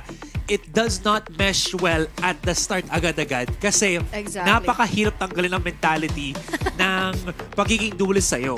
Eh nakita mo yun. Sobrang, yung ginawa nung Global Esports, again, first round pa lang, pero kita mo ginawa nila. Triple stack onto the back of the B side. Wala man lang mentality para mag-play ng post plant on the farther angle. Gusto nila bakbakan agad. Duelist mentality ba yun or not? Can't really say for sure. Pero if that is going to be the case, it might make them readable sa T1. Now that you mention it, tama ka dun sa mga na-mention mo eh. Tama ka dun sa point mo na parang mali na magkakastack up kayo together in which matatapatan lang kayo ng utility and then you were really answered by utility na na-amplify din naman ng mga push na ginawa dito ng T1. So basically, they were pinned down. Na-sandwich sila doon sa pagkakataon na pwede naman silang umatras, rely on their utilities as well para ma-deny yung pag-defuse. So, very unfortunate para sa side ng Global Esports na yun nga, they have the advantage to get inside of the side, play for time, but then T1, they overpowered it. Overpowered it indeed. That's never what you want to happen, especially pag may player ka na kalaban from the guard. Kasi, I don't follow NA as much as I used to, pero the guard was one of the first teams na nakita ko, parang iba yung pangalan nila. And then out of nowhere, sometime mid last year ata, biglang sumabog yung mga Twitter highlights nila na ang dami nagko-post nung kay Trent sa kay Saya player. So, when you have a team like that literally struck lightning, with their roster, and you vet one of their players to your own roster, it's something that you have to definitely watch out for. And Saya player is, I think, that player that really, or that, the player that brings that type of A-game para sa T1. Siya yung mismo talagang firework na babantayan natin ditong lalaganap here in the side of T1 na pwede siya ditong, yes, he has the ego na bilang isa sa mga star players nga dito. Gusto ko ipasok kasi parang pwede tayo pasok na reference. Pero, syempre, nade-debar niya dito yung mga opportunity na, yes, nabibigyan siya nga dito ng opening for the rest of the players nga na meron tayo for T1. There's also Munchkin para makapagbigay nga dito ng kanyang utility as well to deny all of those visions coming in from the other side with just the smokes, and then syempre followed up with their concuss and everything else. Kaya naman ngayon, Saya player, papatuloy ba ang ganitong klaseng aggression sa kanila or masusolusyonan na dito ng Global Esports na dapat kalma lang, hindi sila dapat na magsama-sama dito as a double-lit mindset, kundi they just really need to respect their agents and kung ano man yung gamit nila ditong role. Breaking news lang pala, HG. Galing sa ating producer. Shoutouts nga pala kay Mr. Martin Tubig, ang Mr. Pogi ng Alabang. Ayun! Grabe. Martin Tubig. May papalit na kay Harbor. Tubig. Wali! Ikaw na nag-ring sa sarili mo Tito HG, na kita. hayaan mo na ako sa cringe joke. Mas expertise ko yun. Pag ginaya nyo kasi hindi same yung impact Sige na nga. Grabe! Talaga kinaipit niya yung pagiging cringe. Sige na nga, sa'yo na nga. Kaya nga, shoutouts nga pala dyan. And of course, shoutouts sa mga viewers natin na nag-e-enjoy ng ating match dito. Again, sa Facebook at dyan sa Twitch, guys, alam na natin ngayon na this is also a very exciting match nga in the sense na it's a opportunity to see what both of these teams can get, and it takes us a step closer then, from knowing na teams are willing, kung super fan ka, let's say, ng other regions, that teams are willing to actually fly into Asia Pacific kasi alam nila that this is also a region not to be trifled with, and there's a region of opportunities din. Kita mo naman ng Global Esports. Alam ko si Irene nagsabi to sa sa interview nila na they're really meshing well as a team. Happy lang naman sila, which is definitely good. Kailangan nila yan eh. To be fair, I feel like both teams talaga, even if, right, na hindi sila makapag-explode dito sa tournament na to, again, just thinking about it lang in the long run, it's always good to just use this as a stepping stone, as a learning experience. Kasi, again, infancy stage pa ng both of these teams and the players specifically. Sinabi na ng panel, Carpe has only been playing Valorant for less than 6 months. Literally swapped from a different game. He was the GOAT, the greatness of one of the GOATs of that game. Transferred siya sa Valorant into VCT. T1 picked it up agad because of sheer star power sa name niya. And of course, you still have to give him time to adjust. And the same could be said again with Global Esports. Oo. Tama ka dun eh. There's needed na time para makapag-adjust sila dito, para ma-amplify nga nila or ma-digest sila dito kung nawala yung 1v1. Ma-adjust sila syempre yung kanilang mga sarili to what is happening here into our scene, kung ano yung mga utilities. Ang sabi nga sa akin kanina, 'di ba, na pagkwentuhan natin ito na there can be some points na maging ma-digest mo bilang a really good player from the other game and then put it here in Valorant na talagang makikita mo as a player na pwede ito magpatuloy-tuloy. Pero syempre, it's still a different game. It's still a different storyline in which you need to really see what can really be brought into the table dito sa ating mga players. I wonder what was the reason kung bakit nila nilabas ngayon si Ronski. Alam ko, kasama sa Korea si SK Rossi kasi nakita ko yung mga post niya eh. So, I am questioning this kasi ever since talaga SK Rossi is part of that particular roster na talaga.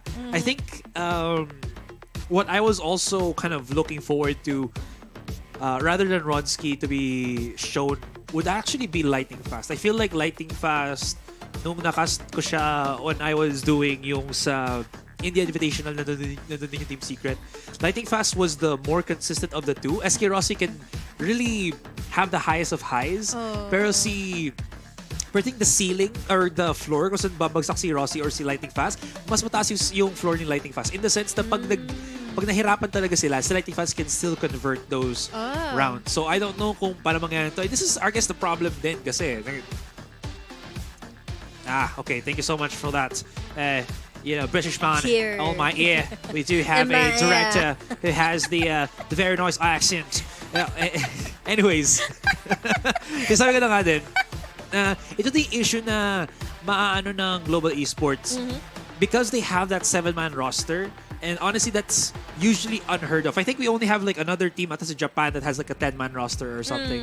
Right? I think it was ZETA Division before or Crazy Raccoon. Anyways. Ang laking dito kasi parang you have your other players. So paano mo gagamitin yan? Or gagamitin mo ba at all? Kaya diba? nga eh. Parang magsha-shuffle through na lang sila, no? Yeah. Kagaya nangyayari kay Lele's Team Secret. Lele. Diba? Kasi he's a 6-man, pero he doesn't really fit anywhere sa Secret unless tanggalin nila ang kanyang counterpart, which has to be Jesse Bash, diba? Kasi sinabi na to para needed na talaga si Lene. Yeah, sinabi na to ng mga kukaso natin kasi the only role that Lene is known for is Initiator Sova. And sino ba Initiator Sova player ng Secret? Si Bash. So, ganun na yung parang naisip ko magiging issue moving forward ng Global. Kasi hinakot nila lahat ng players na to, na napakadami nila. Paano nila i-utilize yan? Pero halos duelist lang din naman yung role nila, di ba? Yeah, and to be honest, sometimes having too many players on an FPS title such as Valorant can actually be an issue din. Kasi you have to build the synergies, you have to understand yung strengths and weaknesses ng players mo. Paano mo isa-scramble yan into one cohesive mix, diba? Parang it can take a really long time. Kung sakali man na gusto mo nga dito, i-test yung waters ng bawat ng mga players na pwede ka na sila dito with each other. Sino yung main 5, sino yung papalit dito when it comes to this map and this other map alone. So, yeah. haba-haba ang pwedeng mangyari dito for Global Esports para makuha nga nila yung tamang synergy, pero hindi naman na din natin mapapahaba pa yung oras nating makapasok na dito kaagad sa ating game. Back to the ball game tayo, Asaray, dahil nakuha nga, after makuha nga ng T1 yung pistol round na ito, ay magpapatuloy na ba sa kanilang pabor itong first half? Saya player on the Vandal na HG. T1 on the quick bit of information agad. Loving the use of the high tide para ma-separate ngayon yung pag-push out ng Global Esports. Same time, syempre, pistols all around for the attacking team. And just a slower approach para sa kanila. T1, they got all the information that they wanted to, especially sa pop shots na yun, plus yung guiding light that came from Carpe. In any case, Global Esports, respecting the control, respecting utility, just decides to go in a different direction. I would not hope that they would go for B long. Pero yeah, a movement towards art feels like the correct move para sa kanila. Much more safer. Lalo na't kung Yes. sakaling makuha nila dito si Carpe, it is going to be an easy push na pwede nila ma-cut off kaagad yung rotations at mabulaga na nga yung mga nag-aabang all the way from backside, all the way from flower. Dito ang global, or ang T1 rather. But yeah, mukhang ito na nga ang gagawin nila. Going into mid, they're not tackling sewers right now. Mukhang B-Link. Kukuhanin nila dito laban sa T1. And it's safe to say na at least after makakuha ng info dito na yung intro, he will be backing away at least para makuha niya yung time niya dito to crossfire together with Saya player, and that went so well! Binait out nila para habulin dito si intro. Great defense para sa T1. Very simple, very straightforward. Just shoot from the get-go, get the contact, wipe them out. Global Esports naman, I do like the idea na hindi sila nag-push on the A site. Rather, they went all the way around. Ang problema dito was T1, they gave them the proper amount of respect. Na alam ng T1 dito na they don't really have to hold the angles, get aggressive, and lose players and drop weapons and lose map control in the process then. Playing themselves this safe is exactly what was enough para sa T1 to just get themselves a clean round. And syempre, in the process of it then, tingnan mo, they're stacking up good ult charges for Saya as well as si ZETA. Can be a hindrance para dito sa Global Esports, lalo na sa mga puntong ito. They are just really taking their time to get an entry happen here in B, testing out the waters, the smokes, the stars already here, composing themselves. But then, wala naman sila mahahanap dito ng any kind of player coming in from T1. And really is a good decision made by T1 since mas lamang sila dito if full-on force silang magre-retake at sama-sama talaga sila ditong makakapag-push against all. It's a bit of a disconnect ngayon para sa Global Esports. They still haven't gone against the Viper properly. So if Texture can't really find the value on the back of the site, baka ma-overwhelm siya dito. Bazi gets one. There's going to be Texture with the flash, but Texture's holding on very greatly. But look at the wraparound from ZETA. He has the ghost, gets the pick, gets the takedown, and meron pa siyang Cove. And look at this, there's still enough time. Even if this Cove gets broken down, Saya player can still defuse the spike. Woof. Wait, I actually don't know if he has time. He has He has. time. Okay, that's good. That's good. Wow. Imagine all of the all the intensity na binibigay dito ng Global Esports inside of the side, but then na-answered back lang kaagad sila dito together with ZETA, and then there's intro with those picks, with those sprays. Nakita natin kaagad that they have really won and dominated in their retake. Bakit? Dahil alam nila kung ano yung uunahin. Alam nila kaagad kung paano nila i-isolate yung mga fights dito against the side of Global Esports. And ang really unfortunate dito para sa Global Esports is that bago pa man sila dito pumuesto for their crossfires, naubos na kaagad sila dahil nagulat sila dito sa mga chances na mabatuhan kaagad sila ng mga blinds coming in from Carp. And in comparison sa nakita nating series with DRX sa ZETA Division, kita mo agad yung clairvoyance ng T1. Or lack of clairvoyance naman on the other side ng Global Esports dito. With the fact na they didn't respect the utility na meron ang T1 on their retake, diba? If you know that your opponent will have yung utility na, aside from the blind din, kasi that's always good from Carpe. Alam mo na his utility usage is on a good level. ZETA and Intro strong controller players that can really give you that retake talaga on that site. Again, the wall's still up. They have the cove. They planted the spike in a position na pwede mo siyang i-diffuse sa sa spot na pag hindi ka na sa site, mahihirapan ka.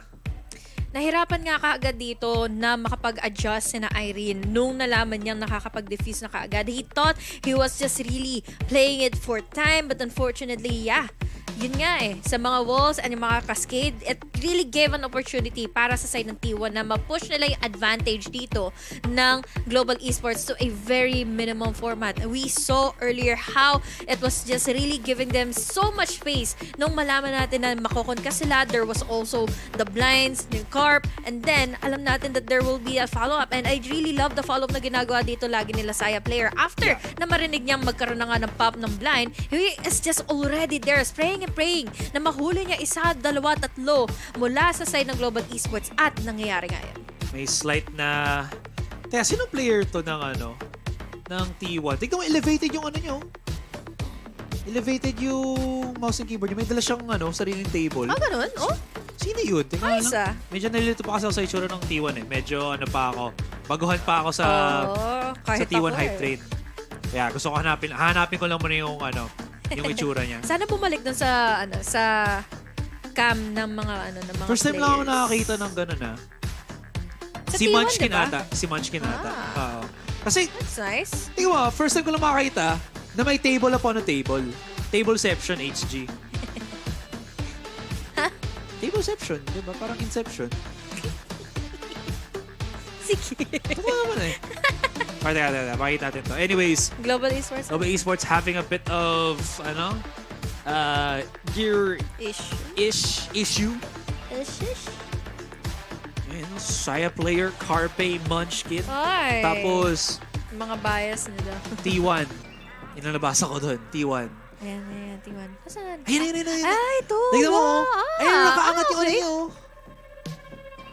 Oo nga no. It is really kind of a table. Okay, Mini table na?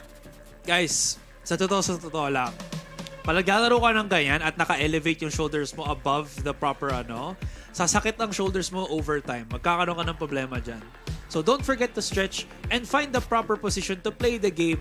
Kung hindi ka naman magpo-pro player sa laro, maghanap ka na lang ng position na kaya mo pa rin mag-play at a good level. At the same time, hindi magka-problema ang iyong katawan. Kasi dami na ako kakilala carpal tunnel dyan, nagkakaproblema sa leeg nila dahil sa maling posisyon ng paglalaro at arch back. Kakaroon ka dyan ng osteoporosis. Naku, mahirap yan. Hindi ka pwede palagi mag-unlean. Pero sa totoo lang, guys, take care because health is wealth. Health as well. Yeah. Pero kung ganun yung comfortability niya maglaro, tingnan mo yung difference niya maglaro. Grabe. Ngayon, isip ko yung dito, no, nagsiset up yan. Ano naman itong kalokohan or Napaka-special niya naman.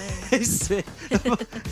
Kasi siya lang yung naiiba, kaya siya special. Yes. Pero syempre, alam din natin guys na aside sa ganyan talaga mga FPS players, madaming kaek-ekan.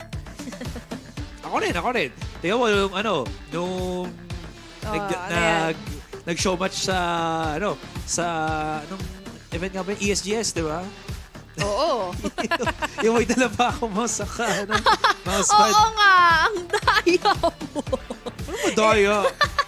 Being prepared lang. Siya nga pala kay Sir Stephen na nag-provide ng ng gaming gear ko. Sir, kung nanonood kayo, salamat. Pero anyways, kahit tatalo pa rin kami.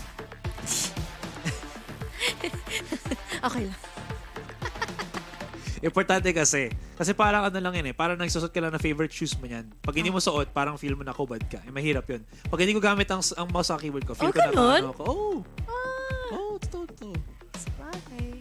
Yeah, understandable nga naman. Pag hindi mo magamit yung mouse mo naglalaro ka, hindi ka naiilang. Naiilang ako. Diba? Yun lang naman yun. Kaya ganyan din sa Global Esports. Sabi nila, pare, hindi mo pwede gamitin yung mouse na to or nagkakaproblema yung kailangan ayusin talaga yan. Yeah. Hirap din kung sakali man na ipagpatuloy niya tapos hindi pala talaga yun yung favored na play na gusto niya or kaya yung gear na gusto niya. Wala ko, HG. Parang may mga Diyos dun sa taas. Tingnan mo, may malaki mga gods na nasa taas. Kasi sa ilalim, parang mga... Diyos? Di ba kasi Mga subordinate nila, gano'n. Oo, subordinate sila. Yung mga demigods sa or yung mga representatives nila sa planet Earth. Yung sa ilalim, mas maliit. Parang sila yung nagja-judge kung ano yung nangyayari sa Diba? sa stadium. Yeah. Ang weird. Kasi parang... Olympics. Olympics. Olympus, no? Olympus, yun. Olympics tuloy. Olympics. May mga judges, yan. Yan. Diba? Ang dami nangyayari eh. Natapos na. Tapos na, sigurado na ba? Ewan ko. Nakapag-fix na ba siya Humiwalay na maayos? sila dun sa player eh. Yan Global na. Esports to eh, diba? Yes. Ayan. Tapos yung T1 nasa kabila kasi may May elevated. Extra, may elevated table. Elevated table. Tapos Sana nga. kapag nagbabasa or nakatungo yung yung mga Diyos nila sa taas, para Diba? talagang nilang ginajudge kung sino ba yung nasa baba. Or parang hindi ko lang nakita ko ata sa isang Filipino show dati na parang ganun yung style. May green screen siya. Ay, grabe, mga with a heart. Cutie pie. Nag-check niya siya ng ng hair niya kanina, ng itsura niya kanina. Tapos late niya na-realize na nakita siya. Hi, ate! So, ano pala to? May two-face pala. So, merong... Tignan mo, merong pang T1. Tapos pag nanalo sila, intro, I love you. Tapos meron naman pag nanalo yung isa, yung DRX, I Babalik love nila. you. So, ano pala? Madaya. Babalik na rin na lang nila kung sino talaga yung chinichur. Granted, magkaibang series yun. Pero still, di ba? O, yan na! GE Fighting! GE Fighting! Gumaano mo lang talaga. Grabe ang fans. Sabi na ni Mika na pag nag-say hi ka dun sa mga GE na mga person na sisigawan ka nila ng GE Fighting. Dapat sigawan mo rin sila ng GE Fighting.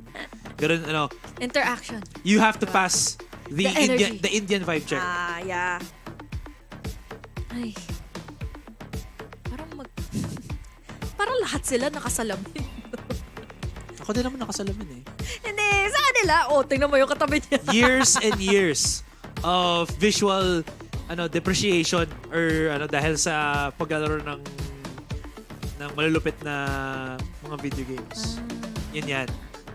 Pero okay lang naman kasi eyeglasses make you look distinguished, make you look cool.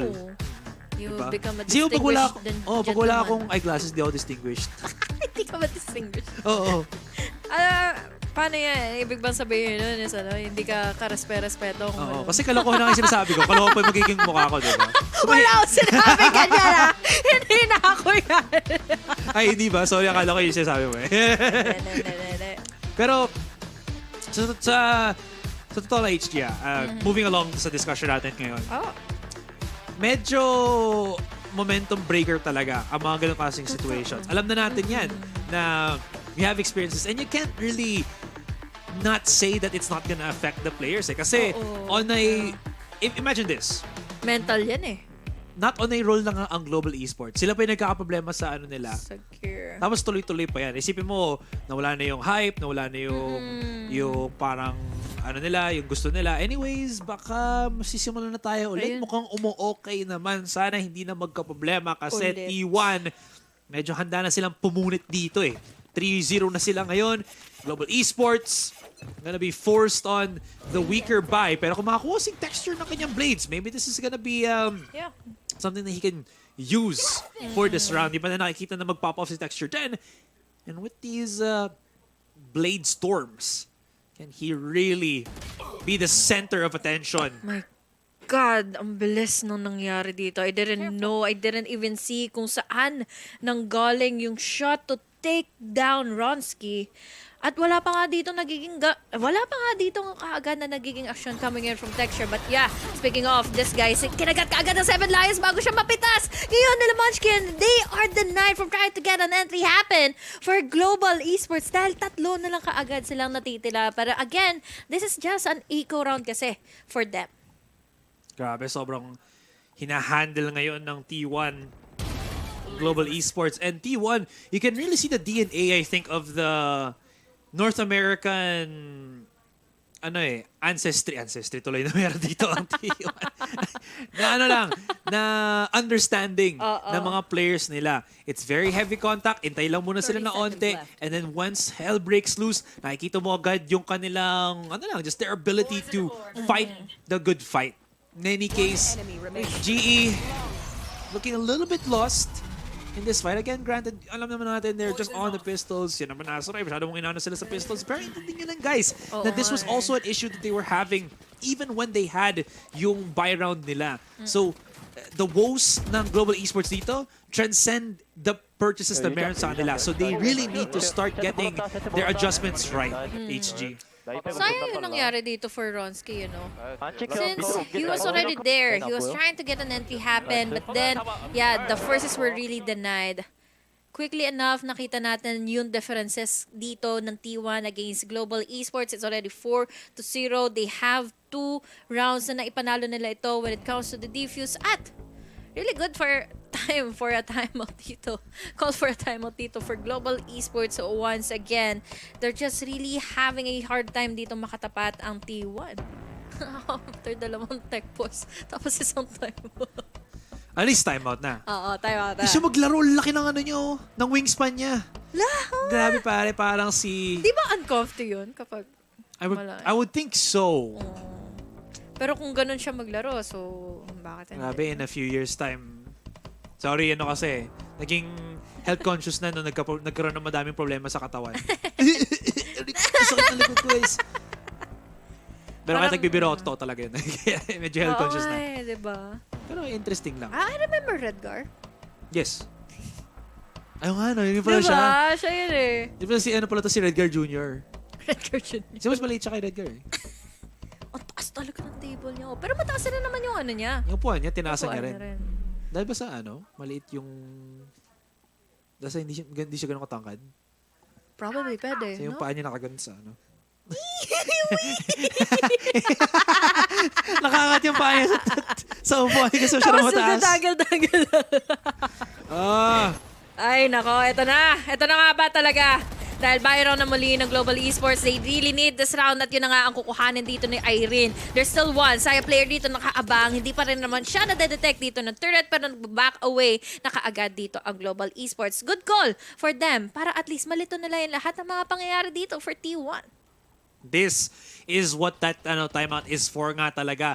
To start making plays naman dito sa ating mid location. Whether it's going to be those double doors or sa art, it at least gives a lot more opportunity para dito sa Global Esports to play a whole lot more contact heavy and at the same time, no need to force their texture para mag-dash in by himself and hope na makakuha siya ng pick. It's not gonna work against T1. That is going to be a foolish mistake that I think some of these more hopeful teams will try to do. But this time, I think Global Esports are starting to learn their lesson. Kaya nga sabi mo, losing Carpe is gonna be huge because wala nang flash capabilities ngayon ang T1. Pero mahuhulog yata, mahuhulog nga sila dito sa bitag ngayon ng T1. Dahil nanggaling na sila ng mid, going into A. Pero ito, nagbaka sakali sila pumasok na nga sa B. There are the utilities holding them off. Saya player makakakuha na kagad ng dalawang all the way from top side. 3 na lang or 2 na lang ang natitira dito kaagad for Global Esports. Hindi pa nga sila umarakada sa loob ng site at denied pa yung pag-flank dito ni Irene. Ano yun? That is not what they wanted to happen. Si Bazzi, magiging puno na lang siya. Ay. 5-0. That was, again, 4 versus 5 na nga sila. Pero the same issues come into play, HG. I think makikita natin to sa highlight ni Saya Player. Look at that. Bakit isolated dito ang positioning ng Global Esports when they don't really have to? There is that disconnect. Texture right now is trying to get value para sa Global, which is good, which is not bad, but at the same time, where is the follow-up from the rest of his team? Definitely questionable dahil pwede sa sana dito sumunod si Ronsky. Pero where was he? Mas nakasunod pa dito kay Texture is Monyet and they were not really lucky enough to win out that duel. Laban na nga dito kina Saya Player dahil again, dalawa din yon and he was able to react on time to pin his down that second head. But now, nakaramdam na, nakakuha ng info from that alarm bot. Saya player is just waiting it out. Nandito yung blind, pero hindi magiging enough time para makaligtas from that shot from Saya player. Now, makakadalawa pa siya! Okay, medyo naiwanan siya dun out in the open by Munchkin to dry up, but Saya, nakakuha na siya ng value getting those 2 picks already kay Ronski saka kay Irene. And look at this, medyo ligaw pa rin ang Global Esports or when they want to actually get the commitment. This is going to be a 3 versus 4. The plan will actually push through. And honestly, the positioning for Monyet could really prove some value. But the problem is, pag na-clear out dito si Texture on Art, magkakaproblema talaga si Monyet kasi now he doesn't have anybody to actually help him out on the clear. And tignan mo naman, napakalinis ng pag-retake dito ng T1 and Bazzi falls down. This is not going according to plan para sa Global Esports. They are really disconnected to the fact na kitang-kita na witness mo kaagad kung ano ang nagkukulang sa kanila. Yes, they make an entry happen. They have already planned in the spike. Pero what comes after next? We have Saya player who's just really dominant sa mga nagiging holes niya. 1.5 anchor. One hell of an anchor dito para sa T1. At the moment na makaramdam siya dito or the moment na makuha nila yung info dito coming in from Art, it gave him a go signal na bantayan nito maigi. And then, balikan din natin dito yung kanilang retake in which we just have Carpe na with his utility alone, it gave enough space for the rest of the team here, for the rest of the guys for T1. At oh my God, that was a really close of a shot dito para kay Saya player na mapita si Ronski. Still though, at least alam na dito ng T1 yung maneuvers ng Global. Saya really has no fear kasi wala namang chase potential ngayon ng ang Global Esports. If Munchkin gets picked up, alam naman nila agad na close position na siya. Try to get even closer. Shorty is gonna be a veritable threat. Pero tika lang muna. Oh my God. Nakasingit on this texture. Hinayaan nila Saya. Grabe ka naman, Munchkin. Kala mo kaya ni Saya lahat. Siyempre, maybe. Pero 99.99% of germs lang, may 0.01% pa rin nakakailangan na pugsain mo. Pugsain? Tama ba? Hindi ko rin alam. Pigsain ba? Pigsain! Pigsain! Sorry! Mali pa ako sa Tagalog ko. Pug. Tama. Ayan si Wendell. Mali pa rin ang ating pala. resident Tagalog expert. Salamat. Thank you, Wendell. Pwede tayo bigyan ng lesson. Pero si Munchkin naman, welcome to the showdown. Munchkin kakain. 4 kills na agad dito para sa kanya. Hindi pa siya tapos. Monyet, he's already exposed the position. And siyempre si Intro, give chance to others. Namatay sa yun lang. Give chance to others sana. Puksain hindi siya ang kapon ng kadiliman kasi nakita niya na si Munchkin ang tunay na tagapagligtas. Grabe yun! He really anticipated it and he went for the free fire kahit wala siyang makita dito or hindi niya ba alam kung ano yung meron na. We just have him going in for those kills and those sprays. Sayang yung mga naging positioning dito ni Irene. Who would have thought na mas-spray, transfer pa siya doon sa kaliwang space or sa kaliwang side niya. So unfortunately dito para na nga sa T1, hindi na ibigay kay Munchkin yung ace pero really much more unfortunate dito yung mga nangyayari for Global Esports dahil 7-0 na. Ang hirap makita ito dahil this is just the first day of VCT Pacific and you are being pinned down dominantly but this is a good start definitely na naman para sa side ng Global Esports. Let's see na lang kung paano ba nila tutuldukan itong round na ito. We've been in this position before. Diba? Okay, but the trade's much more efficient ngayon para sa Global Esports. They're really banking doon sa wall ni Monyet. Zeta, agad, babato ng kanyang utility. Trying to clear out the close positions. Wall's gonna go down. Can actually use yung Cove para para pumunta sa other direction, para ma-start ma-plant yung spike. But since boy pa si Monyet dito, he does have yung gravity well. Pero teka lang muna, umiinit na onti si Munchkin. Alam ba nila na mag-double flank pa dito ngayon si Irene? That's going to be a situation that they have to deal with. And a situation that they cannot overcome. Ginamit pa ni Zeta ang kanyang reckoning, but all was gonna be futile. Para sa T1, and GE, first round for them. Finally, papatuloy na yung kanilang economic na na-save, eco na na-save nila dito from the previous round, pero it's still more rounds to lose para sa T1. It's just really going in smoothly, pero the moment na makita na natin dito yung pag-iikot ni Irene, eto na yung pwede maging laso na pwede na nga makapag-hinder or turn into shambles yung mga nagiging defense at yung holds ng T1. It just really goes to show kung paano nyo ba dito mapaninindigan or paano nyo mahuhuli ka agad si Irene sa mga nagiging rotation niya. But syempre, wag po na kayo magpapuhuli dito sa mga nag-i-initiate ng first contact dahil that was a really clean of a shot. Ronsky needed that one to kill on Saya player. Right there. Well, his name might, contain the word wrong, but in that situation, he was right. Tama. 4 versus 4. Na-expect ko sana yung reason to use that ultimate, pero at the same time, since Saya player still wanted to go for the fight, he can't reuse or use yung kanyang dash to back away, which at least works in the favor of Ronsky. Is that commitment ng Null Command for the 1 kill actually a good use para sa kanila? Kasi now, you would want sana to combo the Null Command with the Nightfall sana ni Bazzi dito, but now it's not gonna be possible para sa kanila. And T1 still has all of their strong utilities up and running. And syempre, if that blade doesn't hit si Munchkin, all of his stuff will just still be active to use. And there, he's activating it right now. Diba? Sayang yun. Pero at least, they're really getting inside of the side. Pero hindi lang sila nag-ready dito kung ano bang angulo yung kailangan nilang titigan sa pagpasok ng A. We have the Hunt spotting in someone all the way from Global Esports from Tide to Planet. As Spike Bazzi was able to take down Entro. Nagka-salisihan rin naman sila dito dahil makakatatlo siya. Carpe naman to deny that 4th kill. Monyet, sneaky and steady dito sa bandang gitna. Pero aalamin niya ba muna kung saan ma dito uunahin ni Carpe yung ipipick niya. Ay! Ooh, the timing from Carpe. Rather unfortunate. Knew that one was gonna be sa A main. But as I mentioned, there was still one popping shot right beside him. That was Monyet. Medyo na dito nag-stutter ako na onte because of how just it looked wrong para sa Global Esports, but my God, Bazzi picking up that 3K was absolutely monumental. I think he's the only other player dito na Global that actually technically isn't a duelist main.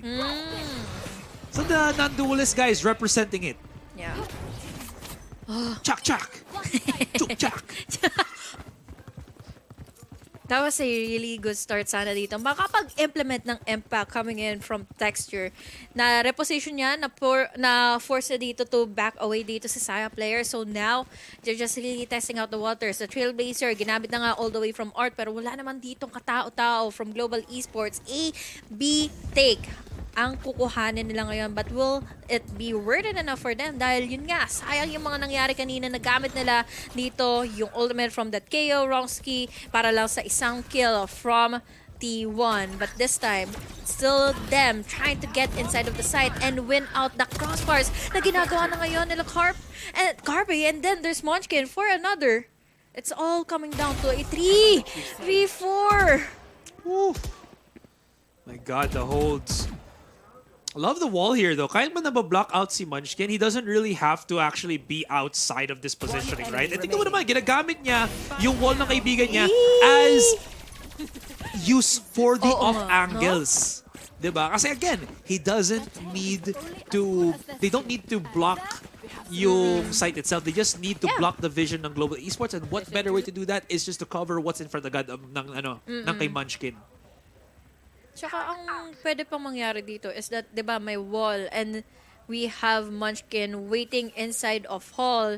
Mas slow down pa yung gusto mag-pick sa kanya all the way from hall or going inside of B. Siyempre, i-clear out mo yon. Tapos si Munchkin dito, he can just pre-fire. And it's just really proving to us na ang ganda na nagiging synergy na dito ang binibigay sa atin ngayon ni Zeta, kung saan Global Esports, hindi nila ito makita going in well favor of them dahil ngayon alam nila kung paano na nga nila i-disengage yung kanilang mga sarili from any kind of impact or any kind of entry na papasukin na ngayon ng Global. Texture is already in, ngayon niya dito yung mga swarm grenades pero wala naman siya makikita. Play for a retake na naman pero at least he was able to take on to Zeta. Texture, huge starting pick onto Zeta. Back of the site once again, nag-anchor din si Munchkin, but Global Esports, sugod kung sugod talaga. They do get that massive map control. Carpe back with the flash. Grabe talaga ang follow-up ni Carpe dito. Huge utility usage on this Sky. Seekers pushing back yung players ng Global, and this is not good kasi because of that, they've given space for the rest of them to come in. Pero si Iron pops it off. Siyempre, hindi lang crack players on T1, nandiyan din ang Global Esports. You have yourself the former X-Set superstar Iron stepping up to the plate for Global. Oh, they really needed this dahil on the last round for this half, available na ngayon yung kanyang lockdown. Ano ba ang nangyari dito sa retake na nga na dapat nang papabor sa side ng T1? They were just really connected by that Nightfall. Dagdagan mo pa na ilang beses nga ditong pinipick out na Irene yung mga manggagaling na nga from Flower, and he was just able to pick it out even the smallest of a space doon sa angulo na yon to take down Saya player. So yeah, unfortunately, Global Esports, meron pa rin namang pera dito ang T1. So they can still move along the groove na pwede na lang maipit dito ang T1 dahil ngayon, oh my God, Irene, habol na siya ngayon ng T1. Well, delaying na lang yung push with those nano swarms.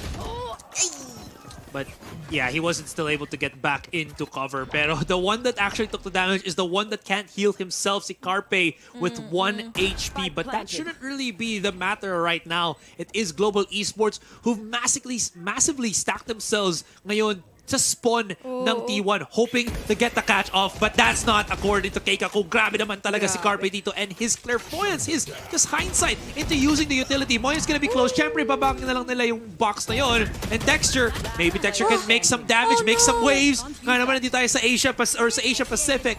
VCT, not gonna work out. And they just got wiped out. What is happening sa Global? They're trying to take 1 step forward, but they're taking 2 steps back, HG. Oh yeah, definitely. Global Esports, they are just really dominated. They are just really being overpowered to the point na nasa-scatter na sila. Yung attention nila dito nanggaling na nga all the way from long, and then they were just really picking out sa defender side naman. Pero then again, that is just going to be it for the first half. Panoorin natin kung anong sasabihin ng ating panel.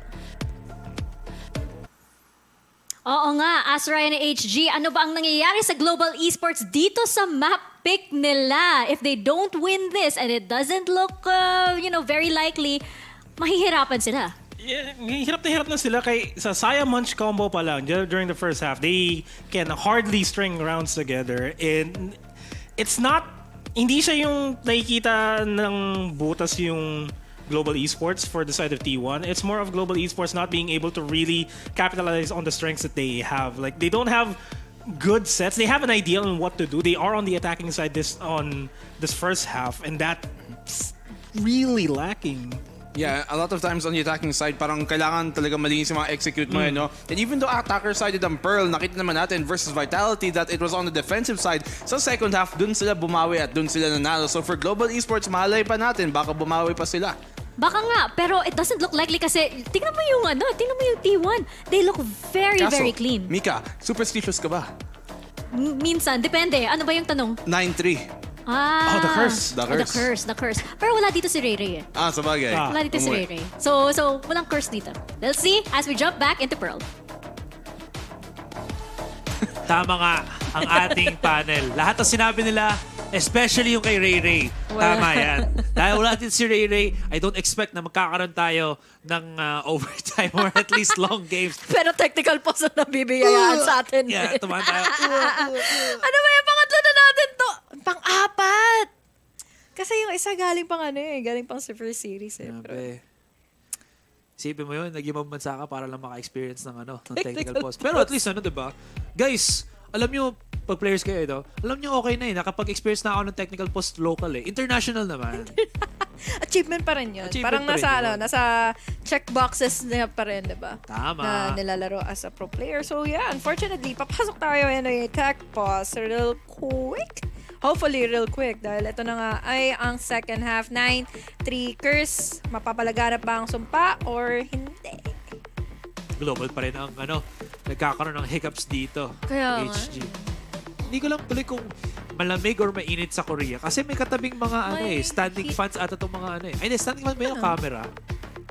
I'm not sure. I think standing fan. Parang may maliit na standing fan. Etong puti? Yes. Are those really fan? Or ilaw lang. I think ilaw lang din. Mukha na ayos. Ay, hindi. Replay pala ito. Kala ko na ayos nila Anyways, papakit. Oof. Pero pala kalinis maganda si Carpe. Pero ito yung nakita natin kanina nga na weird thing para sa global. I like the idea na, they're close up. There's a lot of possibility of refrags. Ang problema, it felt like nag-uunahan sila makakuha ng kills dito. And that's, again, what we're looking Duelist at mindset, with the no? duelist mentality, di ba?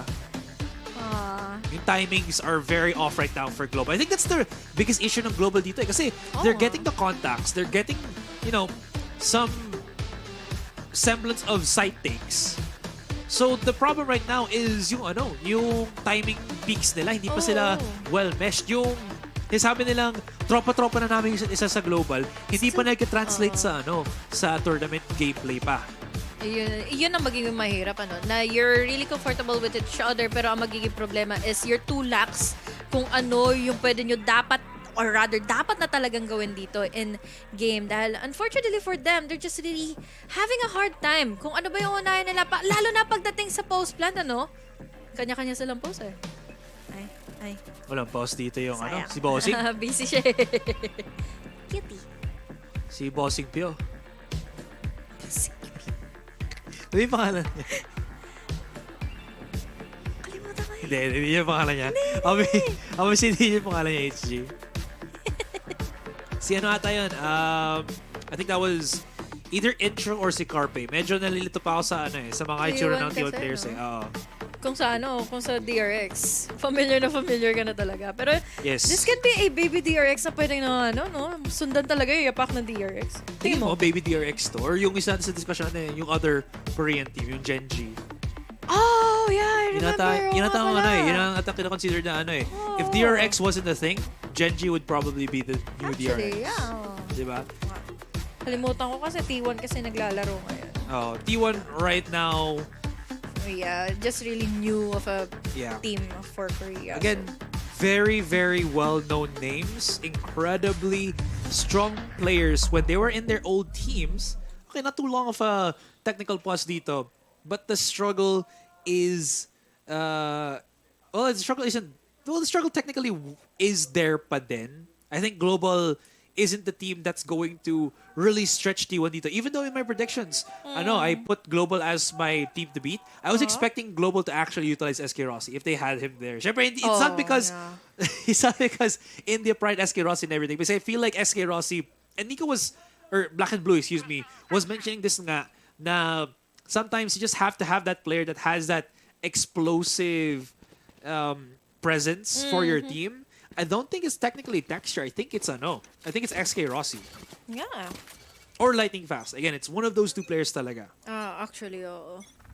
Feeling ko nga pwedeng mag-iba siguro yung tema ng laro kung nakita natin si SK Rossi yung mag-play along together with Global Esports. And unfortunately for Ronski, hindi siya nagkakaroon talaga ng biggest of an impact dito sa larong ito dahil 1K pa lang ang nakukuha niya. 1 frag pa lang under 13 kills sa kanya. Pero ngayon, nakagat na nga ng 7-9. He was concussed. Ronski was there para makakuha na kaagad ng 2K. And I need for an answer that were really huge dahil ngayon, it's only up to intro. He doesn't even have the spike at him. At hindi pa siya nakapag-plan na spike. Great delay tactics para dito kay Texture. Even though he got caught, there was the great follow from Bazzi as well as si Ronski. Look at this. Bazzi able to bring out the targets with the fade and Ronski tuloy-tuloy lang ang pag-pop ng shots niya on that Ghost. Solid stuff in Global Esports. Maybe they get their second win dito as they have primed themselves for a good start ng second half.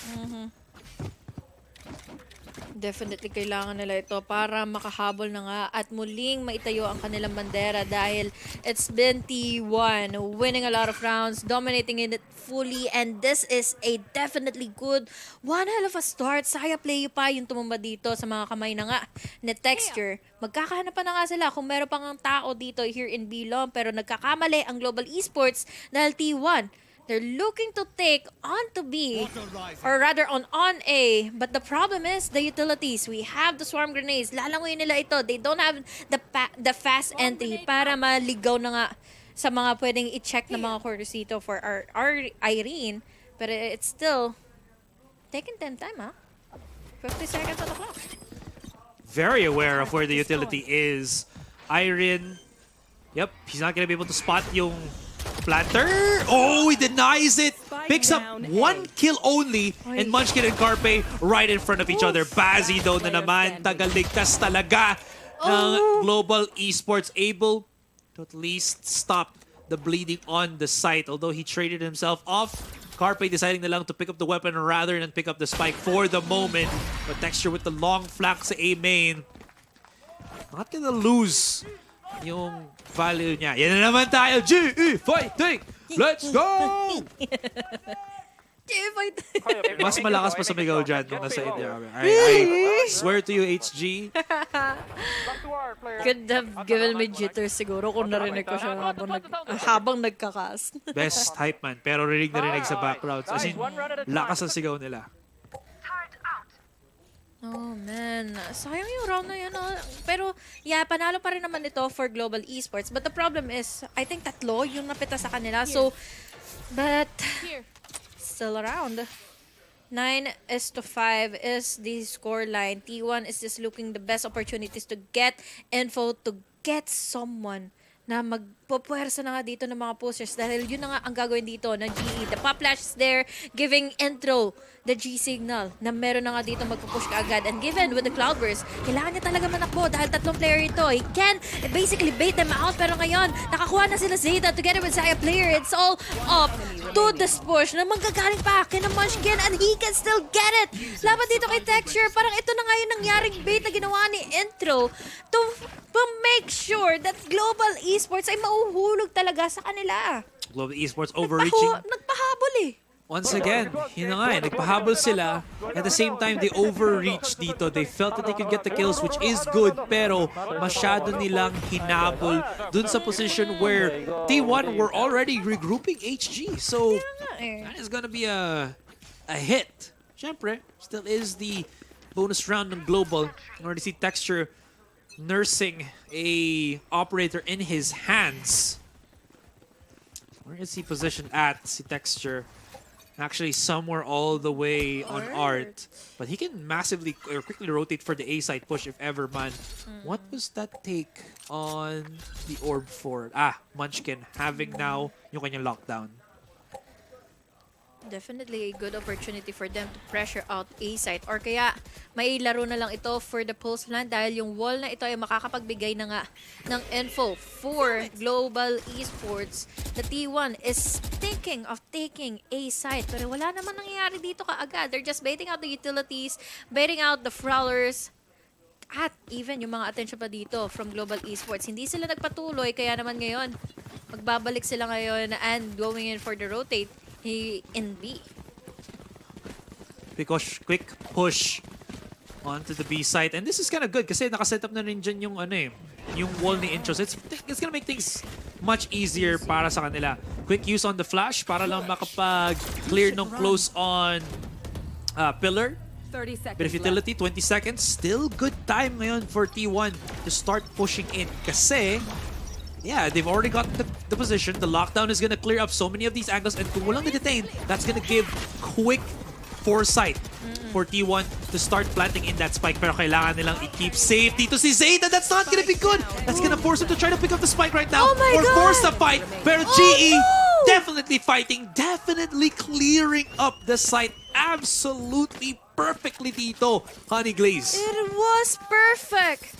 The moment na minensyon mo dito na lockdown, walang makukuha, walang madedetain at nakapaglaro dito, ang Global Esports for the 3-take, alam nila kaagad kung ano yung uunahin nila at ano yung ipipinpoint na mga angles dito, kinover up ng T1 para lang makapasok sila at maka-entry at rather makapag-plant ng spike. And hindi nga din nangyari yon with all of those walls, with all of those smokes.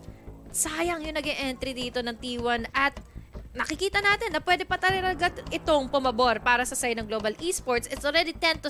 4 more rounds para maipagpatuloy na nga ito to a 10 or rather a 10-10 equalize series. Sabi na ni Humanda, this is the course. The course.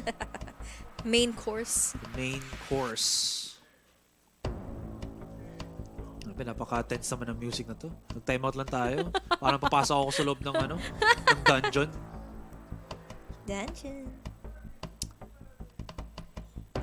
So, Global Esports starting to build back a good fundamental set of rounds. T1, what's gonna be the quick adjustment?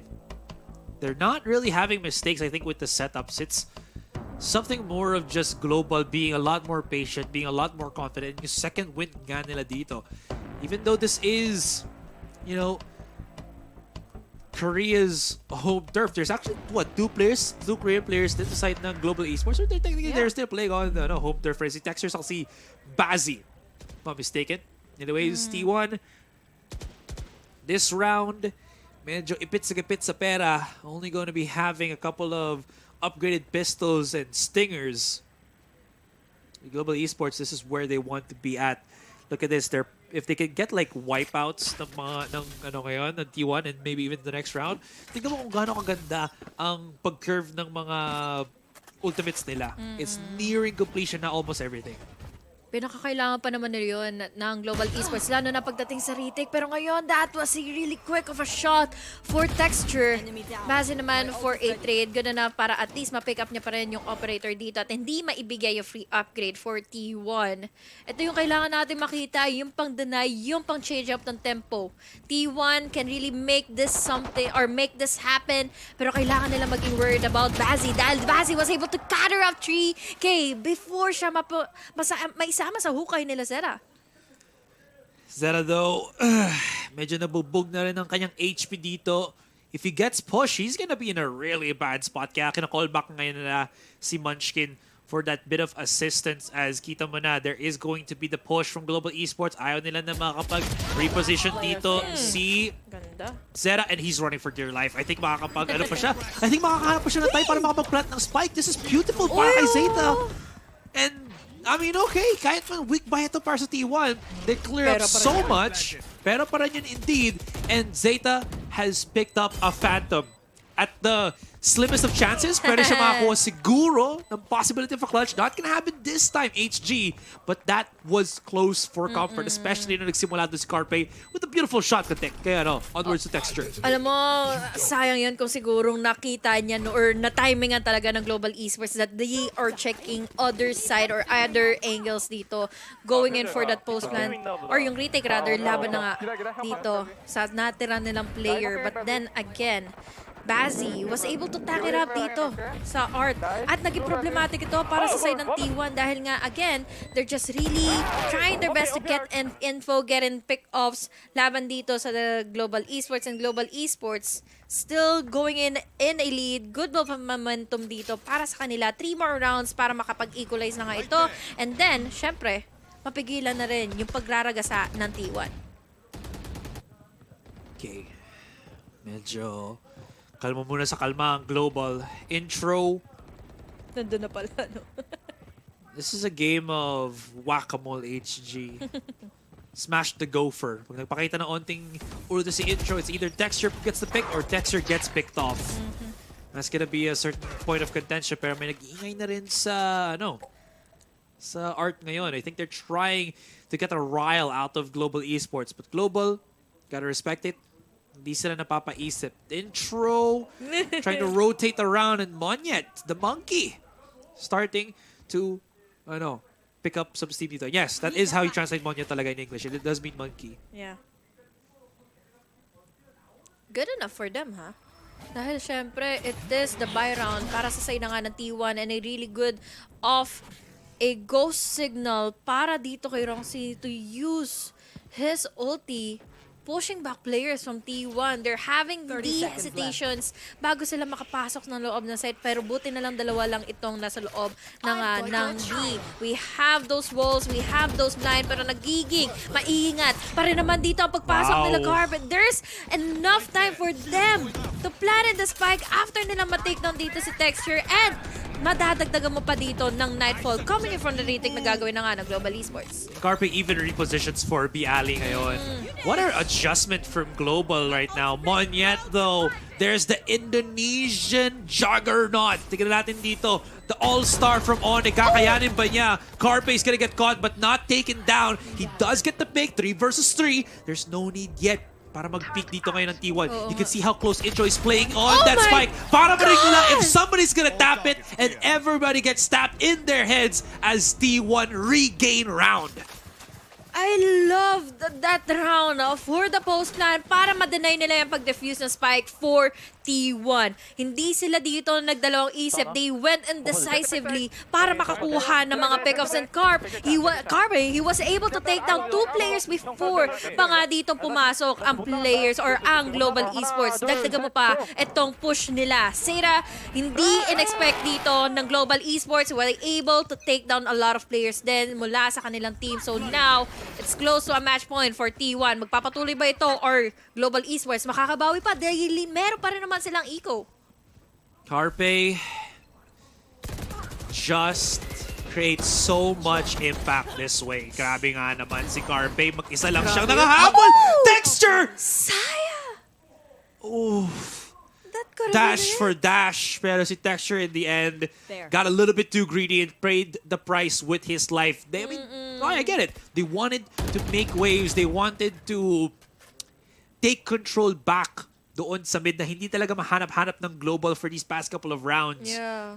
But that ultimately, well, just blew up in the face ng Global dito HG. Right there. Now, they can readdress themselves. Yes, they've lost yung initiator nila, but that's not the biggest of blows. Kasi Zeta, he has yung kanyang reckoning. If Zeta and Munchkin Pwede can pa to. find the 2 push dito sa A main, this is gonna be huge. 1-for-1 trade though, pero nagkaroon lang ng outline si Munchkin. Gumawa ng artwork si Ronski, but that's not what you want. You don't want an artist, you want a soldier in this type of situation. Iron left to clutch the 1 versus 3. Will this really happen?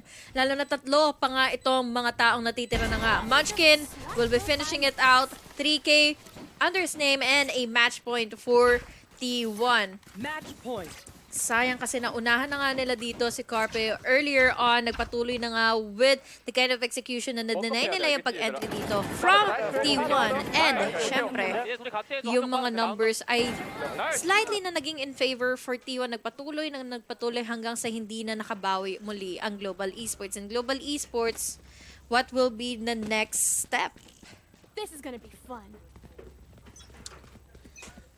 Well, a step na pwede na makuha is it's still not too bad sa purchase power nila ngayon.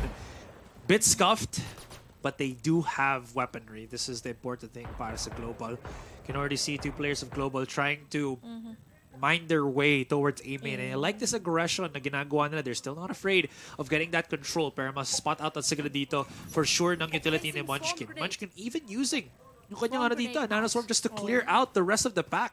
Not entirely sure what's this for, but maybe it's just to keep the flankers honest. Kasi look at the swing that's gonna come out from T1. If they can time this correctly, this is gonna be huge para sa nila. Texture pops a couple of shots through the cascade, pero hindi pa rin naman titigilan ng T1 as they start to work their magic sa B-side. Doon na nga kasi kaagad yung high tide.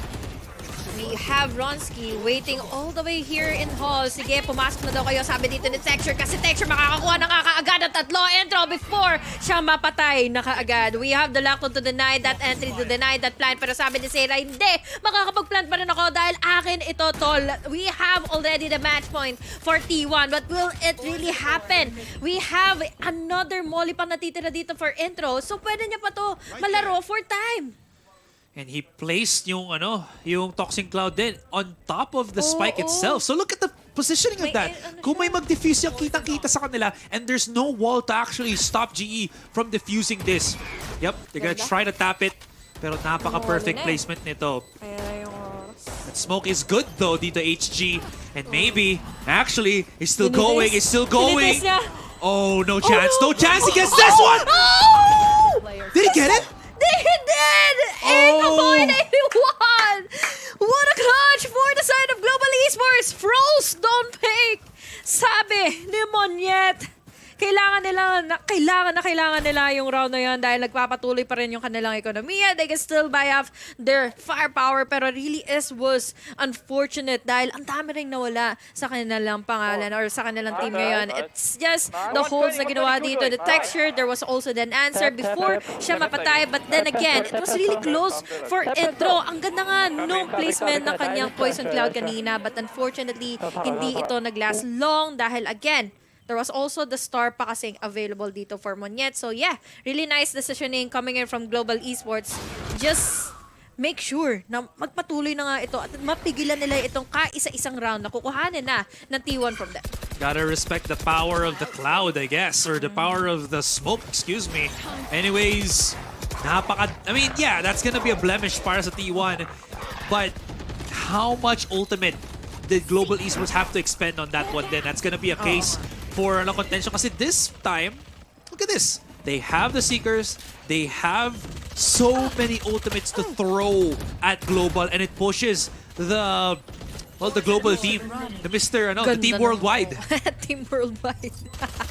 Ganda na placement dito ng lockdown. Pushing back players, magmumula na nga dito sa defender spawn. And then there's also the follow-up of the Viper's Pit. Nag-iisa na nga lang dito muli ang mga chances ng Global Esports ng mga bawi. Nakaabang na nga kaagad dito si Bazzi, hindi niya makukuha yung kill capper dito. Mas lamang na nga sa kanyang gun. He's just waiting in for the pushes na magmumula na nga dito sa Link. But then, again, there's still intro waiting in from someone na magpipick out dito sa Viper's Pit. The spike is no one, or wala namang ditong galing sa T1 na magbabantay na nga sa spike. Pero ngayon, nakaabang na kaagad sila. Intro for the double. That is a map. Finally, natapos na rin after so many tech pauses. The double flank looked good, but they needed to come around much faster kasi nakapag-set up na ng napakaganda ang T1 doon. Kaya sabi mo, may Viper Split na nga sila. They had the lockdown, burned so much time against Global, and that made Global pay for it talaga. I like the idea that they had somebody coming in from the backside for that backstab, pero hindi pa rin sila arrive on time, and that's a really big hit talaga sa kanila on that round. Hindi na imposibleng magsimula yung momentum nila kanina for their comeback. Nagsimula dito si Irene with the multi-kills, and then syempre si Texture, he was already hitting his shots, but after a while dumating naman tayo sa puntong nakukuha din nila dito yung mga retakes. The 9-3 curse is denied. Yeah, pero grabe din si Texture, gotta say, even though nagkakaproblema ng Global Esports, there still is time for Texture to really show what he has got in this entire game. Pero the counterpart, Saya player, oh my God, ibang klaseng din siya. And si Munchkin din actually. There was just really comfy sa isa't isa. Nakakuha sila kagad dito ng comfortability in which they can push away from their boundaries. Pero syempre, there were also as well the answers na nagmula sa Global Esports. There's Bazzi, there's also as well sina Irene na nakakakuha nga dito ng mga anchor holds. Naglagman dito sa side na nga ng T1. But then, yeah, game number 1 pa lang naman ito. First map ng second series. True enough. If we can get this into Game 3, Lotus is on the horizon. Pero Global Esports, I mean, okay. I think it still was pretty good naman yung kanilang ending score. What was that? Like 13-8? 13-8. So hindi pa naman uber dominant dito ang T1. You do see Global having such good performances then. And coming into Haven, I wonder how that's gonna transpire once again. And that tanong din dito, HG, is, are they gonna be utilizing Ronski, or i-mix up pa nila. They have the 7-man roster. Will we see them try to mix it up this early on sa tournament natin? Diba? That is going to be the answer, or the questions na dapat na masagutan nga later on sa susunod nating mapa. Pero ano nga ba ang mangyayari? Dahil syempre, it was a really dominant fashion na nagpasimula dito ang T1. But then, naaansara naman eh. Nasasagutan kasi ng Global Esports. Nagkulang lang sila sa time, nagkulang lang sila sa panahon na naunahan nga sila dito ng T1. So, hindi nila ito ma-finish out eh. Yeah. Anyways, the host and the co-panels will take it, guys. Alam ko yung pangalan nyo, but you know what? Hindi ko pa sabihin ngayon. Kaya na lang. Ganun pala, Azrael. Okay, sige. Umarive na kayo dito sa panel. At ayun, map 1 goes over to T1. And I have to say, alam ko na nag-GE fighting ako kanina, pero parang masaya din ako eh. Kasi nakita natin yung lakas ng T1. Yeah, kitang-kita naman. Saya player, Munchkin, they really showed dominance during the first half. We were trying to look at Carpe din. Napanggit mo nga kanina habang nag-uusap tayo before it got to us na you're kind of looking for Carpe to really make those really make those plays noticeable for the team. And it shows na he's still trying to adjust. Pero there are still a couple of plays that he did, like he threw the blinding light that Saya player was able to capitalize on to, I believe, get a 3K, 4K off of that. And it shows na he's slowly getting there. He's slowly getting the groove in this game. Pero in the second half, not gonna lie, I thought GE was really going to come back there.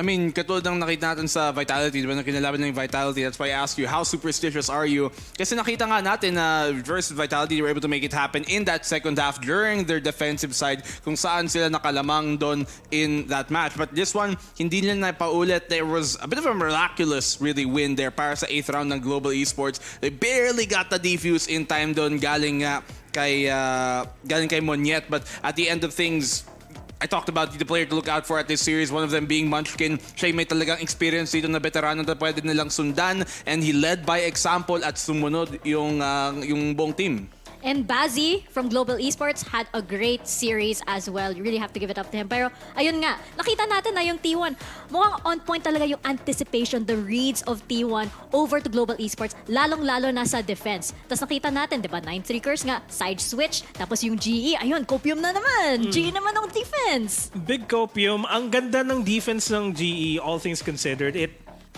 goes to show na kahit na medyo aim-heavy sila, their default plays are really on point. If they could just capitalize more on just being able to read T1, I think that's what's holding GE back during that match. I mean, ganun talaga minsan mga team na talagang medyo nakukulangan sa in terms of intricacy at in terms of mga iba't ibang plays sa may dadala nila. We see that a while ago din sa ZETA Division, even though they're a longer-lasting team in terms of kung ganong katagal na sila na conceptualize, you see that a lot of times that they'll be defender-sided, even on an attacker-sided map like Pearl, and that's what we saw here for Global Esports. Less factors for them to worry about. They don't have to worry about the clean execute. Parang i-basic na lang nila ang defense dahil doon medyo nakabawi pa sila in that defensive second half. Pero at the end of the day, it's still T1 all the way. I'm even surprised na medyo nakabawi pa ang Global considering how that first half went. Yeah, and dahil nga dito sa player na to, si Munchkin, nabanggit mo nga Black and Blue na he was really, really, like, you know, amazing in so many plays, being that anchor as well. Dapat nga hindi nga Munchkin. Feeling ko dapat to Donut Bagel. Kasi ang laki ng impact.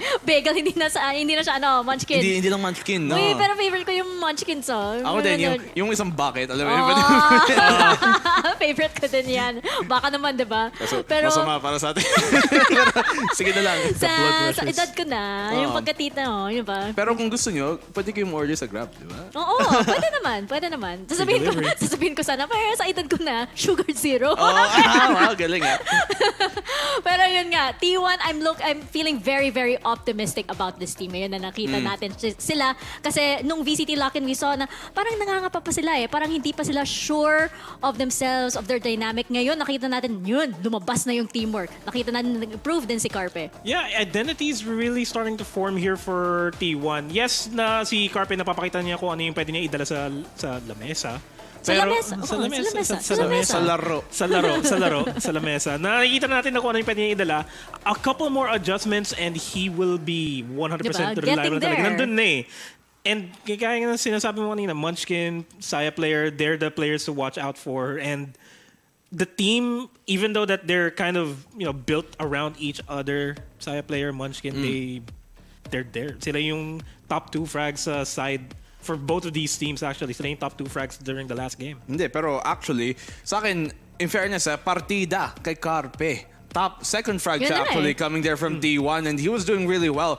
It wasn't even something necessary na talagang sobrang intricate or interesting yung ginagawa niya in terms of utility, flash. Basic lang. Pero minsan kailangan Mechanics. basic lang ang gagawin mo, diba? You fall back to the simplicity of the things. You fall back to the bread and the butter and the books. And he has all of that in spades. At nakita nga natin, 20 frags on his name, 14 deaths. Really great KDA. For a guy who started playing Valorant professionally, parang 4 na months pa lang dito, diba? 4 na linggo pa lang. That's pretty good. Yes. 4 na buwan. Definitely. 4 months pa lang siya. Yung parang youngest player career-wise that we have dito sa league. Overall, I believe globally yan, no? Kasi, syempre, franchise league ito. And to take a chance on a player like him is a bold move. Pero nakita nga natin, yung buong squad ng T1, we saw how well they work together. Nakita na natin na parang, this is something that, again, that we did not see at Lock-In at all, I feel. Na parang, whoa, Di mo nakita? Yeah, every team has their honeymoon phase, and it's good na T1 is way past the honeymoon stage na, and they're ready for not a divorce. But No, yung honeymoon wag! stage, Not a yung divorce, not a divorce, not a divorce. honeymoon stage yung magandang face niya. Yung magandang phase, pero yung honeymoon phase din kasi yung panahon na you're trying to get to know No. each other. Pa, eh. No, You mom, get to know each dad, other, don't. kasal na kayo. More like, Minsan lumalabas yung totoo pag kinasal na kayo. baka, tama, parang baka maganda yung performance pero baka shallow pa lang. Shallow pa lang. Yan. Parang, okay. So, bumalik naman. Sasabihin ko sana, stop this timeline. Habang tumatagal, lalong gumaganda yung playstyle. Totoo. Ganun Okay, naman yun. okay. Fortifying the relationship. Naibalik between each din other. naman nila. Okay, na pumunta din tayo sa point eventually. Pero sa eventually. side naman ng Global Esports, guys, alam naman natin na, okay, hindi pa natin nakikita si SK Rossi, hindi pa natin nakikita si Lightning Fast. For this team though, I feel like hindi yan excuse eh. Kasi nandyan si Irene, nandyan yung core ng team, nandyan si Texture, and we don't feel it yet. We don't feel actually as powerful of a punch as they did at Lock-In. Para sa akin, mas maganda yung performance nila nung Lock-In eh.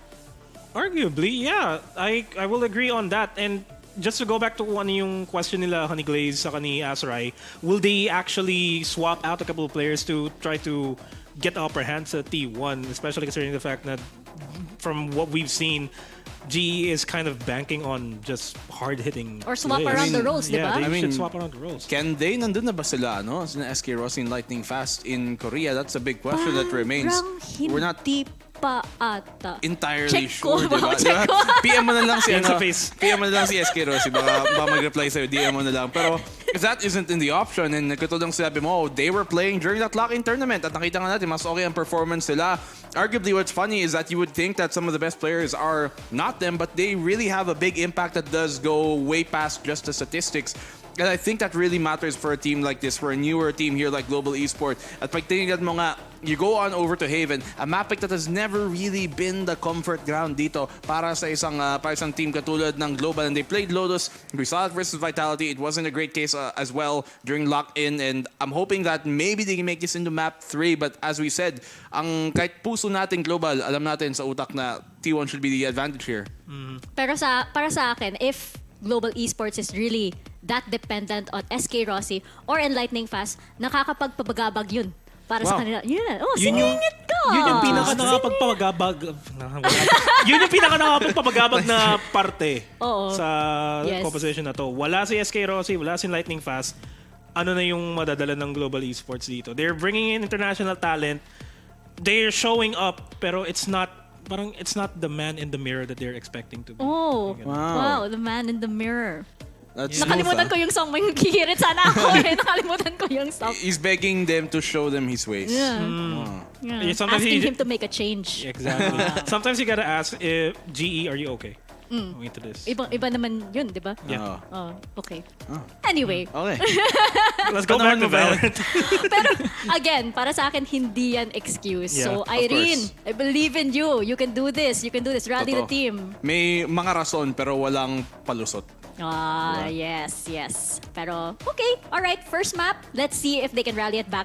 Dito naman sa Haven. Pero, as you mentioned, as we saw Black and Blue na parang Haven is very similar to Lotus and the next 2 maps coming up may have a very similar strategy, no? So, tingnan nga natin if Team 1 can close this out or if Global Esports can find it in them to bring it back. Yeah, I mean, at the very least, diba, pag nandun si Lightning Fast and SK Rossi, those two magka-teammates sila ng matagalan na. You have that also as well with the two Koreans on this side dito sa Global Esports texture as well. And with him and, you know, him really having at least kind of a wingman hunter system na dalawa sila magka-teammate na matagalan, to have at least some bit of familiarity playing with someone who you know you've been playing with a team, that helps. And they lack that now that they don't have SK Rossi and Lightning Fast. At the very least, there's at least some sort of chemistry there that is kind of missing, especially since they kind of medyo nasanay na sila na kalaro nila si SK Rossi and Lightning Fast on the team for most of the maps that they've played, at least from what we saw from Lockdown.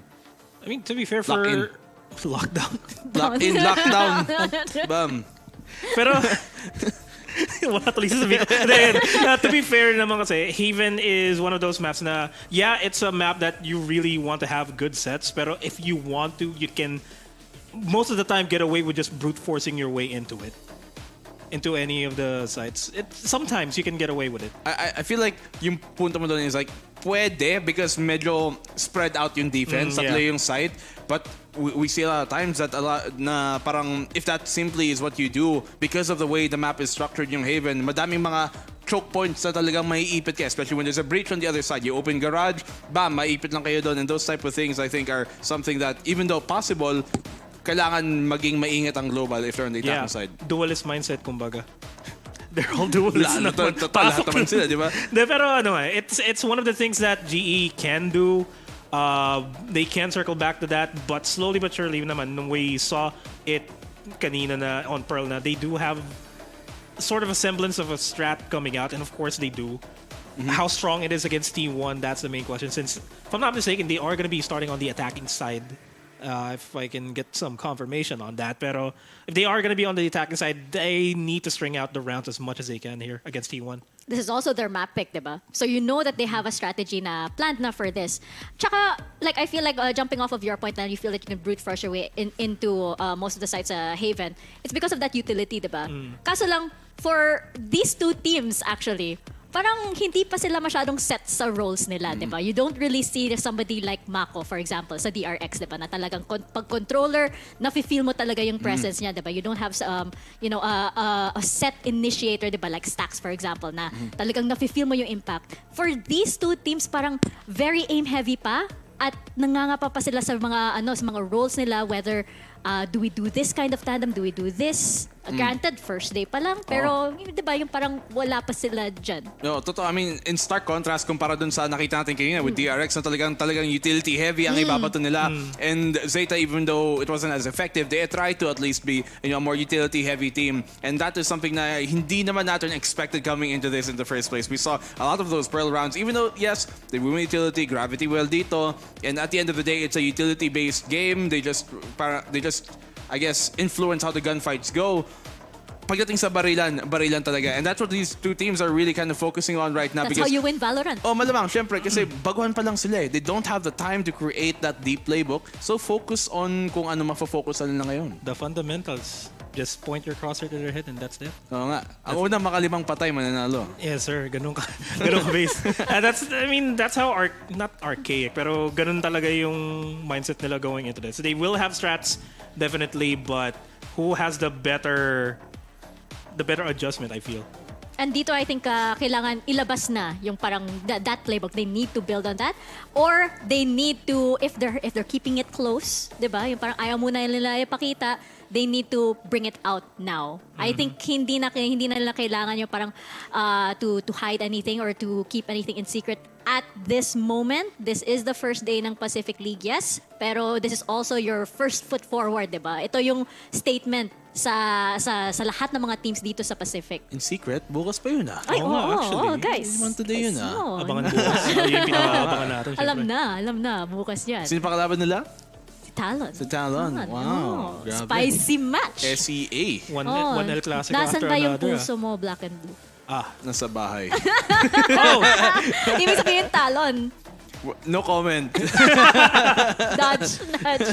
Dodge the bullet right there, my friend. I uphold my right to silence. You plead the fifth. I plead the fifth. Ayaw muna. Pero buti na nga, wala ka bukas, di ba? Oo nga eh. Yun. So, May wala iba pang- akong... So guys, itag nyo si Black and Blue sa Twitter Bakit? para malaman yung yung sagot niya. 'Di ba? Saan ba talaga siya? Team Secret or sa Talon? Medyo Nako. mahirap yun. Nako, yan na nga Saan eh. yung puso't isipan mo? Sa laban. Parang kahit sino manalo, ako pa rin talo Ganun talaga. Nandito na tayo. Balik muna sa series natin between T1 and Global Esports. This is map number 2. We are heading into Haven. At ito ang map pick ulit ng T1.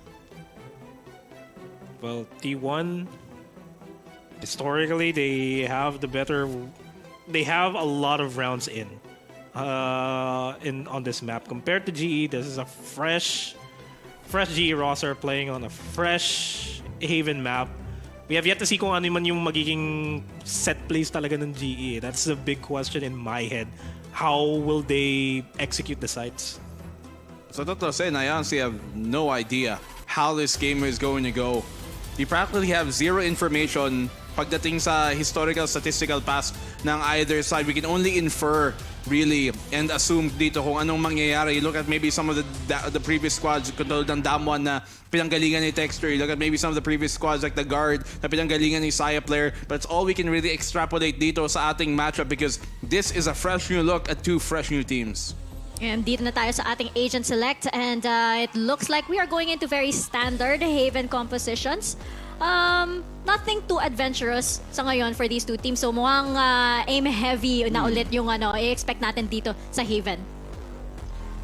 Well, composition-wise, big change up here dito para sa either side. KO plus Sky dito para sa Global Esports, giving them a lot more re-hit power dun sa mga flashes na, but they don't have as much information gathering as T1 na may Sova. They also still have that hard hit potential with that Omen Paranoia combined ng fault line dito galing sa breach ni Carpe. So it's a very big stark contrast. And when you look at the composition, a lot of times one of the biggest counters to a KO is that breach, especially on a map here like Haven. And that is, I think, the big mismatch dito para sa Global. I feel like Global really wants to go for the aim duels with the composition that they have. They really want to hit the sites as hard as they can, as fast as they can.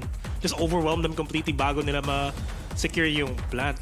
Looks like GE really wants to hit hard, no? Especially with that KO. Ilan ba yung manonerf niya kaagad, di ba? Yung Killjoy, all of the utility ni Sova din. So, I feel like Global Esports, they really want to take the fight to T1. Kaso lang, yung T1, ito nga yung map pick nila, ano kaya yung handa nila para sa Global Esports? I mean, if you look at the opposite, diba, ang Global, tignan mo naman ang game plan nila dito. Napapansin nila na medyo na-out utility sila. So, anong gagawin nila? Papatayin natin yung utility, i-turn off muna Pantay natin. Basic muna natin, at saka barila na lang ang aabutin. Plus sana handa ng T1 yung mga shades nila kasi tatlo yung flashes na meron yung Global. Oo, pipikit ka na lang. Pikit monitor na lang. Pikit monitor. Well, nakita nga natin sa map number 1 na minsan di naman kailangan ng T1 na makikita kung kung saan sila nagbabaril, di ba? Actually. Diba? Puso lang yan, di ba? Anticipation, di ba? Puso lang yan, oo. Oh, alam nila. Kung tama yung reads nila at makikita natin yan dito sa Haven. Let's throw it on over to our casters, Azurai and Honeyclays.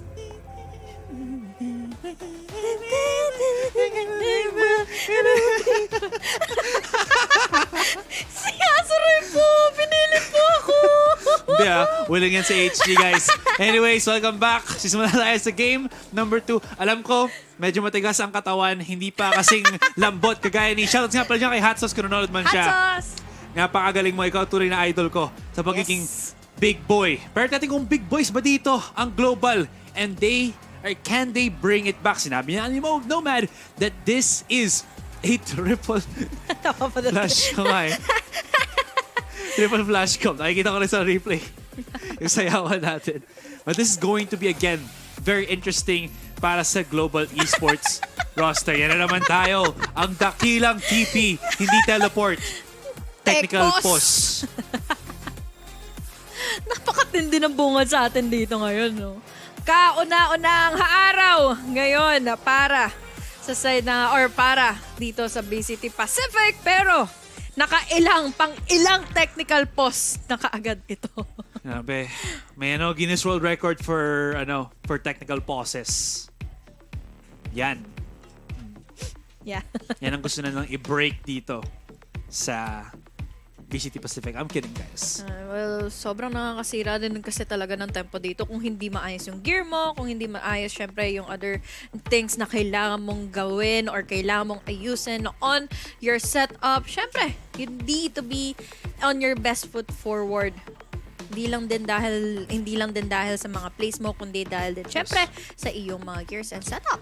I'm looking at the players na meron dito ang global and mukhang hindi sila nag-switch out ng kanilang roster for day 1. Again, hindi ko nga entirely sure kung kasama ba sila SK Rossi ngayon sa Actually, career. Pero alam ko na confirm na nakasama na sila eh. Feeling ko din nakita ko siya on Kasi I Twitter. knew that they were having some difficulties with regards to kung paano sila makakapunta sa Korea, but alam ko na naayos na na-confirm na somewhere. I can't remember who told me that, pero we should be able to see the entire roster of Global Esports. So if we're under the assumption that that is the case, what is the primary decision ngayon ng Global as to why they wanted to do something like this? In any case then, kaya sa mo HG, nakakasira nga talaga ng tempo ang ganitong klaseng sitwasyon for either side, to be honest. Kasi nandun ka na eh. You are really going or you are really ready na in may ibigay yung comeback potential na meron kayo earlier in Pearl. It was a 13-8 scoreline. Nakita natin kung paano sila really na they're just really pushing down the limits para mabawasan nila dito yung opportunity din naman ng T1 na makakuha na nga kaagad ng match point nila. But then, na-hindered down sila dito by just the place din mismo nila Saya player, and then there's answers coming in from Munchkin. So, masasabi mo talagang pwede sila dito makakomeback, pero namananaig pa rin kasi dito yung nagiging chances or yung nagiging place kasi dito ng T1, especially the times na nagkakaroon sila dito ng mga multi-kills. And again, yung disconnect na meron ng ang Global Diba, Esports yun pa. texture, struggles I think or it's the issue that we had nung sino ba yung kinas natin na ganun din yung issue? Kalimutan ko to. I think that was during the open qualifiers ng VCT PH. Open quali. Sino ba yung nakaskod nun? Actually, check ko lang muna yung stats. Nakalimutan ko na Sige. yung pangalan nun eh. So, bali, habang nagabang tayo ng mga stats, we're just looking forward sa kung gaano ba kadami dito na play around na ng Global Esports itong Haven na ito. They're just winning it out to a 63% laban dito sa 61. So, almost the same. Pero ang problema kasi dito is different set of players ang nandito ngayon for GE and T1. So, it just really goes to show kung magpapatuloy ba sila dito sa ganitong klaseng format sa kanilang nagiging win streak ngayon. Dahil ngayon, nakita natin kung gaano ba kalinis na naman ang T1 earlier sa Pearl. Yeah, ayun. I think sila When was this? I think day 1 ng open qualifiers. So kinas namin ni Raf split yung looking for sponsors sila Abaddon. yung ex-Abaddon versus Vipers Can. I think yung Vipers Can sila Shintaro. Even though he was doing well with the rest of his team, hindi makapag-follow up yung team na yon. And what is interesting about that nga is it's kind of the same issue that we're seeing right here with Global, and that is a widespread issue for newly formed teams talaga, especially one that has very little history together kagaya ng Global Esports. Again, sana if they kept majority of Global's roster na, with SK Rossi, Lightning Fast, Hell Ranger, and the other ones. Sinakapan. Oo. Like, that would have made sense kasi at least alam nila yung tempo and everything. But this one, again, very newly formed. Alam mo, may ano pa eh. May ano pa sila, may time necessary para ayusin yung mga issues. Connect the dots. Exactly. Thank you.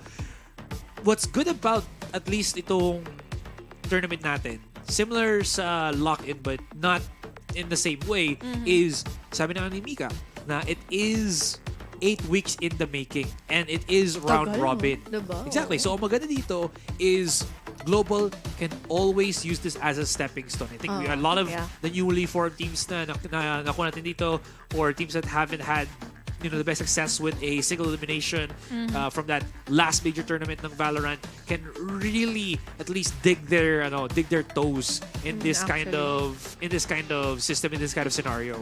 Pero hindi pa rin naman naging masama dito yung unang araw ng GE, dahil yun nga, yung first game nila, even though we are witnessing and experiencing a lot of tech pauses, nakita naman natin that they are really formidable. They are there.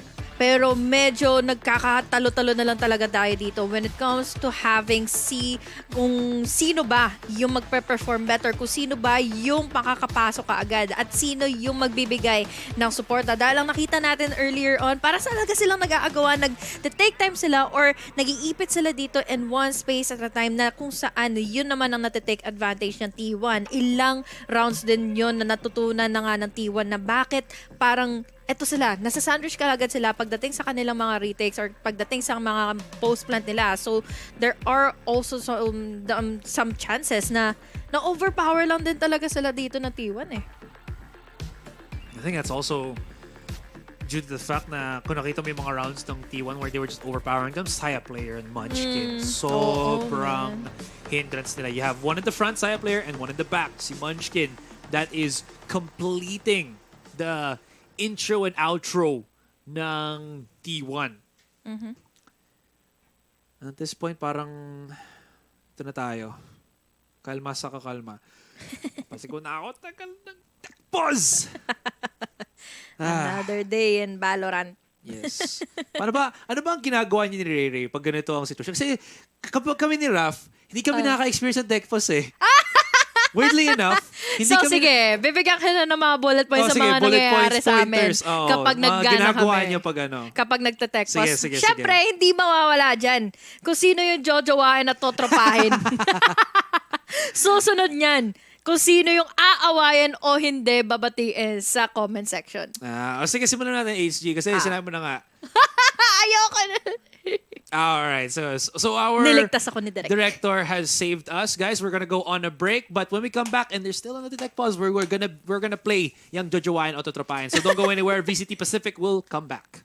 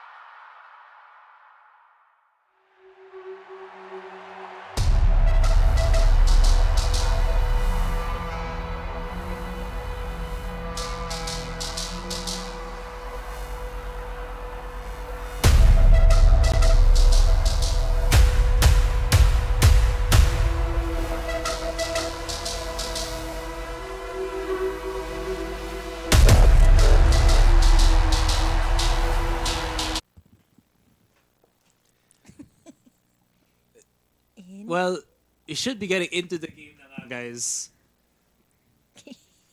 Hi. Hi. We're back. Hi. Sorry. Ano tayo? Welcome back nga pala sa ating technical pause.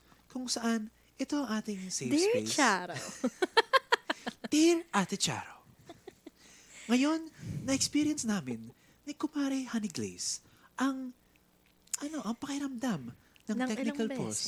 beses na technical pause na dulot sa atin ng mahiwagang Ray-Rakers. Ang kaisa-isang sumpa na ibinigay sa atin ever since day 1 dito sa VCT PH Broadcast. Alam mo, Ray, kung nasan ka man, matulog ka na. Alam mo, alam ko na bakit tayo nagka-Ray-Rakers eh. Nag-chat pa rin siya sa chat natin Nagko-comment eh, di ba? Oo. Guys, yun nga, i-mention nyo nga si Ray Ray, bakit nyo ginawa sa atin to? Bakit mo kami isinumpa? Nagsimula tayo ng alas 9 ng gabi. Alam Sa mo, game alas 2. 9. 9. Kasi 9 is 9. Okay. Alam mo ba't ko pala natatandaan yun? Kasi may movie na pangalan 9 before eh. Yeah. Yung parang Hindi ko puppet lang ba yun? maalala kung anong niya. Oo. Pero tatandaan ko na na parang meron nga movie na gano'n yan. But, yeah. Ito na nga, yung chat na nga natin. Nag-chat Ray na Ray, naman. lubayan mo kami. Grabe. Kung pwede lang kami may ialay sa'yo, Ray Ray, para tigilan mo na itong pagkukulam mo sa amin. Ano bang ginawa natin kay Ray nung nakaraan? Oh. May nagkahawakan ba? Tinawag ko lang siyang red flag. Ayan! Nakita ko yung tweet! Tinawag mong red flag. O ano ngayon? Pati ako nadamay, di ba? Kita ko yun, yung chat mo sa Twitch. Oh my God, ayan na nga. Ito ang kapalit. Red flag pala. Overtime na 7 times. Meron din TP7. Tech pause na 7 times. Uy, grabe. Nangyari na ba to before? Dati, 'di ba, isang buong matagal na tech pause lang. Yun lang naaalala ko. Pero dito, man, 3. Ilan na to? Wala, hindi ko na mabilang din. It's been Tama na. It's been a long day without you, my friend. Hasaray, alam mo na ang dapat na gawin. Gusto ko pa lumipad HG. Humingi ka ng pasensya kay Ray. Ray, pag ano ng laro natin, yung tech post namin, nakalamin mo na yung Utang na loob. Nakailan na kami dito. Mag-alas 6 na hindi pa kumakain ng tanghalian. Ay, ng tanghalian. Yan. Ng tanghapuan. Hapunan. Hapunan. Hapunan lang pala, sorry. Tanghapunan. Hindi tanghalian. Ay, yeah. Kamusta ang lahat? Alam. Wait lang. May nakita akong mga nagko-comment kanina eh. Mag-shoutout na lang tayo. Kasi diba may checklist tayo kanina. Kailan laban ng TS? Tapos na. Di jokes lang. Bukas, guys. Bukas pa laban ng... Maglalaro po ba si Gian Sanity? Yes. Si GN Sanity na nasa North America, guys. Maglalaro para sa Pilipinas. Maglalaro para sa Pilipinas at dito sa Asia Pacific. Just woke up! Humingi ka ng pasensya. Kumuha na ako ng pagkain lahat-lahat, hindi pa rin nagsisimula. Ayan na. Sorry guys. Ray kasi. Mawawala ang aming boses kasi kailangan namin mag-take ng break. Pero tandaan nyo guys, nag-sorry na ako kay Ray Ray. Nagkaroon na ako ng aking summoning spell. Ray Ray, anyways guys, intay muna tayo ng onte. Pasensya na po. And we'll be back after another break.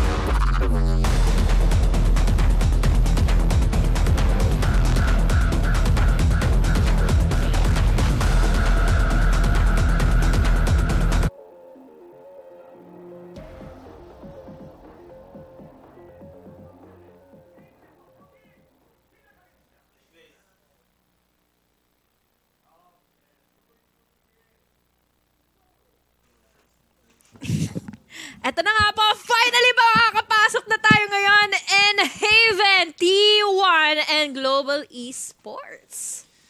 Yes. Sa tinagal-tagal ng ating inabangan, inantay, finally magkakabakbakan na muli sila. We have T1 who's already here na pwede na nga nila dito mai-2-0 itong game na ito, itong series na ito. Pero syempre, titingnan pa natin kung papayag ba ang Global Esports. Gusto ko lang sabihin pala na napaka-sarap na sumipsip ng Red Bull habang napano tayo na, siyempre, ano ba, uminom? Lagok is gak eh. Mabilis eh. Sip-sip is, gano'n lang eh. Anyways, HG. Sorry na guys, kasi napunta tayo sa land of the TP to Tech Post.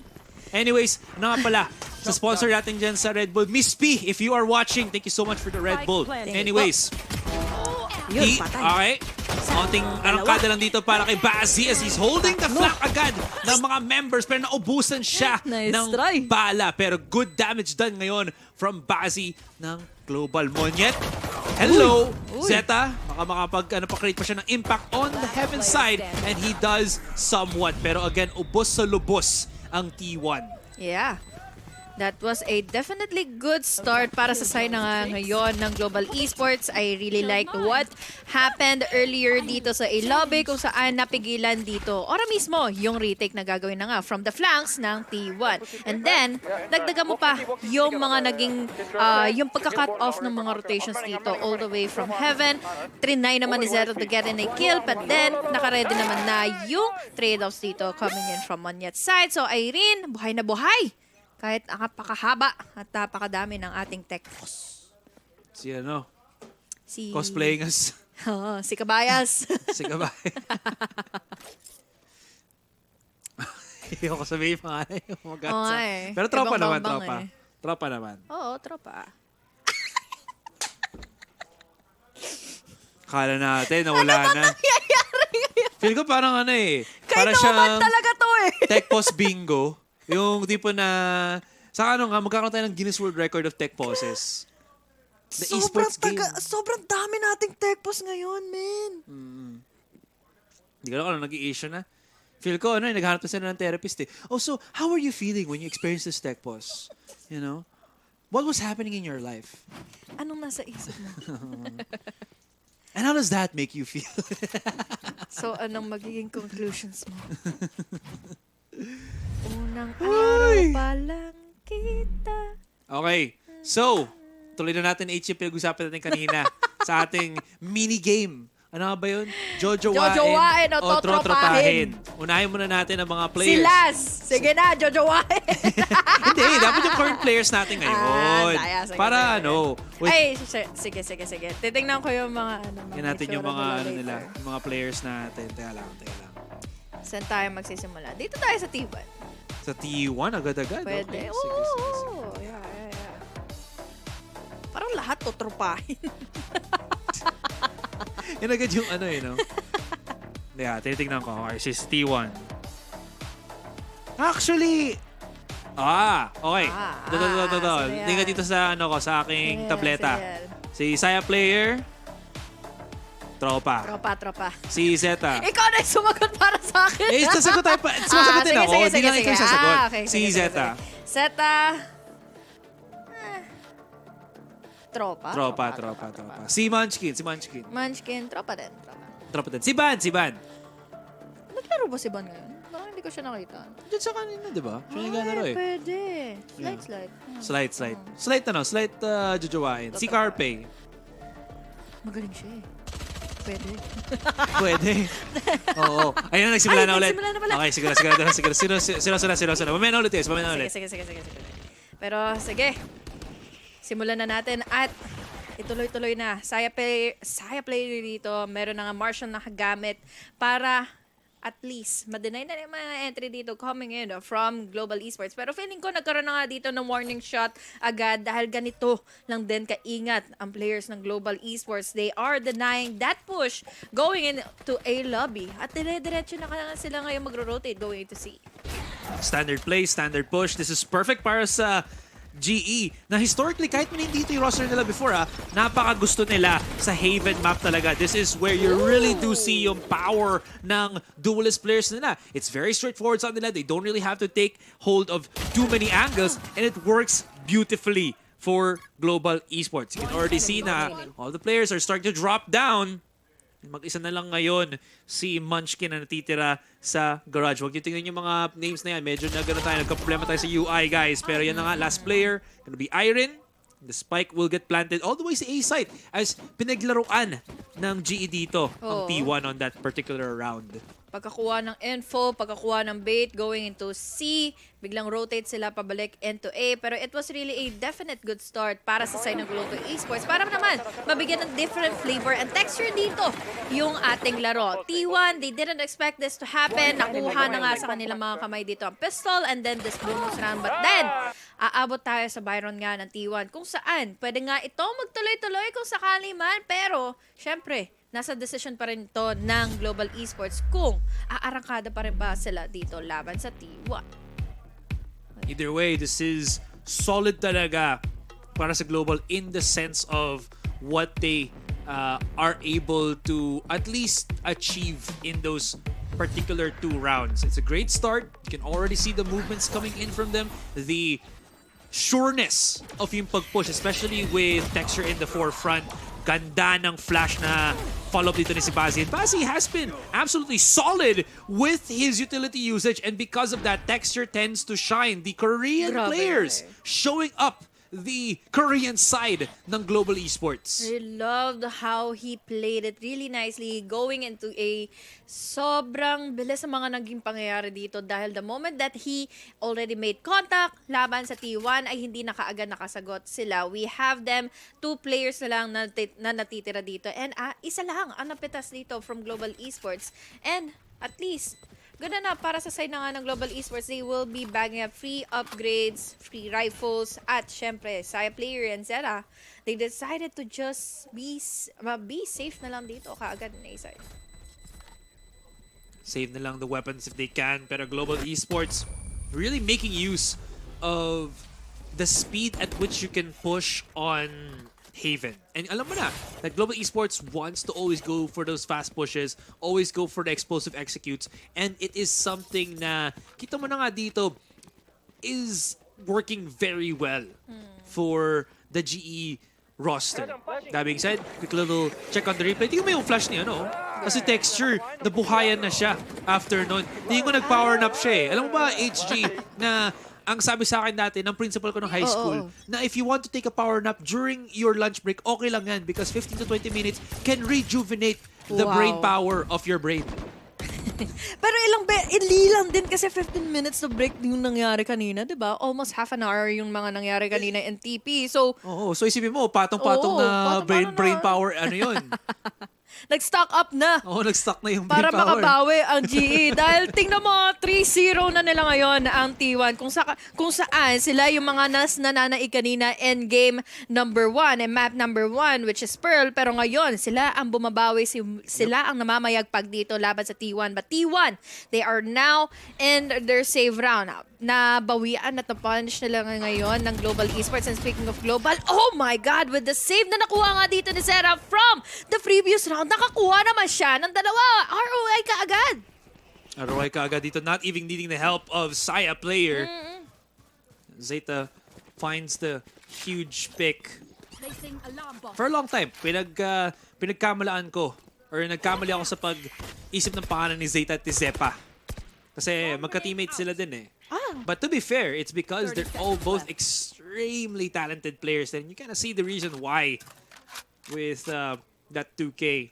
In any case, the readjustment for Global for the moment will be just to hit the A site. Pero Iron making the noise all the way at the back of B. That's the exit mentality playing for Iron right now. And it should be working. Pero si Zeta na naman. Zeta all the way. Ban gets picked off and Zeta now knows 2 versus 1. No time for Iron dito. And Zeta could be getting the other ace of the day kung hahabulin ito ni Iron. Pero Iron also plays very conservatively. Saves the weapon na lang for the next one. Kasi alam nila, Global Esports, they have the money. They don't really need to overcommit. Yung mga buys pa naman dito ng T1. It's just an eco. It's just the sheriff. So, really, really good enough for them to see or for us to see that T1 na they're just really making it sure na hindi naman talaga sila mababawian dito ng GE. Magiging palo-palo pa rin naman sila dito. They have finally in the buys. But then again, it's just full-on commitment din naman dito sa arsenal ng Global Esports. They still have enough eco, they still have enough guns, firepower, but now, will their momentum be enough para makapasok na nga dito in A? Dahil nag-aabang dito si Carpe, there's also Munchkin ready enough to use these utilities. Pero, ito na nga, Concuss, malalaman na nila kung sino yun nandito sa kabila. Irene daw, makakakuha pa rin naman ng kill laban kay Munchkin. And now, this is just all up to Carpe, pero hindi pa rin siya nag-hit ng shots. There's texture though, but Saya player was able to take down onto Monya. Mats at least gonna help them out, pero grabe si Irene dito. Something awoke with the Canadian player, guys. Lockdown even utilized just to slow down the pace of the retake even further. Global Esports talagang pressing yung advantage nila dito ngayon, HG. And I think at this point, it's just going to have to be cut losses na for T1. They just have to give it up. Saya player does get the tame, but no one's gonna follow up on him. No one's gonna try to chase them down on spawn since meron pa siya si Ban and Zeta to help him out. In either case, I'm not really a big fan of Saya trying to look for the picks kasi even though he might be able to get it, damage to the shield and his weapon right now, I think is a very risky proposition para sa T1. They need as many things that they can fall back on coming into that next round. Ay, lalo na't ngayon, hindi na mapigilan muli ang Global Esports. We see here yung mga pushes na talagang nagiging matagumpay para kay Texture dahil there has been really a layering system for the side of Global Esports. We're talking about here how they utilize and their utilities. Tapos, yung pagpwesto pa dito nila Monyet for the secondary frags. And Texture is just landing in the shots. Kasama niya dito si Irene. Look at them, carrying the team 2-7 and 6 frags kaagad under their names. But then, Global Esports, it's still the Byron na rin naman na for, or still enough ego para naman to go with it para sa side na nga ng T1.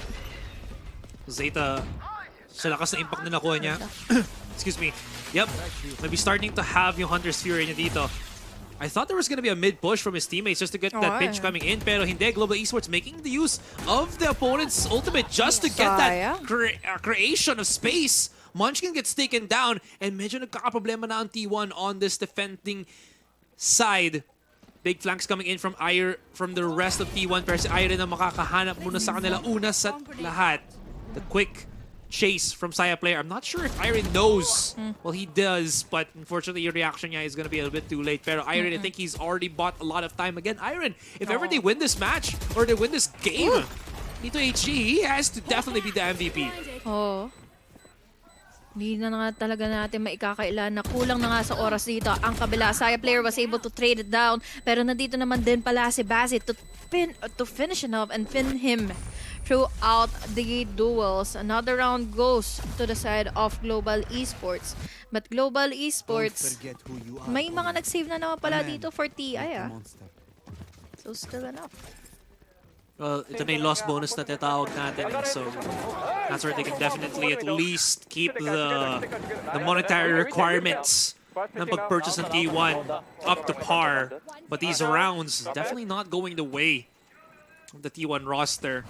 Naiipit-sikipit na sila dito. I'm not sure why this is happening. From what it looks like, the setups look supposedly to be working para sa T1, but Global Esports are so fast on the uptake na hindi makahanap dito ng space eh. Saya player, that's a risky proposition. 1 for 2 is gonna be what happens dito.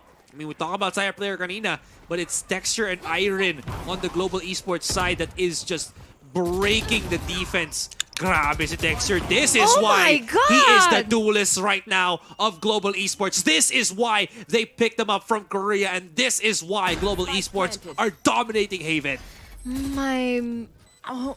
It's just really overwhelming to see the Texture is just really landing in the shots. Na overwhelm niya na rin dito ang T1. Hindi na nila kaagad alam yung gagawin. Kahit meron na nga sila mga buys, it's now down to a 1v3. Pero makikita mo naman na ang nakukuha pa dito ni Texture yung kanyang ace. It's 6-1 already. Really dominating this one. Laban na nga ngayon sa T1. And T1, even though that they have some strategy na gusto nila ditong i-change up yung pace with Saya player going in for that push all the way from A long, going into A lobby, nakakuha siya ng isa. Pero ano ang naging cons nito? Ano yung naging risk? Nakakuha naman ng dalawa. It's 1 for 2 trade-off for Texture left alone doon sa round na yun. At nakuha niya pa nga yung ace. 12-3 for this guy. Global Esports, where is this coming from? I don't know. Lots of tech pauses. Timeout pa. Timeout pa. Ayan. Ay, nako. Hindi na natapos. Ano talaga eh. Nag-charge up ang Global Esports eh pag ganito eh. And I will say ngayon, HG, T1, this is a smart use of yung take a breath option nila na binigay sila for this particular matchup. They look so strong, so different nung Pearl, but come into this one, ibang klaseng animal ang lumabas sa Global Esports. Si Iron at si Texture working side by side. HG, my goodness. This is so difficult for T1 to recalibrate themselves at this point. Hindi ito yung mga nakita natin kanina ha. Basing on their performance on map number 1, it's just really looking at how comfortable they are here in Haven. Pearl is technically almost new of a map. Bago pa lumabas dito yung Lotus. Yes. Isa ito sa mga nagiging threat for other and the rest of the teams na meron tayo ngayon in Pacific. At makikita mo naman na Global Esports, biyasang-biyasa na sila dito sa mga rotate, sa mga nagiging pushes nila at kung paano nila babalik ta rin at kukuhanin yung mga adjustments dito against T1. Now, they're willing to push here in A after placing down the smokes. Magiging successful nga ba sila pagdating naman ng retake dito ng T1? Man. Well, retake for T1, excuse me, hasn't really paired off too much para sa kanila. But this time, they do have Munchkin with that lockdown. Pero ito, this is the GE way. Take the fight to the T1 roster. Iron's timing is gonna get caught by Garpe, pero it doesn't even phase Iron at all. So now, tignan mo ang T1. They have to deal with Iron first. Pero syempre, he's gonna wrap all the way around. T1 doesn't know this, so they're gonna have to push forward. Pero grabe naman ang timing. Where did that recon dart come from? That is... Actually, where did that recon dart come from? I think that was from ZETA on the other side. But that still leaves the 1 versus 1. And Bazzi, all the way on short. Grabe. This is a turn of events, a flip of the switch, and yung momentum ng T1 na wala, naglaho parang bula. Wala talaga yung nakikitang backup coming in from Munchkin, yung mga holds niya to deny those entries, at nakikita mo nagkakatagpuan talaga, nagkakakonect talaga dito yung mga nagiging pushes, yung mga nagiging strategies dito for Global Esports. I'm looking at Irene. Nakikita ko yung mga pushes na ditong nagiging lason laban sa T1 ng T1. Hindi nila ito masolusyonan. Nakuha nila dito for once, pero after that, ano yung naging turnaround nun? Buy time for Irene. Buy time for the rest of Global Esports na makapag-reposition, makakuha ng magandang kill laban dito sa T1. And it all makes sense dahil ngayon, nakukuha nila yung gusto nilang mangyari. 7-1. Impact auto Saya player dahil nag-back away siya kaagad. Saya player's been spotted. Alam na nakapag-dash na rin siya. Saya needs to keep hold of A long. Napakatindi na masyado ng collision ngayon ng Global all the way through the A site. So they have to play this. Global, they've been trying basically every site and it's been working pretty much flawlessly every single time HG. Swarm grenade out. Palipat-lipat nga lang eh. It's either A, kapag may nakuha silang info dito kung sino ba yung nag-aabang, they will be trying to get info din naman mula sa C site. Kapag nakita naman nila na this is an open opportunity to gather and to take over B, yun na nga kaagad ang uunahin nila. Pero ngayon, naramdaman nila, nalaman nila kung nasan ba dito nag-aabang si Saya player at hindi siya nagwagi dito, just being sneaky enough, hiding from the enemy's cloudburst. And now we're down immediately to a 1v4 situation. Look at the positioning from Dexter. Hindi niya pa ginamit. Okay, he's gonna get cleared out by Munchkin though. Free weapon to be picked up, pero there's the delay tactics for now. Patay. Nako, kinain ng buhay ng fragment. But they have to actually force the fight dito kasi it's too risky. Beautiful flash altogether from Bazzi and Global Esports. Really dominating the opposition ngayon. They reverse deja vu. HG. Grabe sagot ito from Global Esports. Talagang dinadire-diretso lang nila. Umaarangkada sila dito every time that Saya player is just really opening up, or rather, we have Texture open up the site. Tapos, dagdagan mo pa yung mga naglalapag na mga utilities against the side of T1. When it comes to the retake, hindi sila makasagot na maayos, hindi sila dito makapag-reposition na maayos to make sure na masasanjo sila dito ang Global Esports. By then, wala na namang pera ang T1. Yeah, but everything that T1's trying to do to just recuperate yung loss of map control nila has not fared out at all. HG, Ban and the rest. They're trying to coax, I think, Global Esports to play in a lot closer. That is actually working in favor of, well, Global Esports. But then, even if mabagsak dito si Saya player or si Texture, it doesn't really matter. In any case, though, 2 versus 2. Isa na lang natitira. That's gonna be ZETA only having yung Stinger. He realizes this, can't really play that long angle, backs away. Pero look at that, last pulse ng kanyang recon dart, spots out 2. Gives crucial information for T1. ZETA repositions, wants to play the close angle. Pero syempre, this is a angle that both players can actually try to clear up. They line up beautifully for him. The damage done, look at how low Iron is. Even if nakapistol lang si Munchkin on that frenzy, napaka-doable ito para sa kanya. Nagkasalisihan nga lang daw. Akala niya magtutuloy-tuloy na siya dito going into A, pero the possibility is we have Irene already going into B. Sayang nga lang kasi walang alarm bot ditong available for T1 to use and to get an info. Pero kahit naman na gano'n, kahit na meron, we still have him all the way from A site. Now, buhay na buhay pa rin naman siya. Kompleto yung buhay niya. Pero then again, ano ba yung hawak niya? We only have him on the frenzy. katapat niya dito si Irene who can even make a clutch happen at mukhang magkakatagpuan nga sila dito. Let's see kung magkakanik kaya shots for Munchkin or kung makakaramdam ba siya. Pero unfortunately, nauna siya ngayon ni Irene. 1-9 Global Esports. Ito yung hinahanap-hanap natin kanina from them. Hinahanap nga natin kanina. And then some pa. Grabe ang ability ng Global dito to just bring it back. And Irene, sinabi ko na nga sa kanya, that he is popping off HG. Pero ibang klase ang timing niya din. Look at that.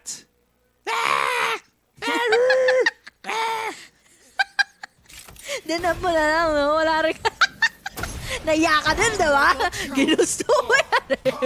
Pero mas gugustuhin naman din natin dito yung bawi, yung pagiging worth ng buy dito ni Sai player with his operator dahil makakakuha siya ngayon ng isa all the way from long. Munchkin is still inside of the side. Carpe was able to take down ultimate from Ronsky. Mahahabol naman ni Carpe kagad kung nasa dito lumilipad si Texture and they were able to take down Ronsky out of the question as well.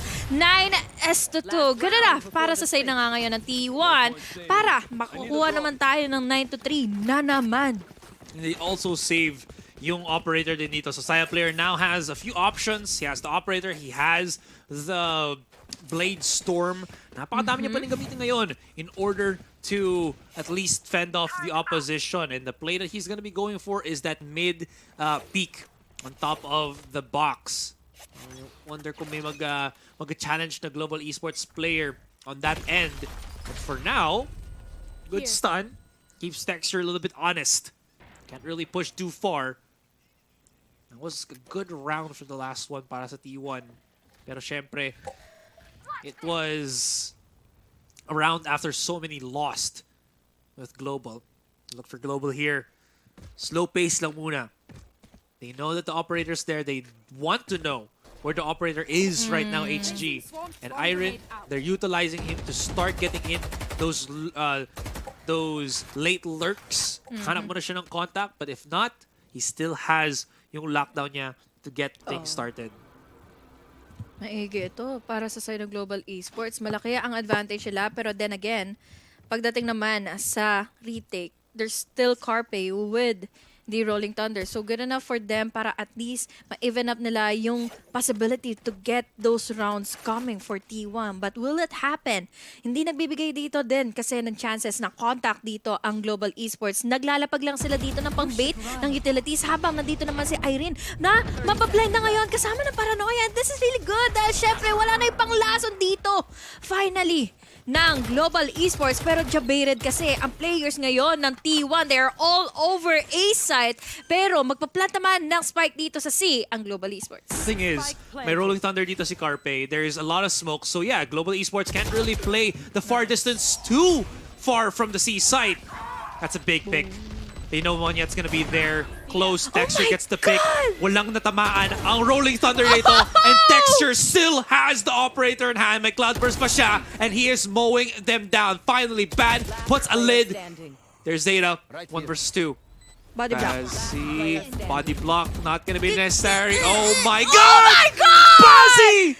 Tattoo! Last microsecond na lang ang natira and he still hits the beat. Alam na alam niya yung headshot angle. So he was conserving bullets and just systematically tapping away dun sa spots na pwedeng i-defuse dito ng T1. That was a really beautiful push mula na nga sa Global Esports. Pero balikan muna natin dito ang ating mga panelists kung paano na nga ba nangyari ang ating first half.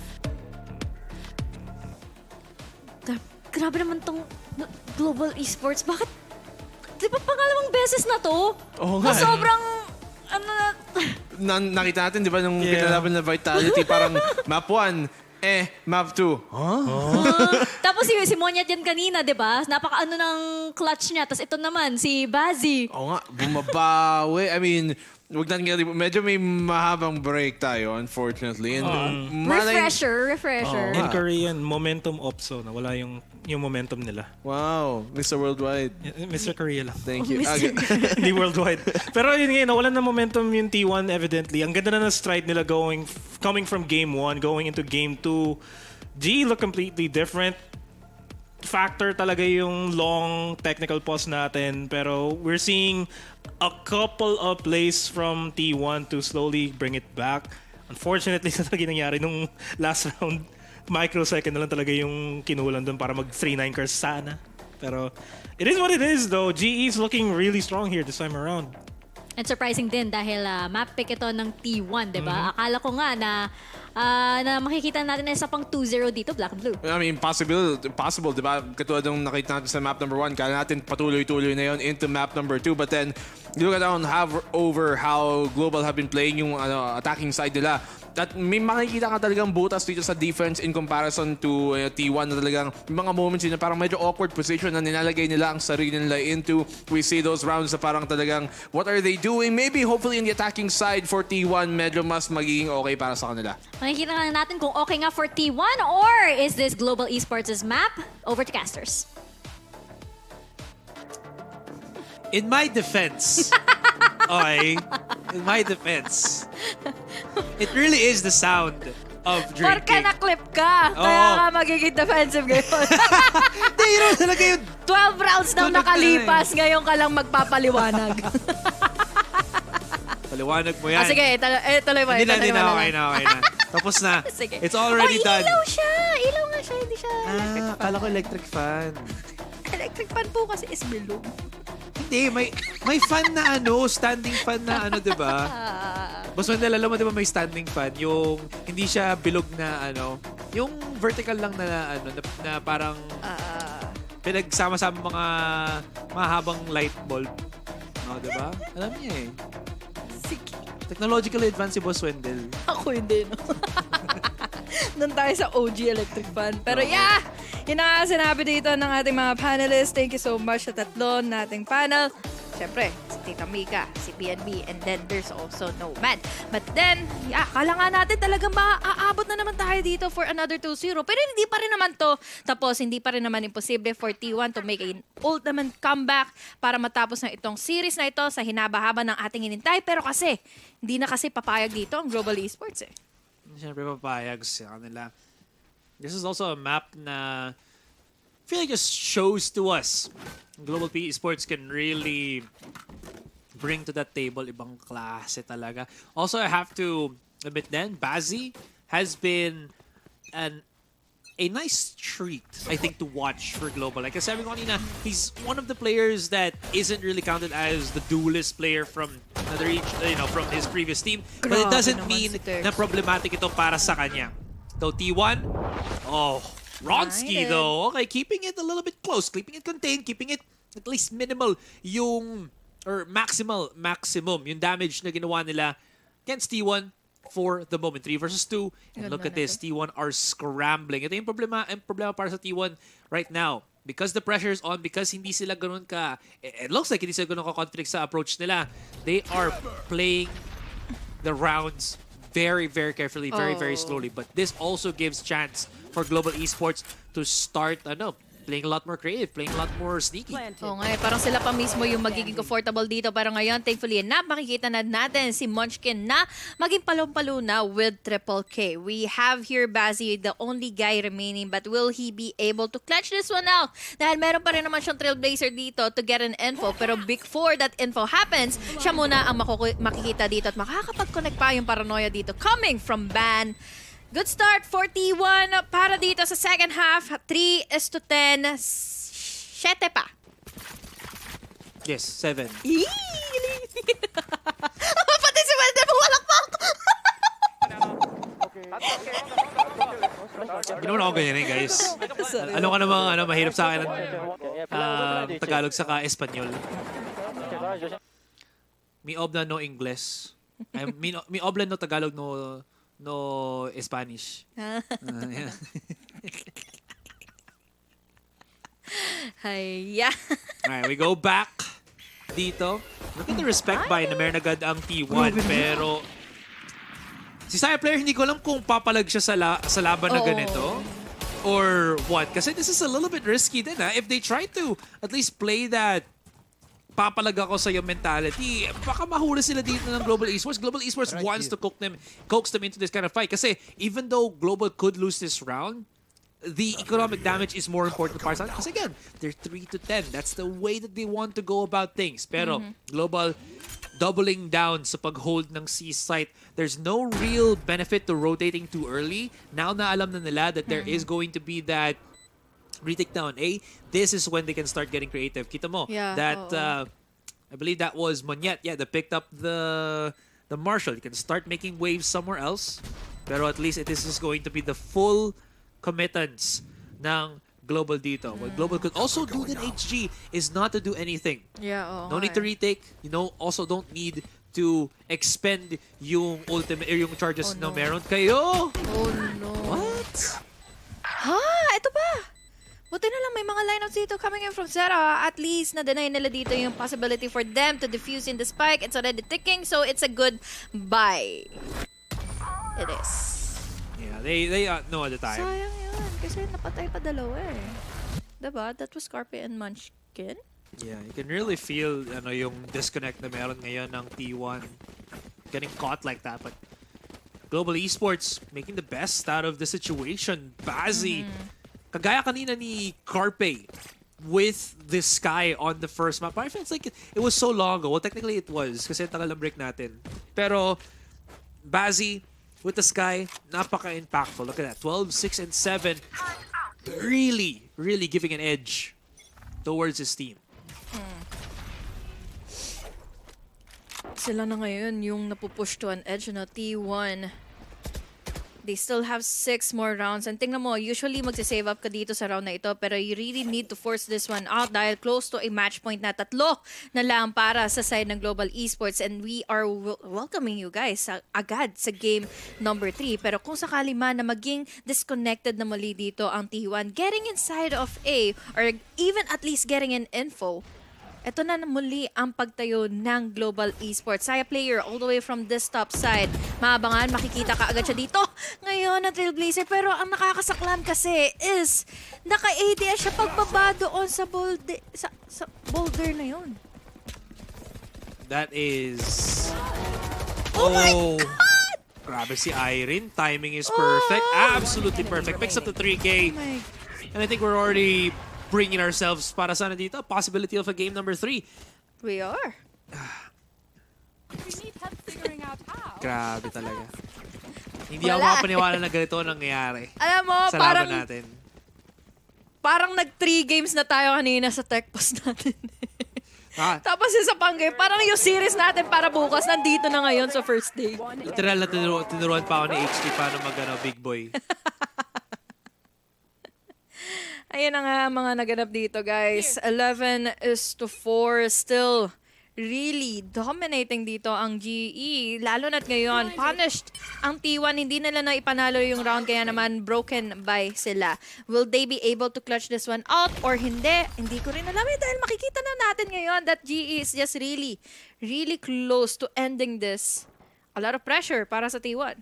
So far, there hasn't been a decisive round win dito para sa T1. Every single round, even the ones that they've won na, have been absolutely shaky dito. Saya player just can't find anything. Texture as well as si Irene. Sobrang locked in na nila.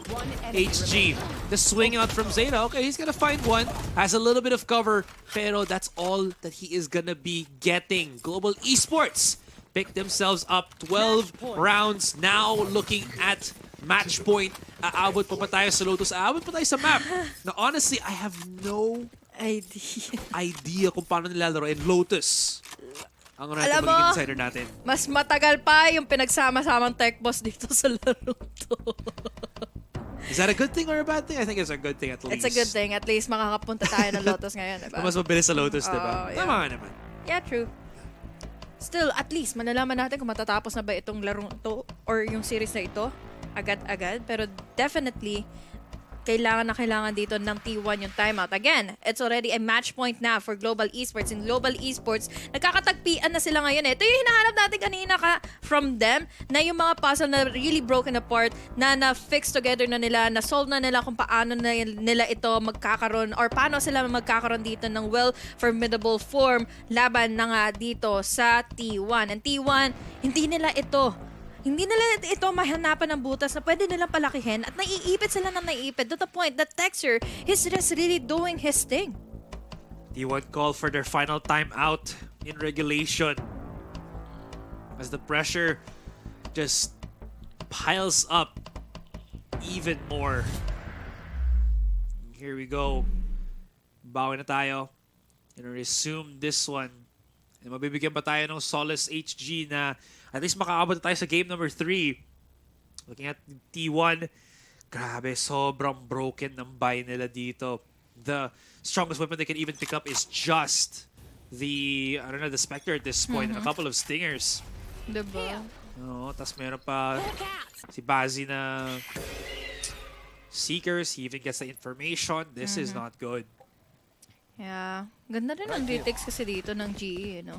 Pero bukod pala doon sa retakes kasi, napapanimulan kaagad nila ito ng gusto nilang mga pangyayari. Dahil si Texture nakakakuha ng initial frags and then yung mga entries ay biglang nagpo-fall na kaagad para sa side ng T1. Katulad na lang nito dahil nakakadalawa, may get 3 para kay Texture, kaya naman nag-pop in na kaagad siya. Dito na Blazer gets in for 3 players down agad. Mahuhulik siya ngayon dito ni ZETA with just the Sheriff at yun na nga kaagad ang katapusan dito ng Haven for T1. Global Esports will be pushing this to a game number 3. Game number 3. And Texture, former of Dam1 Gaming. We saw, or rather haven't seen him for a good chunk of time then HG. Gets picked up by Global, and it seems like he hasn't missed a step at all. Ano siya eh, talagang ramdam mo yung his ability to perform. Look at this Texture highlights na nakikita natin ngayon on the Haven map. Ibang klase talaga ang pinakita niya. That as well as si Irene, next level. Definitely was. Nakita ko yung round na yun kung saan it was just a classic pala na gamit dito ni Texture, and then he was able to amplify or even utilize that Vandal mula sa kalaban niya. Kaya naman multi-kills after multi-kills ang nakukuha niya lagi dito against the side of T1, at hindi man lang siya dito ni minsan na na-shutdown at kahit sa second half, doon natin nakita the Texture, lalo na dito sa round na ito, it's just really clean. Yung operator niya hindi nabitawan mula sa round na yun. And T1, at certain points of these rounds talaga, they look lost. They look like they didn't have the proper setups to deal sa Global Esports ito, even if they had the agents to do so. Grabe talaga ang pressure na nabigay dito. And because of that HG, alam na natin, aabot tayo sa game number 3, and Lotus will be our final destination, our decider match dito sa ating best of 3. Tanggalin na natin sa utak natin yung tech pause na yan, because now we've reset the clock, we've reset the series. 1-1 na sila, and Lotus is the last to go. Napakalupet ng mga naganap kanina, kaya naman panindigan at pakinggan natin ang mga host natin ngayon para na nga sa mga ilang sandali bago tayo pumasok in Lotus. Thank you very much, Asaray at Honey Glaze. Ayun, T1, picks Haven. Ano nangyari? Just to go straight into it kasi ako parang... It's whatever happened that game, T1 kalimutan niyo kung ano nangyari doon. Kasi parang sinabi natin kanina na halftime, the momentum is gone from T1. Yung ako na momentum meron sila kanina sa Pearl, it's gone. GE looked completely different. Texture was popping off that entire game. Despite the fact that T1, ang ganda na sana ng mga sets nila, they didn't have any really notable plays in that second half, first half, both halves. Yeah. Grabe yung mga mapa natin dito, di ba, Nomad? Parang kung ano pang pinili mo, dun ka patalo. Di ba? T1, they picked that map number 2. Pero at the very least, since medyo mabilis naman natapos to, all things considered, parang relasyon lang yan, di ba? Kung mabilisan lang, kung mabilis lang siya, tapos natapos agad, parang, sige, papabayaan ko na yun, magbibitawan mo. Move Pero on na kung kagad. close game, matagalan, tapos biglang dun pa nangyari, dun yung mahirap maka-move on para sa map 3, para sa sunod. So at least dito, for T1, GG go next, they can reset themselves and move on, forget about that, go on to map 3. Wow. Diba? Sumingit pa ng mga hugot dito, Oo. Pero tama ka, Ano no? oras na kasi? I do think na It's that time of the day. It's that time of the day right now. it's we're going to day 2. We're going to day 2. Pero ayun nga, no, they need a complete mental reset at this point kasi naramdaman na natin, no, yung bigat. Syempre yung tech pause nakakaano din 'yan. Oh. We have to acknowledge it kasi naputol talaga yung momentum nila, 'di ba? And ayun, on the side of Global Esports though, good job kasi naka-reset din sila. Kasi kahit na let's say na kahit na isang side or isang team na nag-call ng tech pause, yung momentum din nila napuputol din, 'di ba? Kaya lose siya. Yeah, pero yung pwede natin tignan dito, complete reset talaga tong Game 3. Not just because nag-reset talaga yung laro natin, but because it's a great unknown for these two teams on Lotus. Hindi maganda yung performance ng GE sa Lotus. We haven't seen T1 play Lotus. Up in the air kung sino talaga mananalo dito. It's a poetic end to the series. I mean, we saw that loss to Bob versus Vitality from GE. T1, relatively unknown, same as Haven, but I think the real big thing here na tamaan nga is kind of like the mental also ng T1. Pag tingnan mo nga, attacking side of theirs, we're hopefully expecting that maybe they can do better than the defensive side. Pero sobrang uncoordinated nila. We see executes na parang paisa-isa. Una si Texture, tapos yung pangalawa si Aaron, tapos yung pangatlo. It's not one big hit. At that point, it kind of tells me that they almost kind of gave up. Parang if I wasn't able to hear the comms, pero kung makikinig ako, I would assume na ang maririnig ko is kind of like silence na lang at that point. You know you're down so much. You kind of want to move on to that next map, and hopefully for their sake, since what happened dito sa T1, makaka-move on nga sila. And once again, that reset which we keep on harping on about for this series is super important because that's the only thing they can rely on right now. Tsaka nakita nga natin, no, ang ating MVP for this map si Texture. Yeah. Absolutely right. This guy was popping off. And on the side of T1, nakita lang natin siguro si Saya player had some great moments against Texture. Pero tuloy-tuloy kasi yung momentum nga ni Texture, 'di ba? Pero yung T1 at some point you saw them, ayun nga, mabigat yung feeling eh. And going into Lotus, they have to put that aside. Yeah, a lot of things has to be put aside there. Even more so for Saya player and Munchkin since they didn't really show up no map 2. Just the main theme what we have right now is just reset. That's a summary from what we have here. Pero I think I kind of want to ask then is who's got the better edge in Lotus here for both of these teams? Because again, it's up in the air. I'm kind of having a hard time trying to figure out kung sino sa kanila yung magwawagi dito sa ating laban dito sa dalawang kupunan natin ngayon. Well, at least yung global tournament setting-wise, may experience nga sila, di ba, playing on that Lotus. Pero that also works counterintuitively against them, knowing that kung ginawa naman nila ng homework dito, yung T1, may VOD sila, may napag-reviewan sila, at they know how global play this next map on Lotus. But question is, do they stick with that same comps? We saw that there were some moments nung kinalaban ng Vitality doon on that Lotus where you can see some shines of brilliance that could come on out pero hindi talaga na full-fledged na naipakita nila. And maybe this time, since medyo nakuha nga nilang momentum sa kanilang side, this could be where they finally show that, hey, we can play Lotus too. And not to mention na at that time, nandyan si SK Rossi. They had a different side of their roster, di ba? So medyo iba din yung adjustment nila dito eh. So I still think na kahit na may konting strategies dyan yung global, it's still clean slate dito para sa dalawang teams na ito. On the side of T1, I think that yung parang going into Lotus na sobrang bago for a lot of teams here. It's their chance to really show that if they are an aim heavy team, yun na lang. Take the fight to them, 'di ba? Yun na lang yung gagawin nyo if you cannot kung wala pang siguro masyadong malawak na playbook yet, then why not just take the fights, take the aim duels? Fight fire with fire yung pwede mangyari na. I agree, it's a possibility. If Carpe actually would be able to set up plays when he goes in on this fight, if they're ever going to be on the attacking side, if Carpe sets it up for Munchkin and Saya player, this might be a T1 game.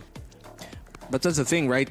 Carpe, knowing just kung gaano ka siyang parang bago lang talaga dito sa Yeah. pagko-compete sa VCT, he wasn't able to set his teammates up nor himself up during that entire game. Bottom frag of that match, 5 kills only to his name, 14 deaths, and 3 assists as a breach. That is unacceptable. And knowing na nakita naman natin na napakalakas niya nung nag-sky siya dun sa map number 1 on Pearl, not able to replicate that success on a more utility-heavy initiator and agent like the breach, and seeing as how maybe moving on forward, they might try and replicate that pagdating dito sa Lotus. I'm not too hopeful right now for T1, but I want them to prove me wrong. I want them to show that with the kind of young talent na meron sila, na yung mental fortitude nila ay kaya talagang pumursige sa mga gitong sitwasyon. Oo nga. Actually, we did good point to note out that, you know, we saw a lot more teamwork from Global Esports. Tama ka dyan, Black and Blue, na nakita din natin ng mga pang questionable plays na from T1 na paisa-isa. Meron din na parang siguro you're in a position, 'di ba? 2v1, you're in a position to take the fight, pero paisa-isa yung yung pasok eh. So wala pa yung synergy that we were looking for. Yung parang siguro sa first map, it was really just the aim duos that we were talking about. Pero yung teamwork, yung essence of what makes a Valorant team great, what will make a Valorant team really pull through to this VCT Pacific, wala pa siya dyan for T1. So, it's a little bit worrisome. Yeah, it has to come down to the synergy between these players, especially since we can infer na hindi masyadong malalim yung playbook nila, which means they have to play by the book on what they really already would come into this game knowing, right? You know, there might not be necessarily anything too, I guess, contrived or anything too super talagang malalim o malawak masyado ang playbook nga nila, but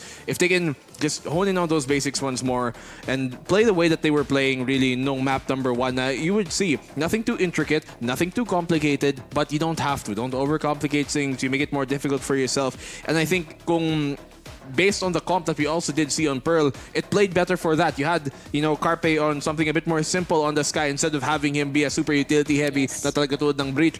And if they continue that, katulad ng ginawa nila sa Pearl, if they have him maybe on something a bit more palatable for a player like him, a new player like him into the Valorant competitive scene, edi baka nga may ulit nila ang success ng map number 1 dito sa Lotus. Yeah, and on the flip side though, GE Texture waking up, that's kind of scary if you're T1, because Texture has already played against some of the members of T1 and he can relay the information really clearly for GE, and they've seen how they reacted when they don't have momentum. It's quite possible na wala pa ring momentum yung T1 going into this matchup and they can capitalize on that. Pero just the raw fact that GE is fully awake this time around, that's scary for T1. Definitely. Isang big change din na T1 has to do. Perhaps they have to rotate, put intro back in. Kasi nakita din natin na si Ban, konting out of sync din siya eh. May mga questionable rounds na he had an advantage tapos he wasn't able to pull through, di ba? At alam din natin na siya ata yung nag-iisang NA player, NA player from T1. So there might be a bit of that disconnect. Perhaps sub-intro in. Maybe. Pero for the now, meantime, may outro pa muna ata tayo. Yes. Outro na muna tayo! And we will be back in just a few with map number 3. Nadala ako sa sa idea ko eh. We'll be back with map number 3 in Lotus.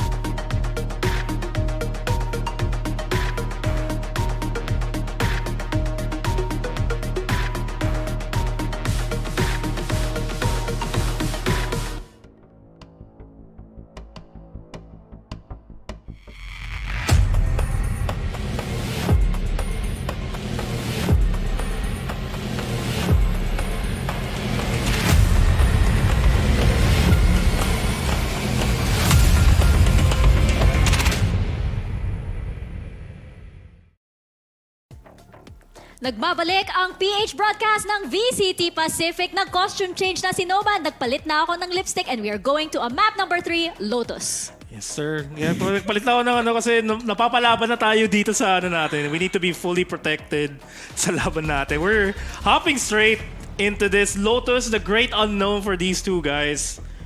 Two teams. Natakot ako sa'yo. Ba't ka natakot sa akin? Hindi ko alam. Anong balak mo sa akin eh? Do not be afraid. Are you my protector? Carp is back on the sky. Just go back to the default. What's fixed, what's not broken? Back to basics. Back to basics it seems. And Ban will still be in for T1. Mukhang si Intro ay baka umuwi na siya. Outro na sa intro? New comp Umatro na dito. siya. New comp dito para sa Global Esports. They swap Bazzi into the breach this time over that sky. They still have Monyet on this controller, but they remove the KO this time around galing Keronski. Instead, they have a double duelist. The last time nakita natin, they only had Dexter on the Jet, but they have now the Raze as well coming from him. And I really want to see kung paano mangyayari dito. We don't normally see a Raze plus Jet combo dito sa Lotus. Yun na nga, I'm not sure if this is a comfort pick coming from Global Esports or kung may konting strategy ito na let's say, ayun nga, it's different from what we saw last time na wala si SK Rossi, wala si Lightning Fast.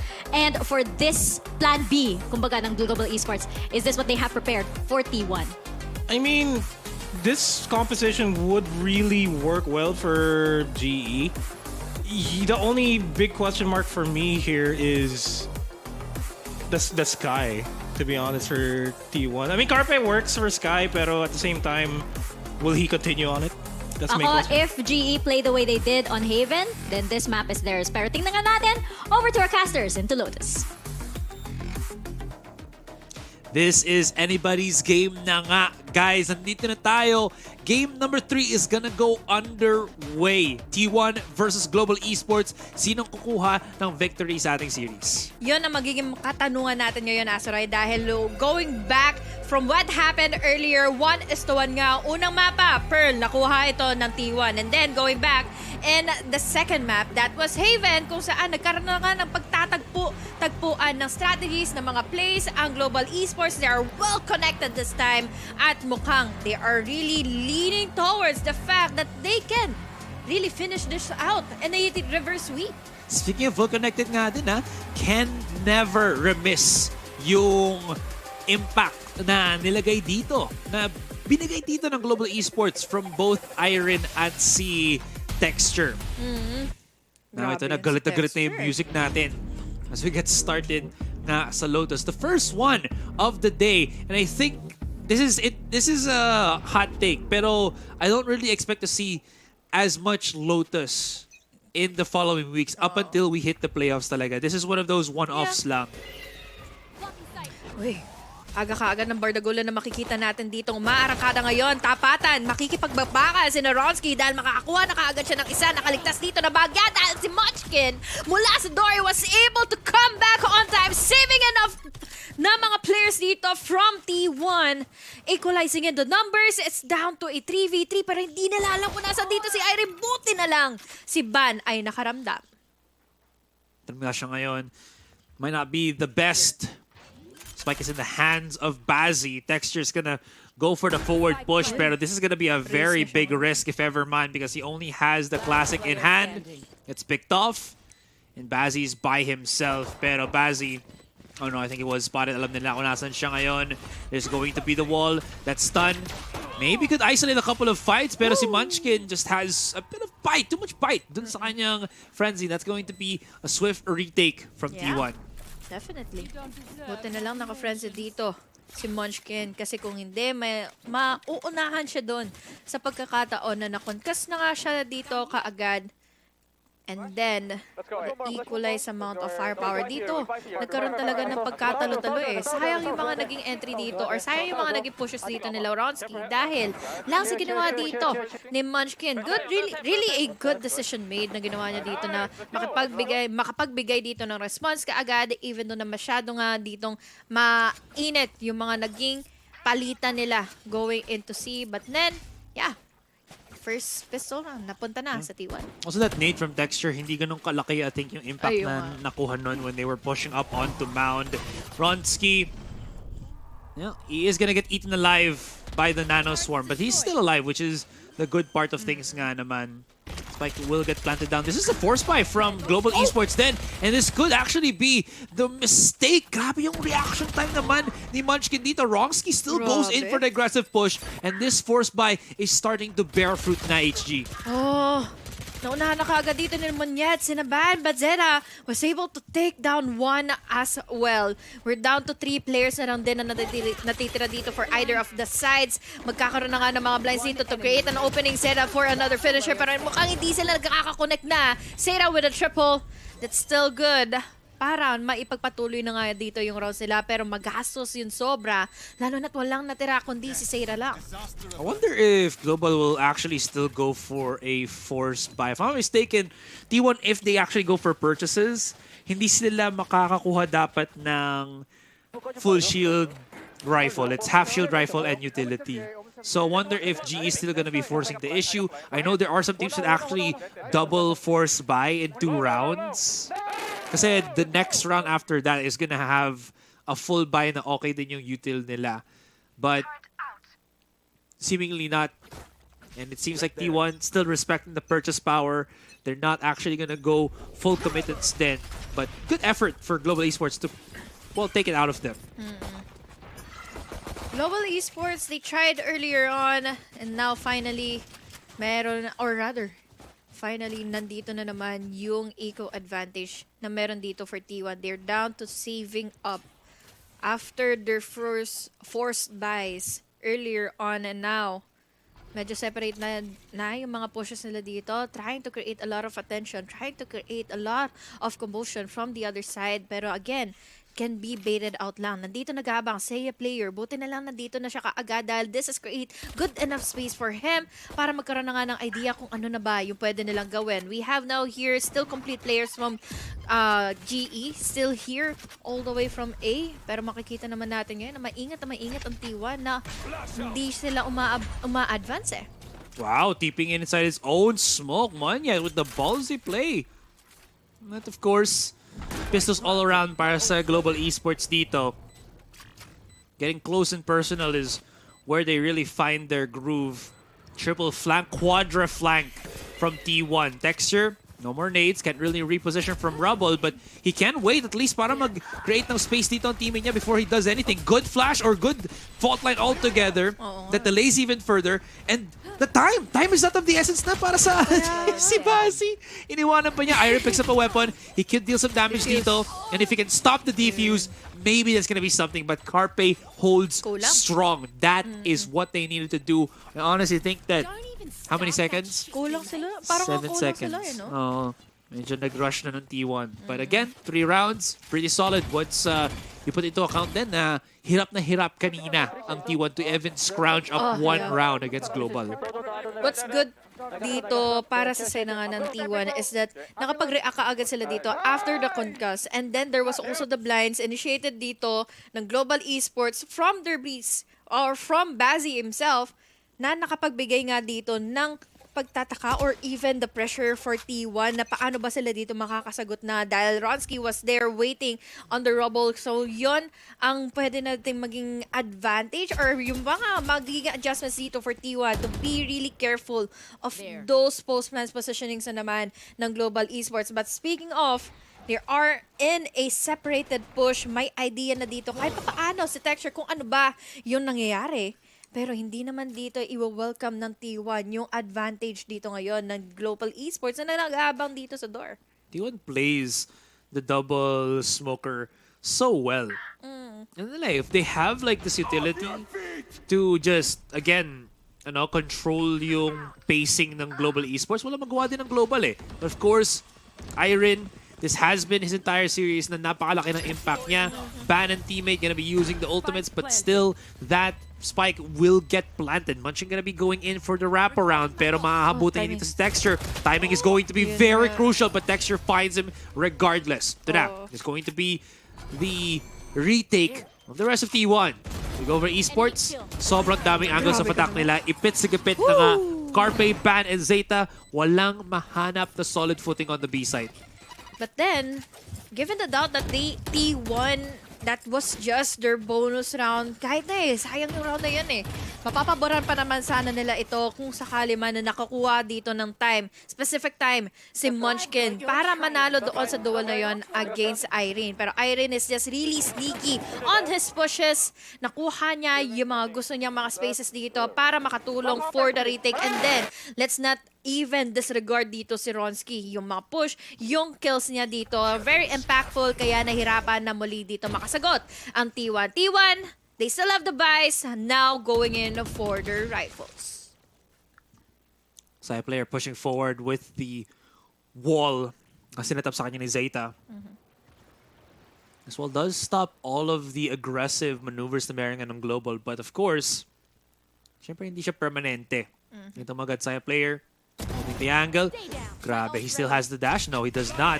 He's gonna get flashed out. No, he's not even flashed out. Pero Bazzi deals with him regardless. HG, 1-for-1. But this is huge para sa attacking team natin because now they cleared out the A side. They might not know that no one's there, but this is huge para sa kanila. Pero out of nowhere, Ganon. Ban able to track Monyet beautifully through the smoke. Definitely.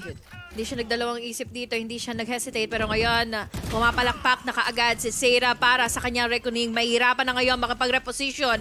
Global Esports, paano ang kanila magiging desisyon? Dahil iba't ibang angulo na ang inaatake ngayon para sa retake na ginagawa ng Tiwa. Pero hindi pa rin pala ito magiging sapat dahil nga umarakada rin naman dito si Bazzi, Irene for the finisher. 3-2, one more para ma-equalize na naman ito in this first half. Great call para sa Global Esports na, okay, nag-put sila ng wall up. What's really going to be the biggest issue para sa atin? We wait for it, we re-peek it, we clear up the angles, and oh boy, did they talaga.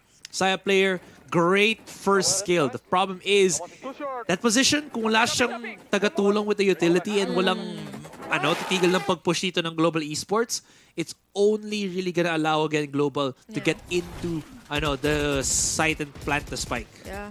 What I also like about dito sa Global Esports is kang kanina in the first game hindi natin makita na there is always a follow-up. May sarili-sarili silang mga mundo, sarili-sarili silang mga egos dito to play inside of Pearl. Pero ngayon in Lotus, they're covering up each other's backs. Kaya pagdating ng retake dito ng T1, even though na nakakuha sila ng 3 rounds in the making in the first few halves, sila yung nahihirapan pa rin. Nakikita mo naman din yung mga push, yung pag-create nila dito ngayon na space. Ronsky, dominating in 2 players agad from T1. Oof. There's something I actually forgot to mention, and I think the panel has brushed up on it obviously, is Texture is on the raise while Ronsky and Sinapa holding as that jet once again. Kaya sabi mo, the egoists ng Global Esports, all of them understand how to play the duelist. And right now on the attacking side, where alam pa natin na some teams or a lot of teams still having difficulties playing the defensive side. Now that Global has understood the assignment, alam na nila, they're passing the vibe check of Lotus on attack. Mas okay ngayon ang tempo ng Global. Oo nga. Crossfires are really happening. Yung gusto nilang maging timpla, going in with the plays, ay talagang mas gisadong-gisado na para sa side ng Global. And to the point na hindi talaga nila dito pinagbibigyan. Dito agad si Munchkin. Narinig kasi kaagad kung paano ba siya dito kumuha ng orb. And now, that is an opening once more for Global Esports. Zeta was able to take down 2. Carpet naman for another. That is a good answer dahil pangatlo na kaagad ito para sa pangalan ni Zeta ngayon. It's all up to Bazzi. Hindi pa nga niya napaplant and yung spike. Muntika pa siya dito makagat at 7 Lions. Nadaanan pa dito kaagad ng dumidiretsyong cascade. Pero ngayon, haharap sa kanya si Zeta para makakuha na nga siya ng pang-apat niya. 4-3. Still looking good for T1. Man, where did Zeta pick up that that sequence of kills? Hopefully we can see that for the POV ni Zeta then, because isa-isa sila nag-C-repick. Tingnan mo naman yan. Si Munchkin, he had the audacity to pick up the spike from that. Anyways, here comes the highlight from Zeta. Okay, that's why one by one they started peeking him. Solid holds all together. If it wasn't for Zeta, I don't think we might have been seeing dito T1 still keep the lead. Actually, yeah. Problema rin pala yun ng Global Esports. Nag-isa-isa sila pero ngayon isa-isahin na naman sila dito nila Munchkin. Rolling Thunder para ma-deny pero na-pushback nila kaagad ang T1 na bumalik sa kanilang site. We have here Irene na nakipaghabulan. Si player is already down. Munchkin with his turret was able to take down Ronsky. Irene dito ngayon. He created enough space here in B para makapag-plant at makover up na kaagad nila dito yung B site. But the Seekers are just giving an info kung nasa na nga ba sila altogether. Oh my God, what a fadeaway shot. Anyways, they're reopening the door once again. Alam dito ng Global na syempre may mga gagaling na naman sa doorway. Especially dito sa ating B-Link. Bando, timing is beautiful. Talikod nga naman si Irene and Monyet. All the way from Indonesia, 2 versus 1. No chance pa para magpakita siya ng kanyang capability. Pero this time, Monyet succeeds. Monyet shows us how the monkey style works. Oo. Ganun naman. Alam ko na. Natawa lang ako kasi out of nowhere. Pero yeah, again, Monyet, I really miss this guy. I love seeing him play really aggressively. I love seeing him bilang pillar dito ng Global Esports. Ngayon, nakukuha niya yung tipong siya yung clean up, siya mismo yung cleanup crew dito para sa side ng Global Esports. Once na makita nila na meron na nga dito opportunity, sina Ronsky, sina Bazzi, makakuha ng site, makakuha ng space for them to plan in the spike, siya na dito ora mismo makakakita din ng opening for himself. Now, still has the buys here for T1, but the entries for GE, ito ba yung mangyayari na muli in their favor? Okay, Ban now utilizing yung kanyang Viper Spit. Pushes back the rest of GE. Because GE can't really risk the fight at least for the moment. Napakadami na-push out ng ultimate na ito. But at the same time din, does leave yung Link a little bit exposed, especially if it's opened up. Saya player, wala pa siyang value on that operator ever since, but this time, he finally finds one. Step in the right direction. T1 pushes it back. Now, Global Esports have to readjust. Flashes? No adjustments whatsoever. It's still the committed push. Good use of the Cloudburst and the Dark Cover para makapag-push up dito. Ronsky, he wants to go for this pick. He wants to go for the kill. And he is fearless dito, HG, in trying to pick that up. ZETA has the ultimate, uses the Reckoning to push everybody back. Iron now holding the positioning against Ban. Oof. Tatlo na lang ang natitira dito for GE and it's literally looking good. Nakita mo naman kaagad dito yung positioning crossfires para sa kanila. It's down to one member. Monyet na naman ang natitira pero mapipick out siya dito. Nilasaya player all together with the rest of the 4-man standing here for T1. May lead na naman dito ang T1.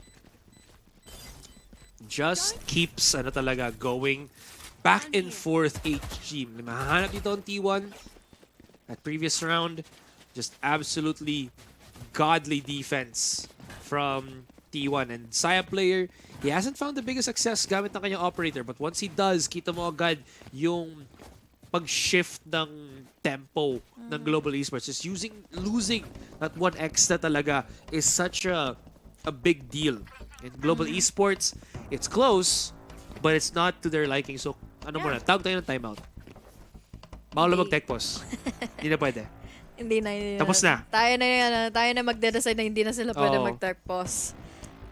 Global Esports. Alam mo, ito yung much more better off an performance for both of our teams right now kasi kanina laging namumuno ang T1 and then there's Global Esports na sila lang din yung nakakakuha ng very minimum tides against T1 and then T1 here nakikipagana lang tag of war na lang sila dito ng Global Esports. I love how it is such a really good tempo para sa double duelist natin dito for Global Esports. There's Ronsky, there's Texture. So kung hindi man dito nagipabor yung entries coming in from Ronsky, there's always the cleanup or there's always another pressure pa naman na gagawin din dito na Texture. And Texture, he's just really clean on taking his shots and taking his spaces para dito na ma-dominate nila laban sa T1. Again, Texture, it took him a game to start getting into the groove of things. Nagkamali lang siya ng onte sa Sa Pearl? Yes, No? sa Pearl. Doon talaga siya na, nabuhayan sa Haven. Hindi pa siya tumitigil Yeah, dito oo. ngayon. Look at that. He's still... I mean, it's 5-7-2, pero Texter's job isn't to really get the frags. It's to get that, the crucial map control. Okay. Flash doesn't find anything, pero doesn't stop T1 from setting up this wall. It's not really gonna also stop yung pag-set up dito ni Bazzi with the flashes. And tingnan mo, dito HG, Global actually put their own smoke dun sa A main because they want to actually go for this pitch. I love this play. Munchkin will have to use his ultimate. Ipit tuloy 8 siya. seconds. I don't think... Will they actually try to plant the spike in this situation? Medyo risk to, So the lockdown was destroyed with the, with the... Molly. Ronski does go a little bit too deep. 4 versus 5. In Global Esports, the call was... Honestly, not too bad. Pero Ronski overcommitting, overreaching might hurt yung chances ng Global. Oh, yung retake dito, maabangan nila kagad. Buti lang na naka-shorty dito. Laban kina Bazzi, and it was really a really bad decision para sa Global Esports na pinilit nila yung B. Yes, wagi sila for taking down lockdown para maka-plant sila safely inside of the site. The swarm grenades are also there. Hindi naman nila pinush yung defenders mo nila, yung space dito, 41, na hindi sila makakuha ng magandang retake. But then again, pagdating naman doon sa pagpasok ng mga players from T1, from that door, naipit pa rin naman sila. So, the crossfires didn't happen in GE's favor. So, T1 still going in with the lead. Going into the lead 6-4. Honestly, this is much better than what I was expecting ngayon.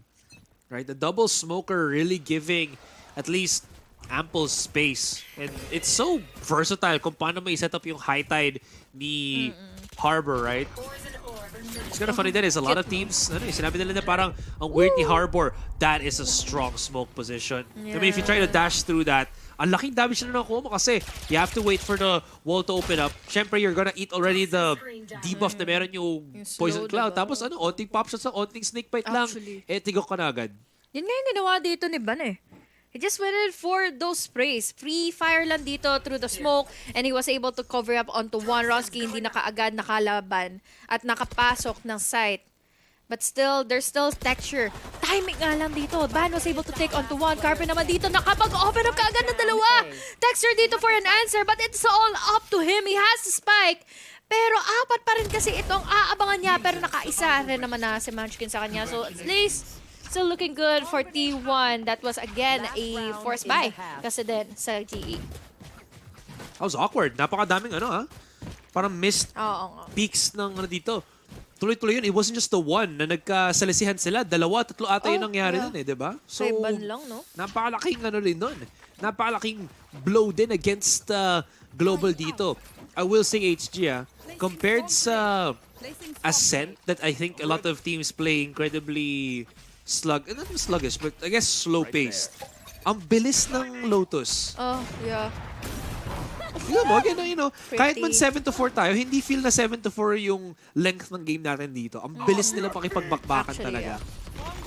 Ngayon, binibilisan na kaagad nila yung pag-entry dito dahil nandito na nga kaagad yung Rolling Thunder. Walang natamaan, pero Munchkin is going in. Binilisan niya din yung pagkuha dito ni Ronski, pero Monyet was also quick para makakuha ng trade. It's down to a 3v3. Numbers really do matter at this format dahil ngayon nagkakalabasan na kaagad ng mga ulti. Seekers will be failing from getting an info together with that Trailblazer. Pero hindi pa rin sila nakakapag-plant ng spike. Inuna pa rin dito ni Carpe na makapag-pick pero hindi siya nagwagi. Texa though, may ibit siya dito pero possibly pero hindi siya dito ipupush ng mga titira from Global Esports. But what's good in the hood is that we have your ZETA still alive. Buti nakapag-up ka agad dito yung wall niya. Kundi mauunahan talaga siya dito with operator shot from Irene. He's still on the site. He's not even deciding to rotate around if ever man. Nako, nabulag pa siya nung wall. I was wondering nga rin kung bakit nag-play slow yung T1. It was because hindi pa na napaplant yung spike. Yeah, Nag-back off exactly. dito si ZETA also calling back his own teammate. And now we go into halftime. And of course, hosts, kayo muna mag-usap dyan. Okay, casters. Okay, kami na muna. Sige. Relax na lang muna kayo dyan. Sabi mo, Lods eh. Get cast. Pero yun nga, mukhang T1 has decided, okay, tama na to. We'll finish this right now. Iba yung pace ng T1 compared sa previous map. Ngayon, they're taking things into their own hands. They're taking initiative. Parang nag-roll sila ng D20 and they rolled the natural 20. National 20. National 20. Grabe yung pagka-aggressive nila doon.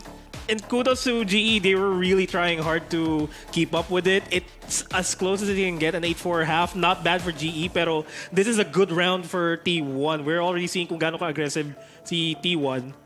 Even despite the fact na they are still trying to open up the place na pwede nilang gawin. Yeah, it could have ended 7-5, diba, by all means. At nakikita nga natin na finally, there is no team without the T. And they're playing as a team. Yung mga trap setups nakikita natin, like towards that C mount a while ago where they had like a triple push there and they waited na pumasok muna yung GE tas saka sila umatake. Those type of things, when they play coordinated, dun ang talagang pinakakalakasan ng T1. And I love that they're finally bringing it out dito sa map 3. I also like these very aggressive defenses, no? Parang bagay na bagay sa sa T1 ito. Pero now that it's going to switch at attacking naman ang T1. We saw how minsan parang medyo alanganin with this attack. So we'll see if they can pull through dito sa Lotus. Casters, babalik sa'yo.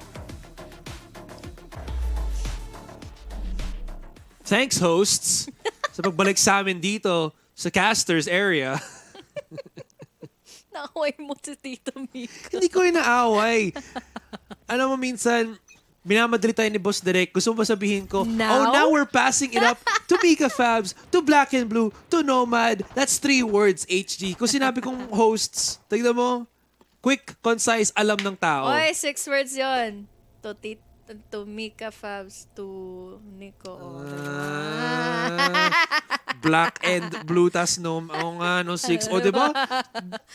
Binakapan mo na yung Still. sinabi ko. Exactly. Ikaw pa rin panalo dun sa argument, diba? Tama. In the Okay end, lang. panalo si Asaray. Yes. Pero ngayon, mananalo na nga ba sa second half na Uy, ito Munyet. ang Global Esports dahil nagkatitigan na kaagad sila dito with the concuss and the molly, push them back. Pero hindi pa rin naman ito matatapos na agad dahil mag-rotate din dito ang T1 dahil nakapag-open up kaagad ang chance dito si Ban. All the way from stairs, nakaramdam si Ronsky but at least he is still alive. Yeah, no need for Ban to overextend. This is what we saw from Texture kanina on the pistol that I think ruined the chances for Global. The feel, the want, the need for Global Esports players to just chase the kill, and this is not looking too hot right now for T1. Nagkamali sila na onte. They're the ones that actually are chasing in the kill. They're the ones that are wanting to go in for the fight. Okay, sana yung flank nila. Pero Global Esports, they are a team that cannot be contained, that cannot be taken by surprise. And kita mo agad dito from the get-go, HG, that they're gonna pressure you if you cannot defeat them. I really wanted to see this replay kasi napaparan na kaagad yung numbers for T1. But then again, pinilit kasi nila dito makipaghanapan laban sa GE and there was also the push coming in from Ban. It was really good na nakakuha siya ng isa pero hindi nagkaroon ng follow-up agad.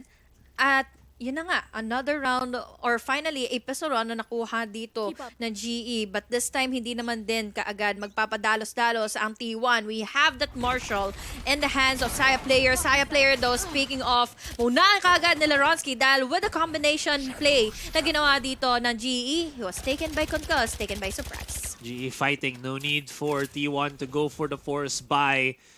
Just a little bit of these pistols, HG. T1 trying to get closer. If they do, Monyet, timing beautiful sa paranoia nila. No follow-up though from Global, pero nakapag-rotate na majority of their forces. Still, if they can plant down the spike, that is more than enough para sa T1.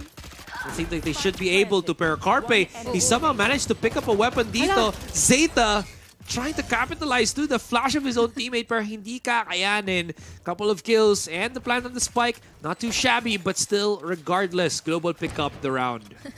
Nakailang reload, nakailang labas na dito ng gun si Monyet and Zeta was just still alive, still holding onto his ground na at least na nakadali sila dito, 3 players from DE. So it's still good for T1. But then again, in this replay, Parang makisasabi mong maano sila eh, na-taken off guard sila dito ng Global Esports. And I just gotta see or gotta acknowledge here the factor na ang hirap dito makakita kaagad ng opportunity when it comes to checking all of the corners and upper angles dito sa C-side. Lalo na't nandun, napaka-cheeky dito nila Monyet kanina. There's great punish potential ngayon para sa sa Global Esports. Yeah, as you can see here, yung fault line nade combo is so potent, HG. But T1, they have understanding, they have the know-how not to really overcommit into this fight. Pero grabe si Ronsky proving again na anybody can actually pick up the jet on Global Esports and make it damn good. Was a really big of an impact dahil gugustuhin na sana dito maiba yung positionings niya. Pero T1 dito nakakuha pa rin naman ng isa. This is a really good opening for them na makuha na kaagad nila yung A. Pero nagdadalawang isip na sila. They're going back for a rotate. Kasi na nga si Munchkin dito nakapag-push na rin inside of A. Makikipagduelo na lang, makikipaghanapan. Hide and seek against Monyet. And Monyet doesn't have any clue kung nasa na nga ba siya ngayon. Naku, tinilikuran siya! Timing though, Texture helps out his Brody there. No more flashes kay Monyet. Wasn't able to pick up the weapon, and even though Texture does open up possibilities for Monyet, it was a little bit too far-fetched para sa kanya. This wall's gonna go down. They need to reposition. Hindi pwede mawala sa mundo yung planter ng T1 dito. And this position could actually be better off for Mount. We'll have to see that reckoning to slow the pace down even further against Global, especially now that they know na baka makapag-pick up sila ng couple of weapons from their players, from Ban or kay Munchkin. Ping on the spike. Pop the shots. They can't all commit the rounds dito kasi syempre they could get punished. Look at that. Monyet finds one. So actually defusing it. ZETA blasts his face. And Irene, wala na. Go to the plate na wala pa yung smoke. Not a good spell. Not a good look for Global. T1. Easy pick. Yeah. I love the placement na binigay nila dito for that plant. Gave them a lot of opportunity and a lot of potential para makuha na nga dito yung kanilang latter phase of that round. Pero sayang talaga dito yung naging ikot ni Munchkin, even though that really was a round for them. Pero kasi he was caught by timing. At least, he gave a lot of time dito para sa T1 na makarotate na nga getting inside of C. Hindi siya nakapatay kaagad. Pero at the very least, he was able to create space for them and decide na C na lang kaagad ang kanilang kuhanin. We now have a buy round for GE. Ronsky na kaagad dito for OP. Picking up the operator for Ronsky.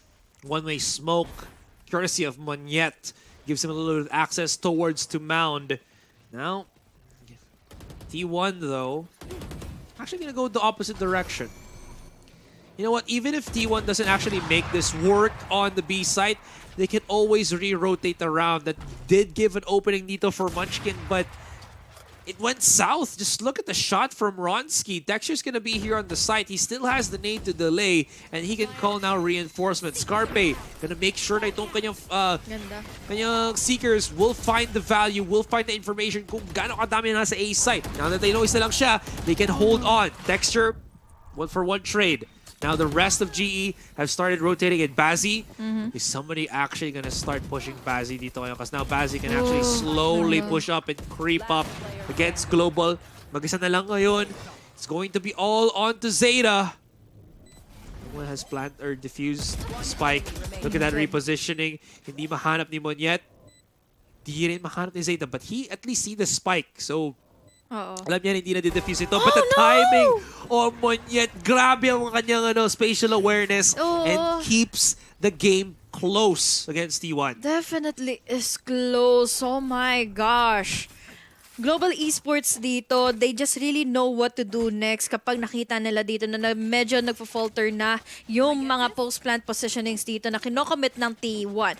That definitely was a almost close of a round for T1 dahil yung mga close counter engagement sila dito laban sa GE is just there. Nagkakasagutan lang sila dito when it comes to those early or to those unexpected moments na aakalain mo na papabor pa rin sa'yo yung round na yon. And they definitely needed that round dahil it was their buy round. They needed to save up that operator na nasa kamay na naman dito. Still, ni Ronski, eco round na tuloy ang T1. Side player, if he can get a blade or a kill, meron din siyang ano dito. Excuse me, if he can get an orb or a kill, he can get the blades. Texture and, well, Ronski magkasama. That cascade is giving very good isolation fights para sa T1. Look at how they just force back both Texture sa si Ronski into unfavorable spots, HG. Oof, post-plant.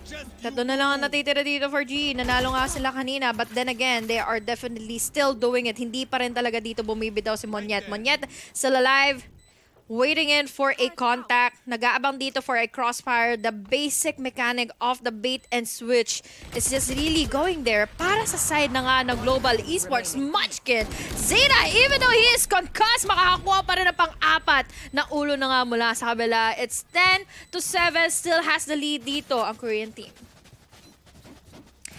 Laban dito ng TA is just really going in too well para sa side nila, and they are just really winning it out sa mga puntong. They are really comfortable to get those kills. I love those shots. I love those sprays na nagmula dito kay ZETA. He was able to maintain and compose himself to get in that kill kahit na nakoncuss na siya earlier on. At sayang yon para sa side ng Global Esports. Why? Dahil akala na nila mapipindown na nila dito si ZETA. Mukhang hindi pala. 21-7 ang kanyang KDA ngayon, and he is such a monstrous kind of guy to defeat players from Global Esports. Dahil tingnan mo na yung lead, 3 na.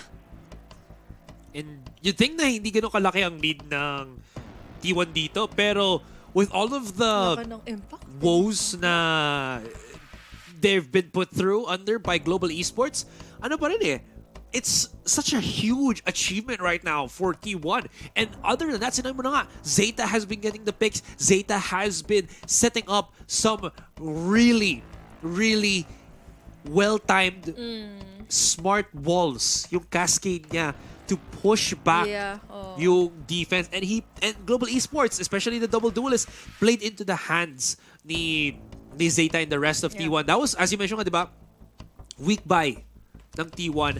How were they able to transition that into a round win? Absolutely phenomenal execution from the Korean roster. It's really one of those things na kailangan mo makapag-adjust with how you play with the cascade, kung paano makakapag-react yung kabila, kung paano nyo na witness or natansya kung ano ba yung gagawin nila dito after that cascade pushes through. Pero ngayon, speaking of a push, mukhang mahuhulog, pwedeng mahulog, pwedeng maisahan sa bita ngayon. Ang T1, 4 ang nakastack here in A, but then they still have the possibility since we have here the pushes, we have those trailblazers na makakakuha na nga ng Infosea player with the trace transfer. Laban dito sa dalawa. Irene for an answer, we have Munchkin for another. But they can still plan in the spike at mukhang mahirapan na muli dito ang TE for a comeback. Ooh, full save for Global Esports. Kita mo, no weapons required, all about the classics. Not even given the satisfaction na well-utilize ito ng T1. Even if T1 didn't even know na massive stack yun ng GE, and they just well-executed yung C-site. Grabe ang transfer doon ni Saya player. Grabe ang, I guess yung galit ng T1 Ramdam mo yung nila yung babawi namin. Ginawa niyo sa amin ito ng game 2 Tagal ng tech pause natin. Napakita namin sa iyo kung ano ang tunay na laban. ZETA brought us something so much special dito sa Lotus.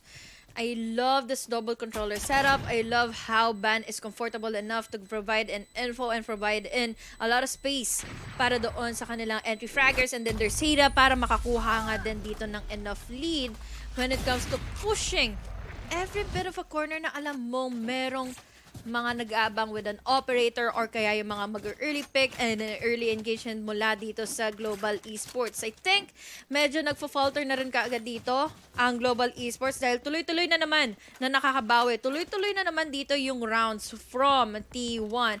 And kung papansinin natin lahat, yung mga rounds na ipapanalo dito na GE is just with their objective na ma-defuse nila yung spike matapos at makuha nila dito yung winnable duels laban sa T1. But then again, pagdating dito kasi sa T1, hindi nila pinagbibigyan na kaagad dito ang GE na umabot pa sila dito for a defuse na mangyari talaga sa kanila. I think umabot to sa point na T1, they're well aware of what GE's duelists are very capable of, especially pag naka-operate din si Ronski. So, a lot of the setups that they have are, I think, put in place just in case na may operator dito si Ronski. And inadvertently then, honestly, even if Ronski is back on the rifle, it still pushes back the Global Esports line of defense. Kaya okay pa rin yung setup dito ngayon ng T1 eh. They can still do so many things with their utility. And we go back again, sabi natin na Lotus can be heavily attacker-sided. And with this composition, T1 is making that even more of a possibility. Ronski. Oh, that timing is just absurd. Pero naka-ready na rin naman na yung sagot dito ni Bazzi. Just holding back players from T1 na makapasok na nga ng site. He quickly repositioned away from the casualty na pwede na nga dito malaman ng T1 kung saan siya pwede manggaling. But then the lockdown is just creating enough space for T1 to have B-side for their own. Apat pa rin naman itong kompleto para sa Global Esports. But then again, mapipigilan pa rin pala dito ang T1 sa pagplano ng spike. But Munchkin, hindi siya nag-hesitate, hindi siya. Dito nag-starter to get him Bazzi. Texture for a trade. They still have time to plan in the spike at yun na nga ang nakonquer nila dito laban sa GE. That was a risky push out from ZETA pero he needed to actually do that because hindi pwedeng sumugod bigla yung global. There wasn't enough time for T1 to stop and replant for a third time dito, HG. So I like the trade, and even though nagpa-pop shots yung global, they weren't able to find yung planter which did put yung spike on default spot. 2 versus 4, global, they have to rescind na the order to retake the site because more times than not, or more so than not, ang laki na ng damage sa economy nila and they can't take even much of this again. 12-7 ang mangyayari dito, and alam na alam Kala ko nga makabutan din sila eh. Pero yeah.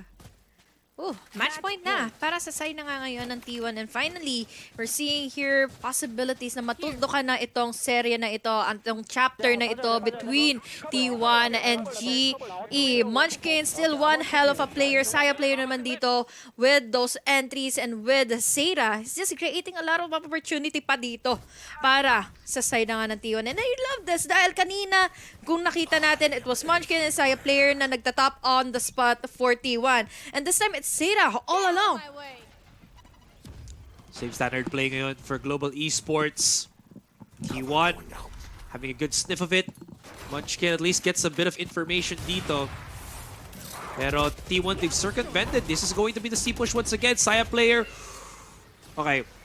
Very patient. No need to push through utility. No need to push through the walls. Pero when you have the reaction time of a god, do you really want to not use that push? My God, who would have thought he would be able to react on time to get in the second and the third? Willing to go in for the fourth. Mukhang hindi na yata ito pagbibigyan Panuorin yet. At yun na nga ang katapusan ngayon ng serye na ito. Finally taken down to the conclusion that T1 still on top to Korean teams na ngayon na nagka-come on top or gave a really good one hell of a show para dito sa unang araw natin in VCT Pacific. Home court advantage.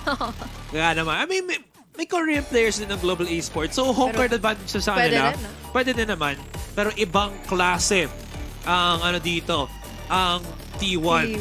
They struggled on Haven. Global Esports made them work for even a single round. Pero come Lotus, especially on the second half, nag-iba yung ihip ng hangin dito, HG. Nag-iba yung understanding, yung play style ng T1 and nag-mesh so well together Kaya nga eh. yung kaya nilang gawin. And of course, just a quick gander sa ating highlights. Alam mo, akala ko talaga Global Esports had it. Nung nakita natin sila na nakapag-connect the dots all throughout Haven, mukhang hindi ito naging pabor on Lotus. It wasn't the same. It was just full-on impact na binibigay sa kanila dito ng T1 as a pressure onto their shoulders. Dahil Zeta, he gave a crazy amount of plays dito para mapanindigan nila yung kanilang mga sites. And even the first half, creating a lot of sense na sila ang makakakuha talaga dito ng Lotus map. Mapa-big boy na lang ako eh. Kasi ito yung mga big boy plays ng T1. Bang klase din. Kanina, na-shutdowns completely si Cyan player on Haven. And he said, alright, fine. Tama na. Yeah, tama na. Nagtagalog. I'll do it myself. Again.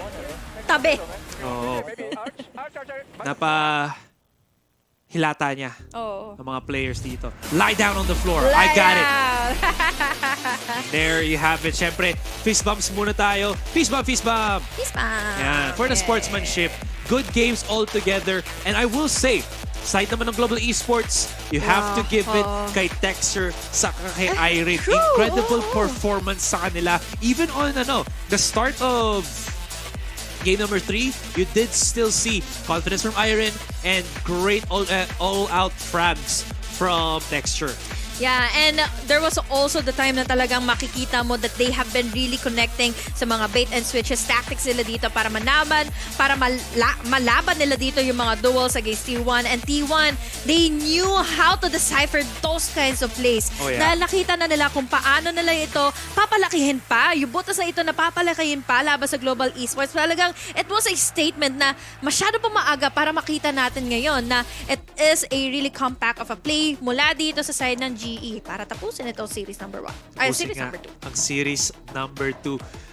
Roller coaster ride. Day 1 pa lang tayo. Week 1 pa lang tayo ng ating VCT Pacific. And already, so many things have already happened with these 4 teams. Siyempre, meron pa tayong interview to come up na i-handle ni Mika Fabs, ni Nomad, at ni Black and Blue. Ang titawag natin dyan is the panel. Diba? Kasi nadapa sila and nag-kneel din sila at the same time.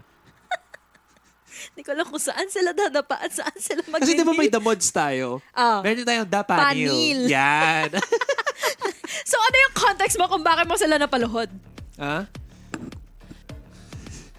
Sagutin na lang nila yun. Guys, take it away. Ano naman to si Azuray? Ano naman sinasabi niya? Oo na lang. Sige, sige. Parang ayoko umuo dun eh. Azuray, kumain ka na. Sana Kumain okay ka lang, Asoray. Kung nasaan ka man, sana okay ka lang. Huwag natin kakalimutan, pag umabot ng midnight, 12 o'clock, nag-iiba ang Azuray natin. Oo, iba na siya. Sino-sino pa siya? Hindi na siya, parang hindi na siya Azuray eh. Naging from Azuray to Aray. Aray lang. Pero yun nata yung sinabi ng GE after that very very long series. Tapos nanalo ang T1 with a very very definitive Lotus map. I can definitely say na dito sa Lotus, 'di ba, yung parang nakita natin na yung T1 nakiba talaga yung mentality nila, 'di ba? Coming from Haven na medyo mabigat talaga yung feeling. Sa Lotus sabi nila, alam mo, let's finish this. Ito na yun. Yeah, when in doubt, the aggression wins games para sa T1. I mean, for the most part, they do have good sets for their entirety of the team. Pero Global Esports, they could not find an answer din sa aggression na binabutan ng T1 sa attacking side and on the defending side at the same time.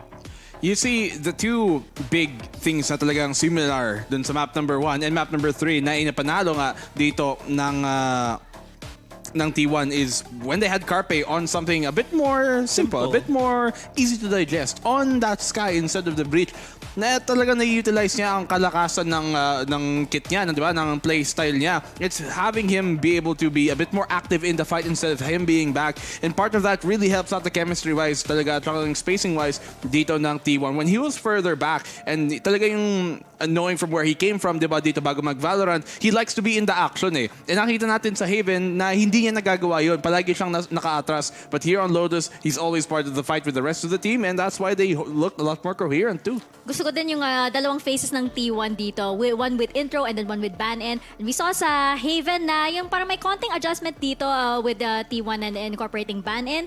Tapos, pero nakita natin na may redemption naman. Kasi sa Lotus, he definitely did deliver. Yeah, it's not a surprising output there from Bannon, pero comparing from coming from Haven, completely different. Kita nga natin yung MVP natin for the day is ZETA. ZETA. Not Division. Not Division. Not Division. Baby, T1. ZETA multiplied the firepower of T1. Sige na lang. Sige. Okay lang. Medyo Ikaw, umaasoray ka na rin. Late na rin. We're on Late day 2 kasi na, pre. ngayon. Totoo. Day 2 Welcome to day 2 ng VCT Pacific. Tama naman guys, lagpas na ng midnight.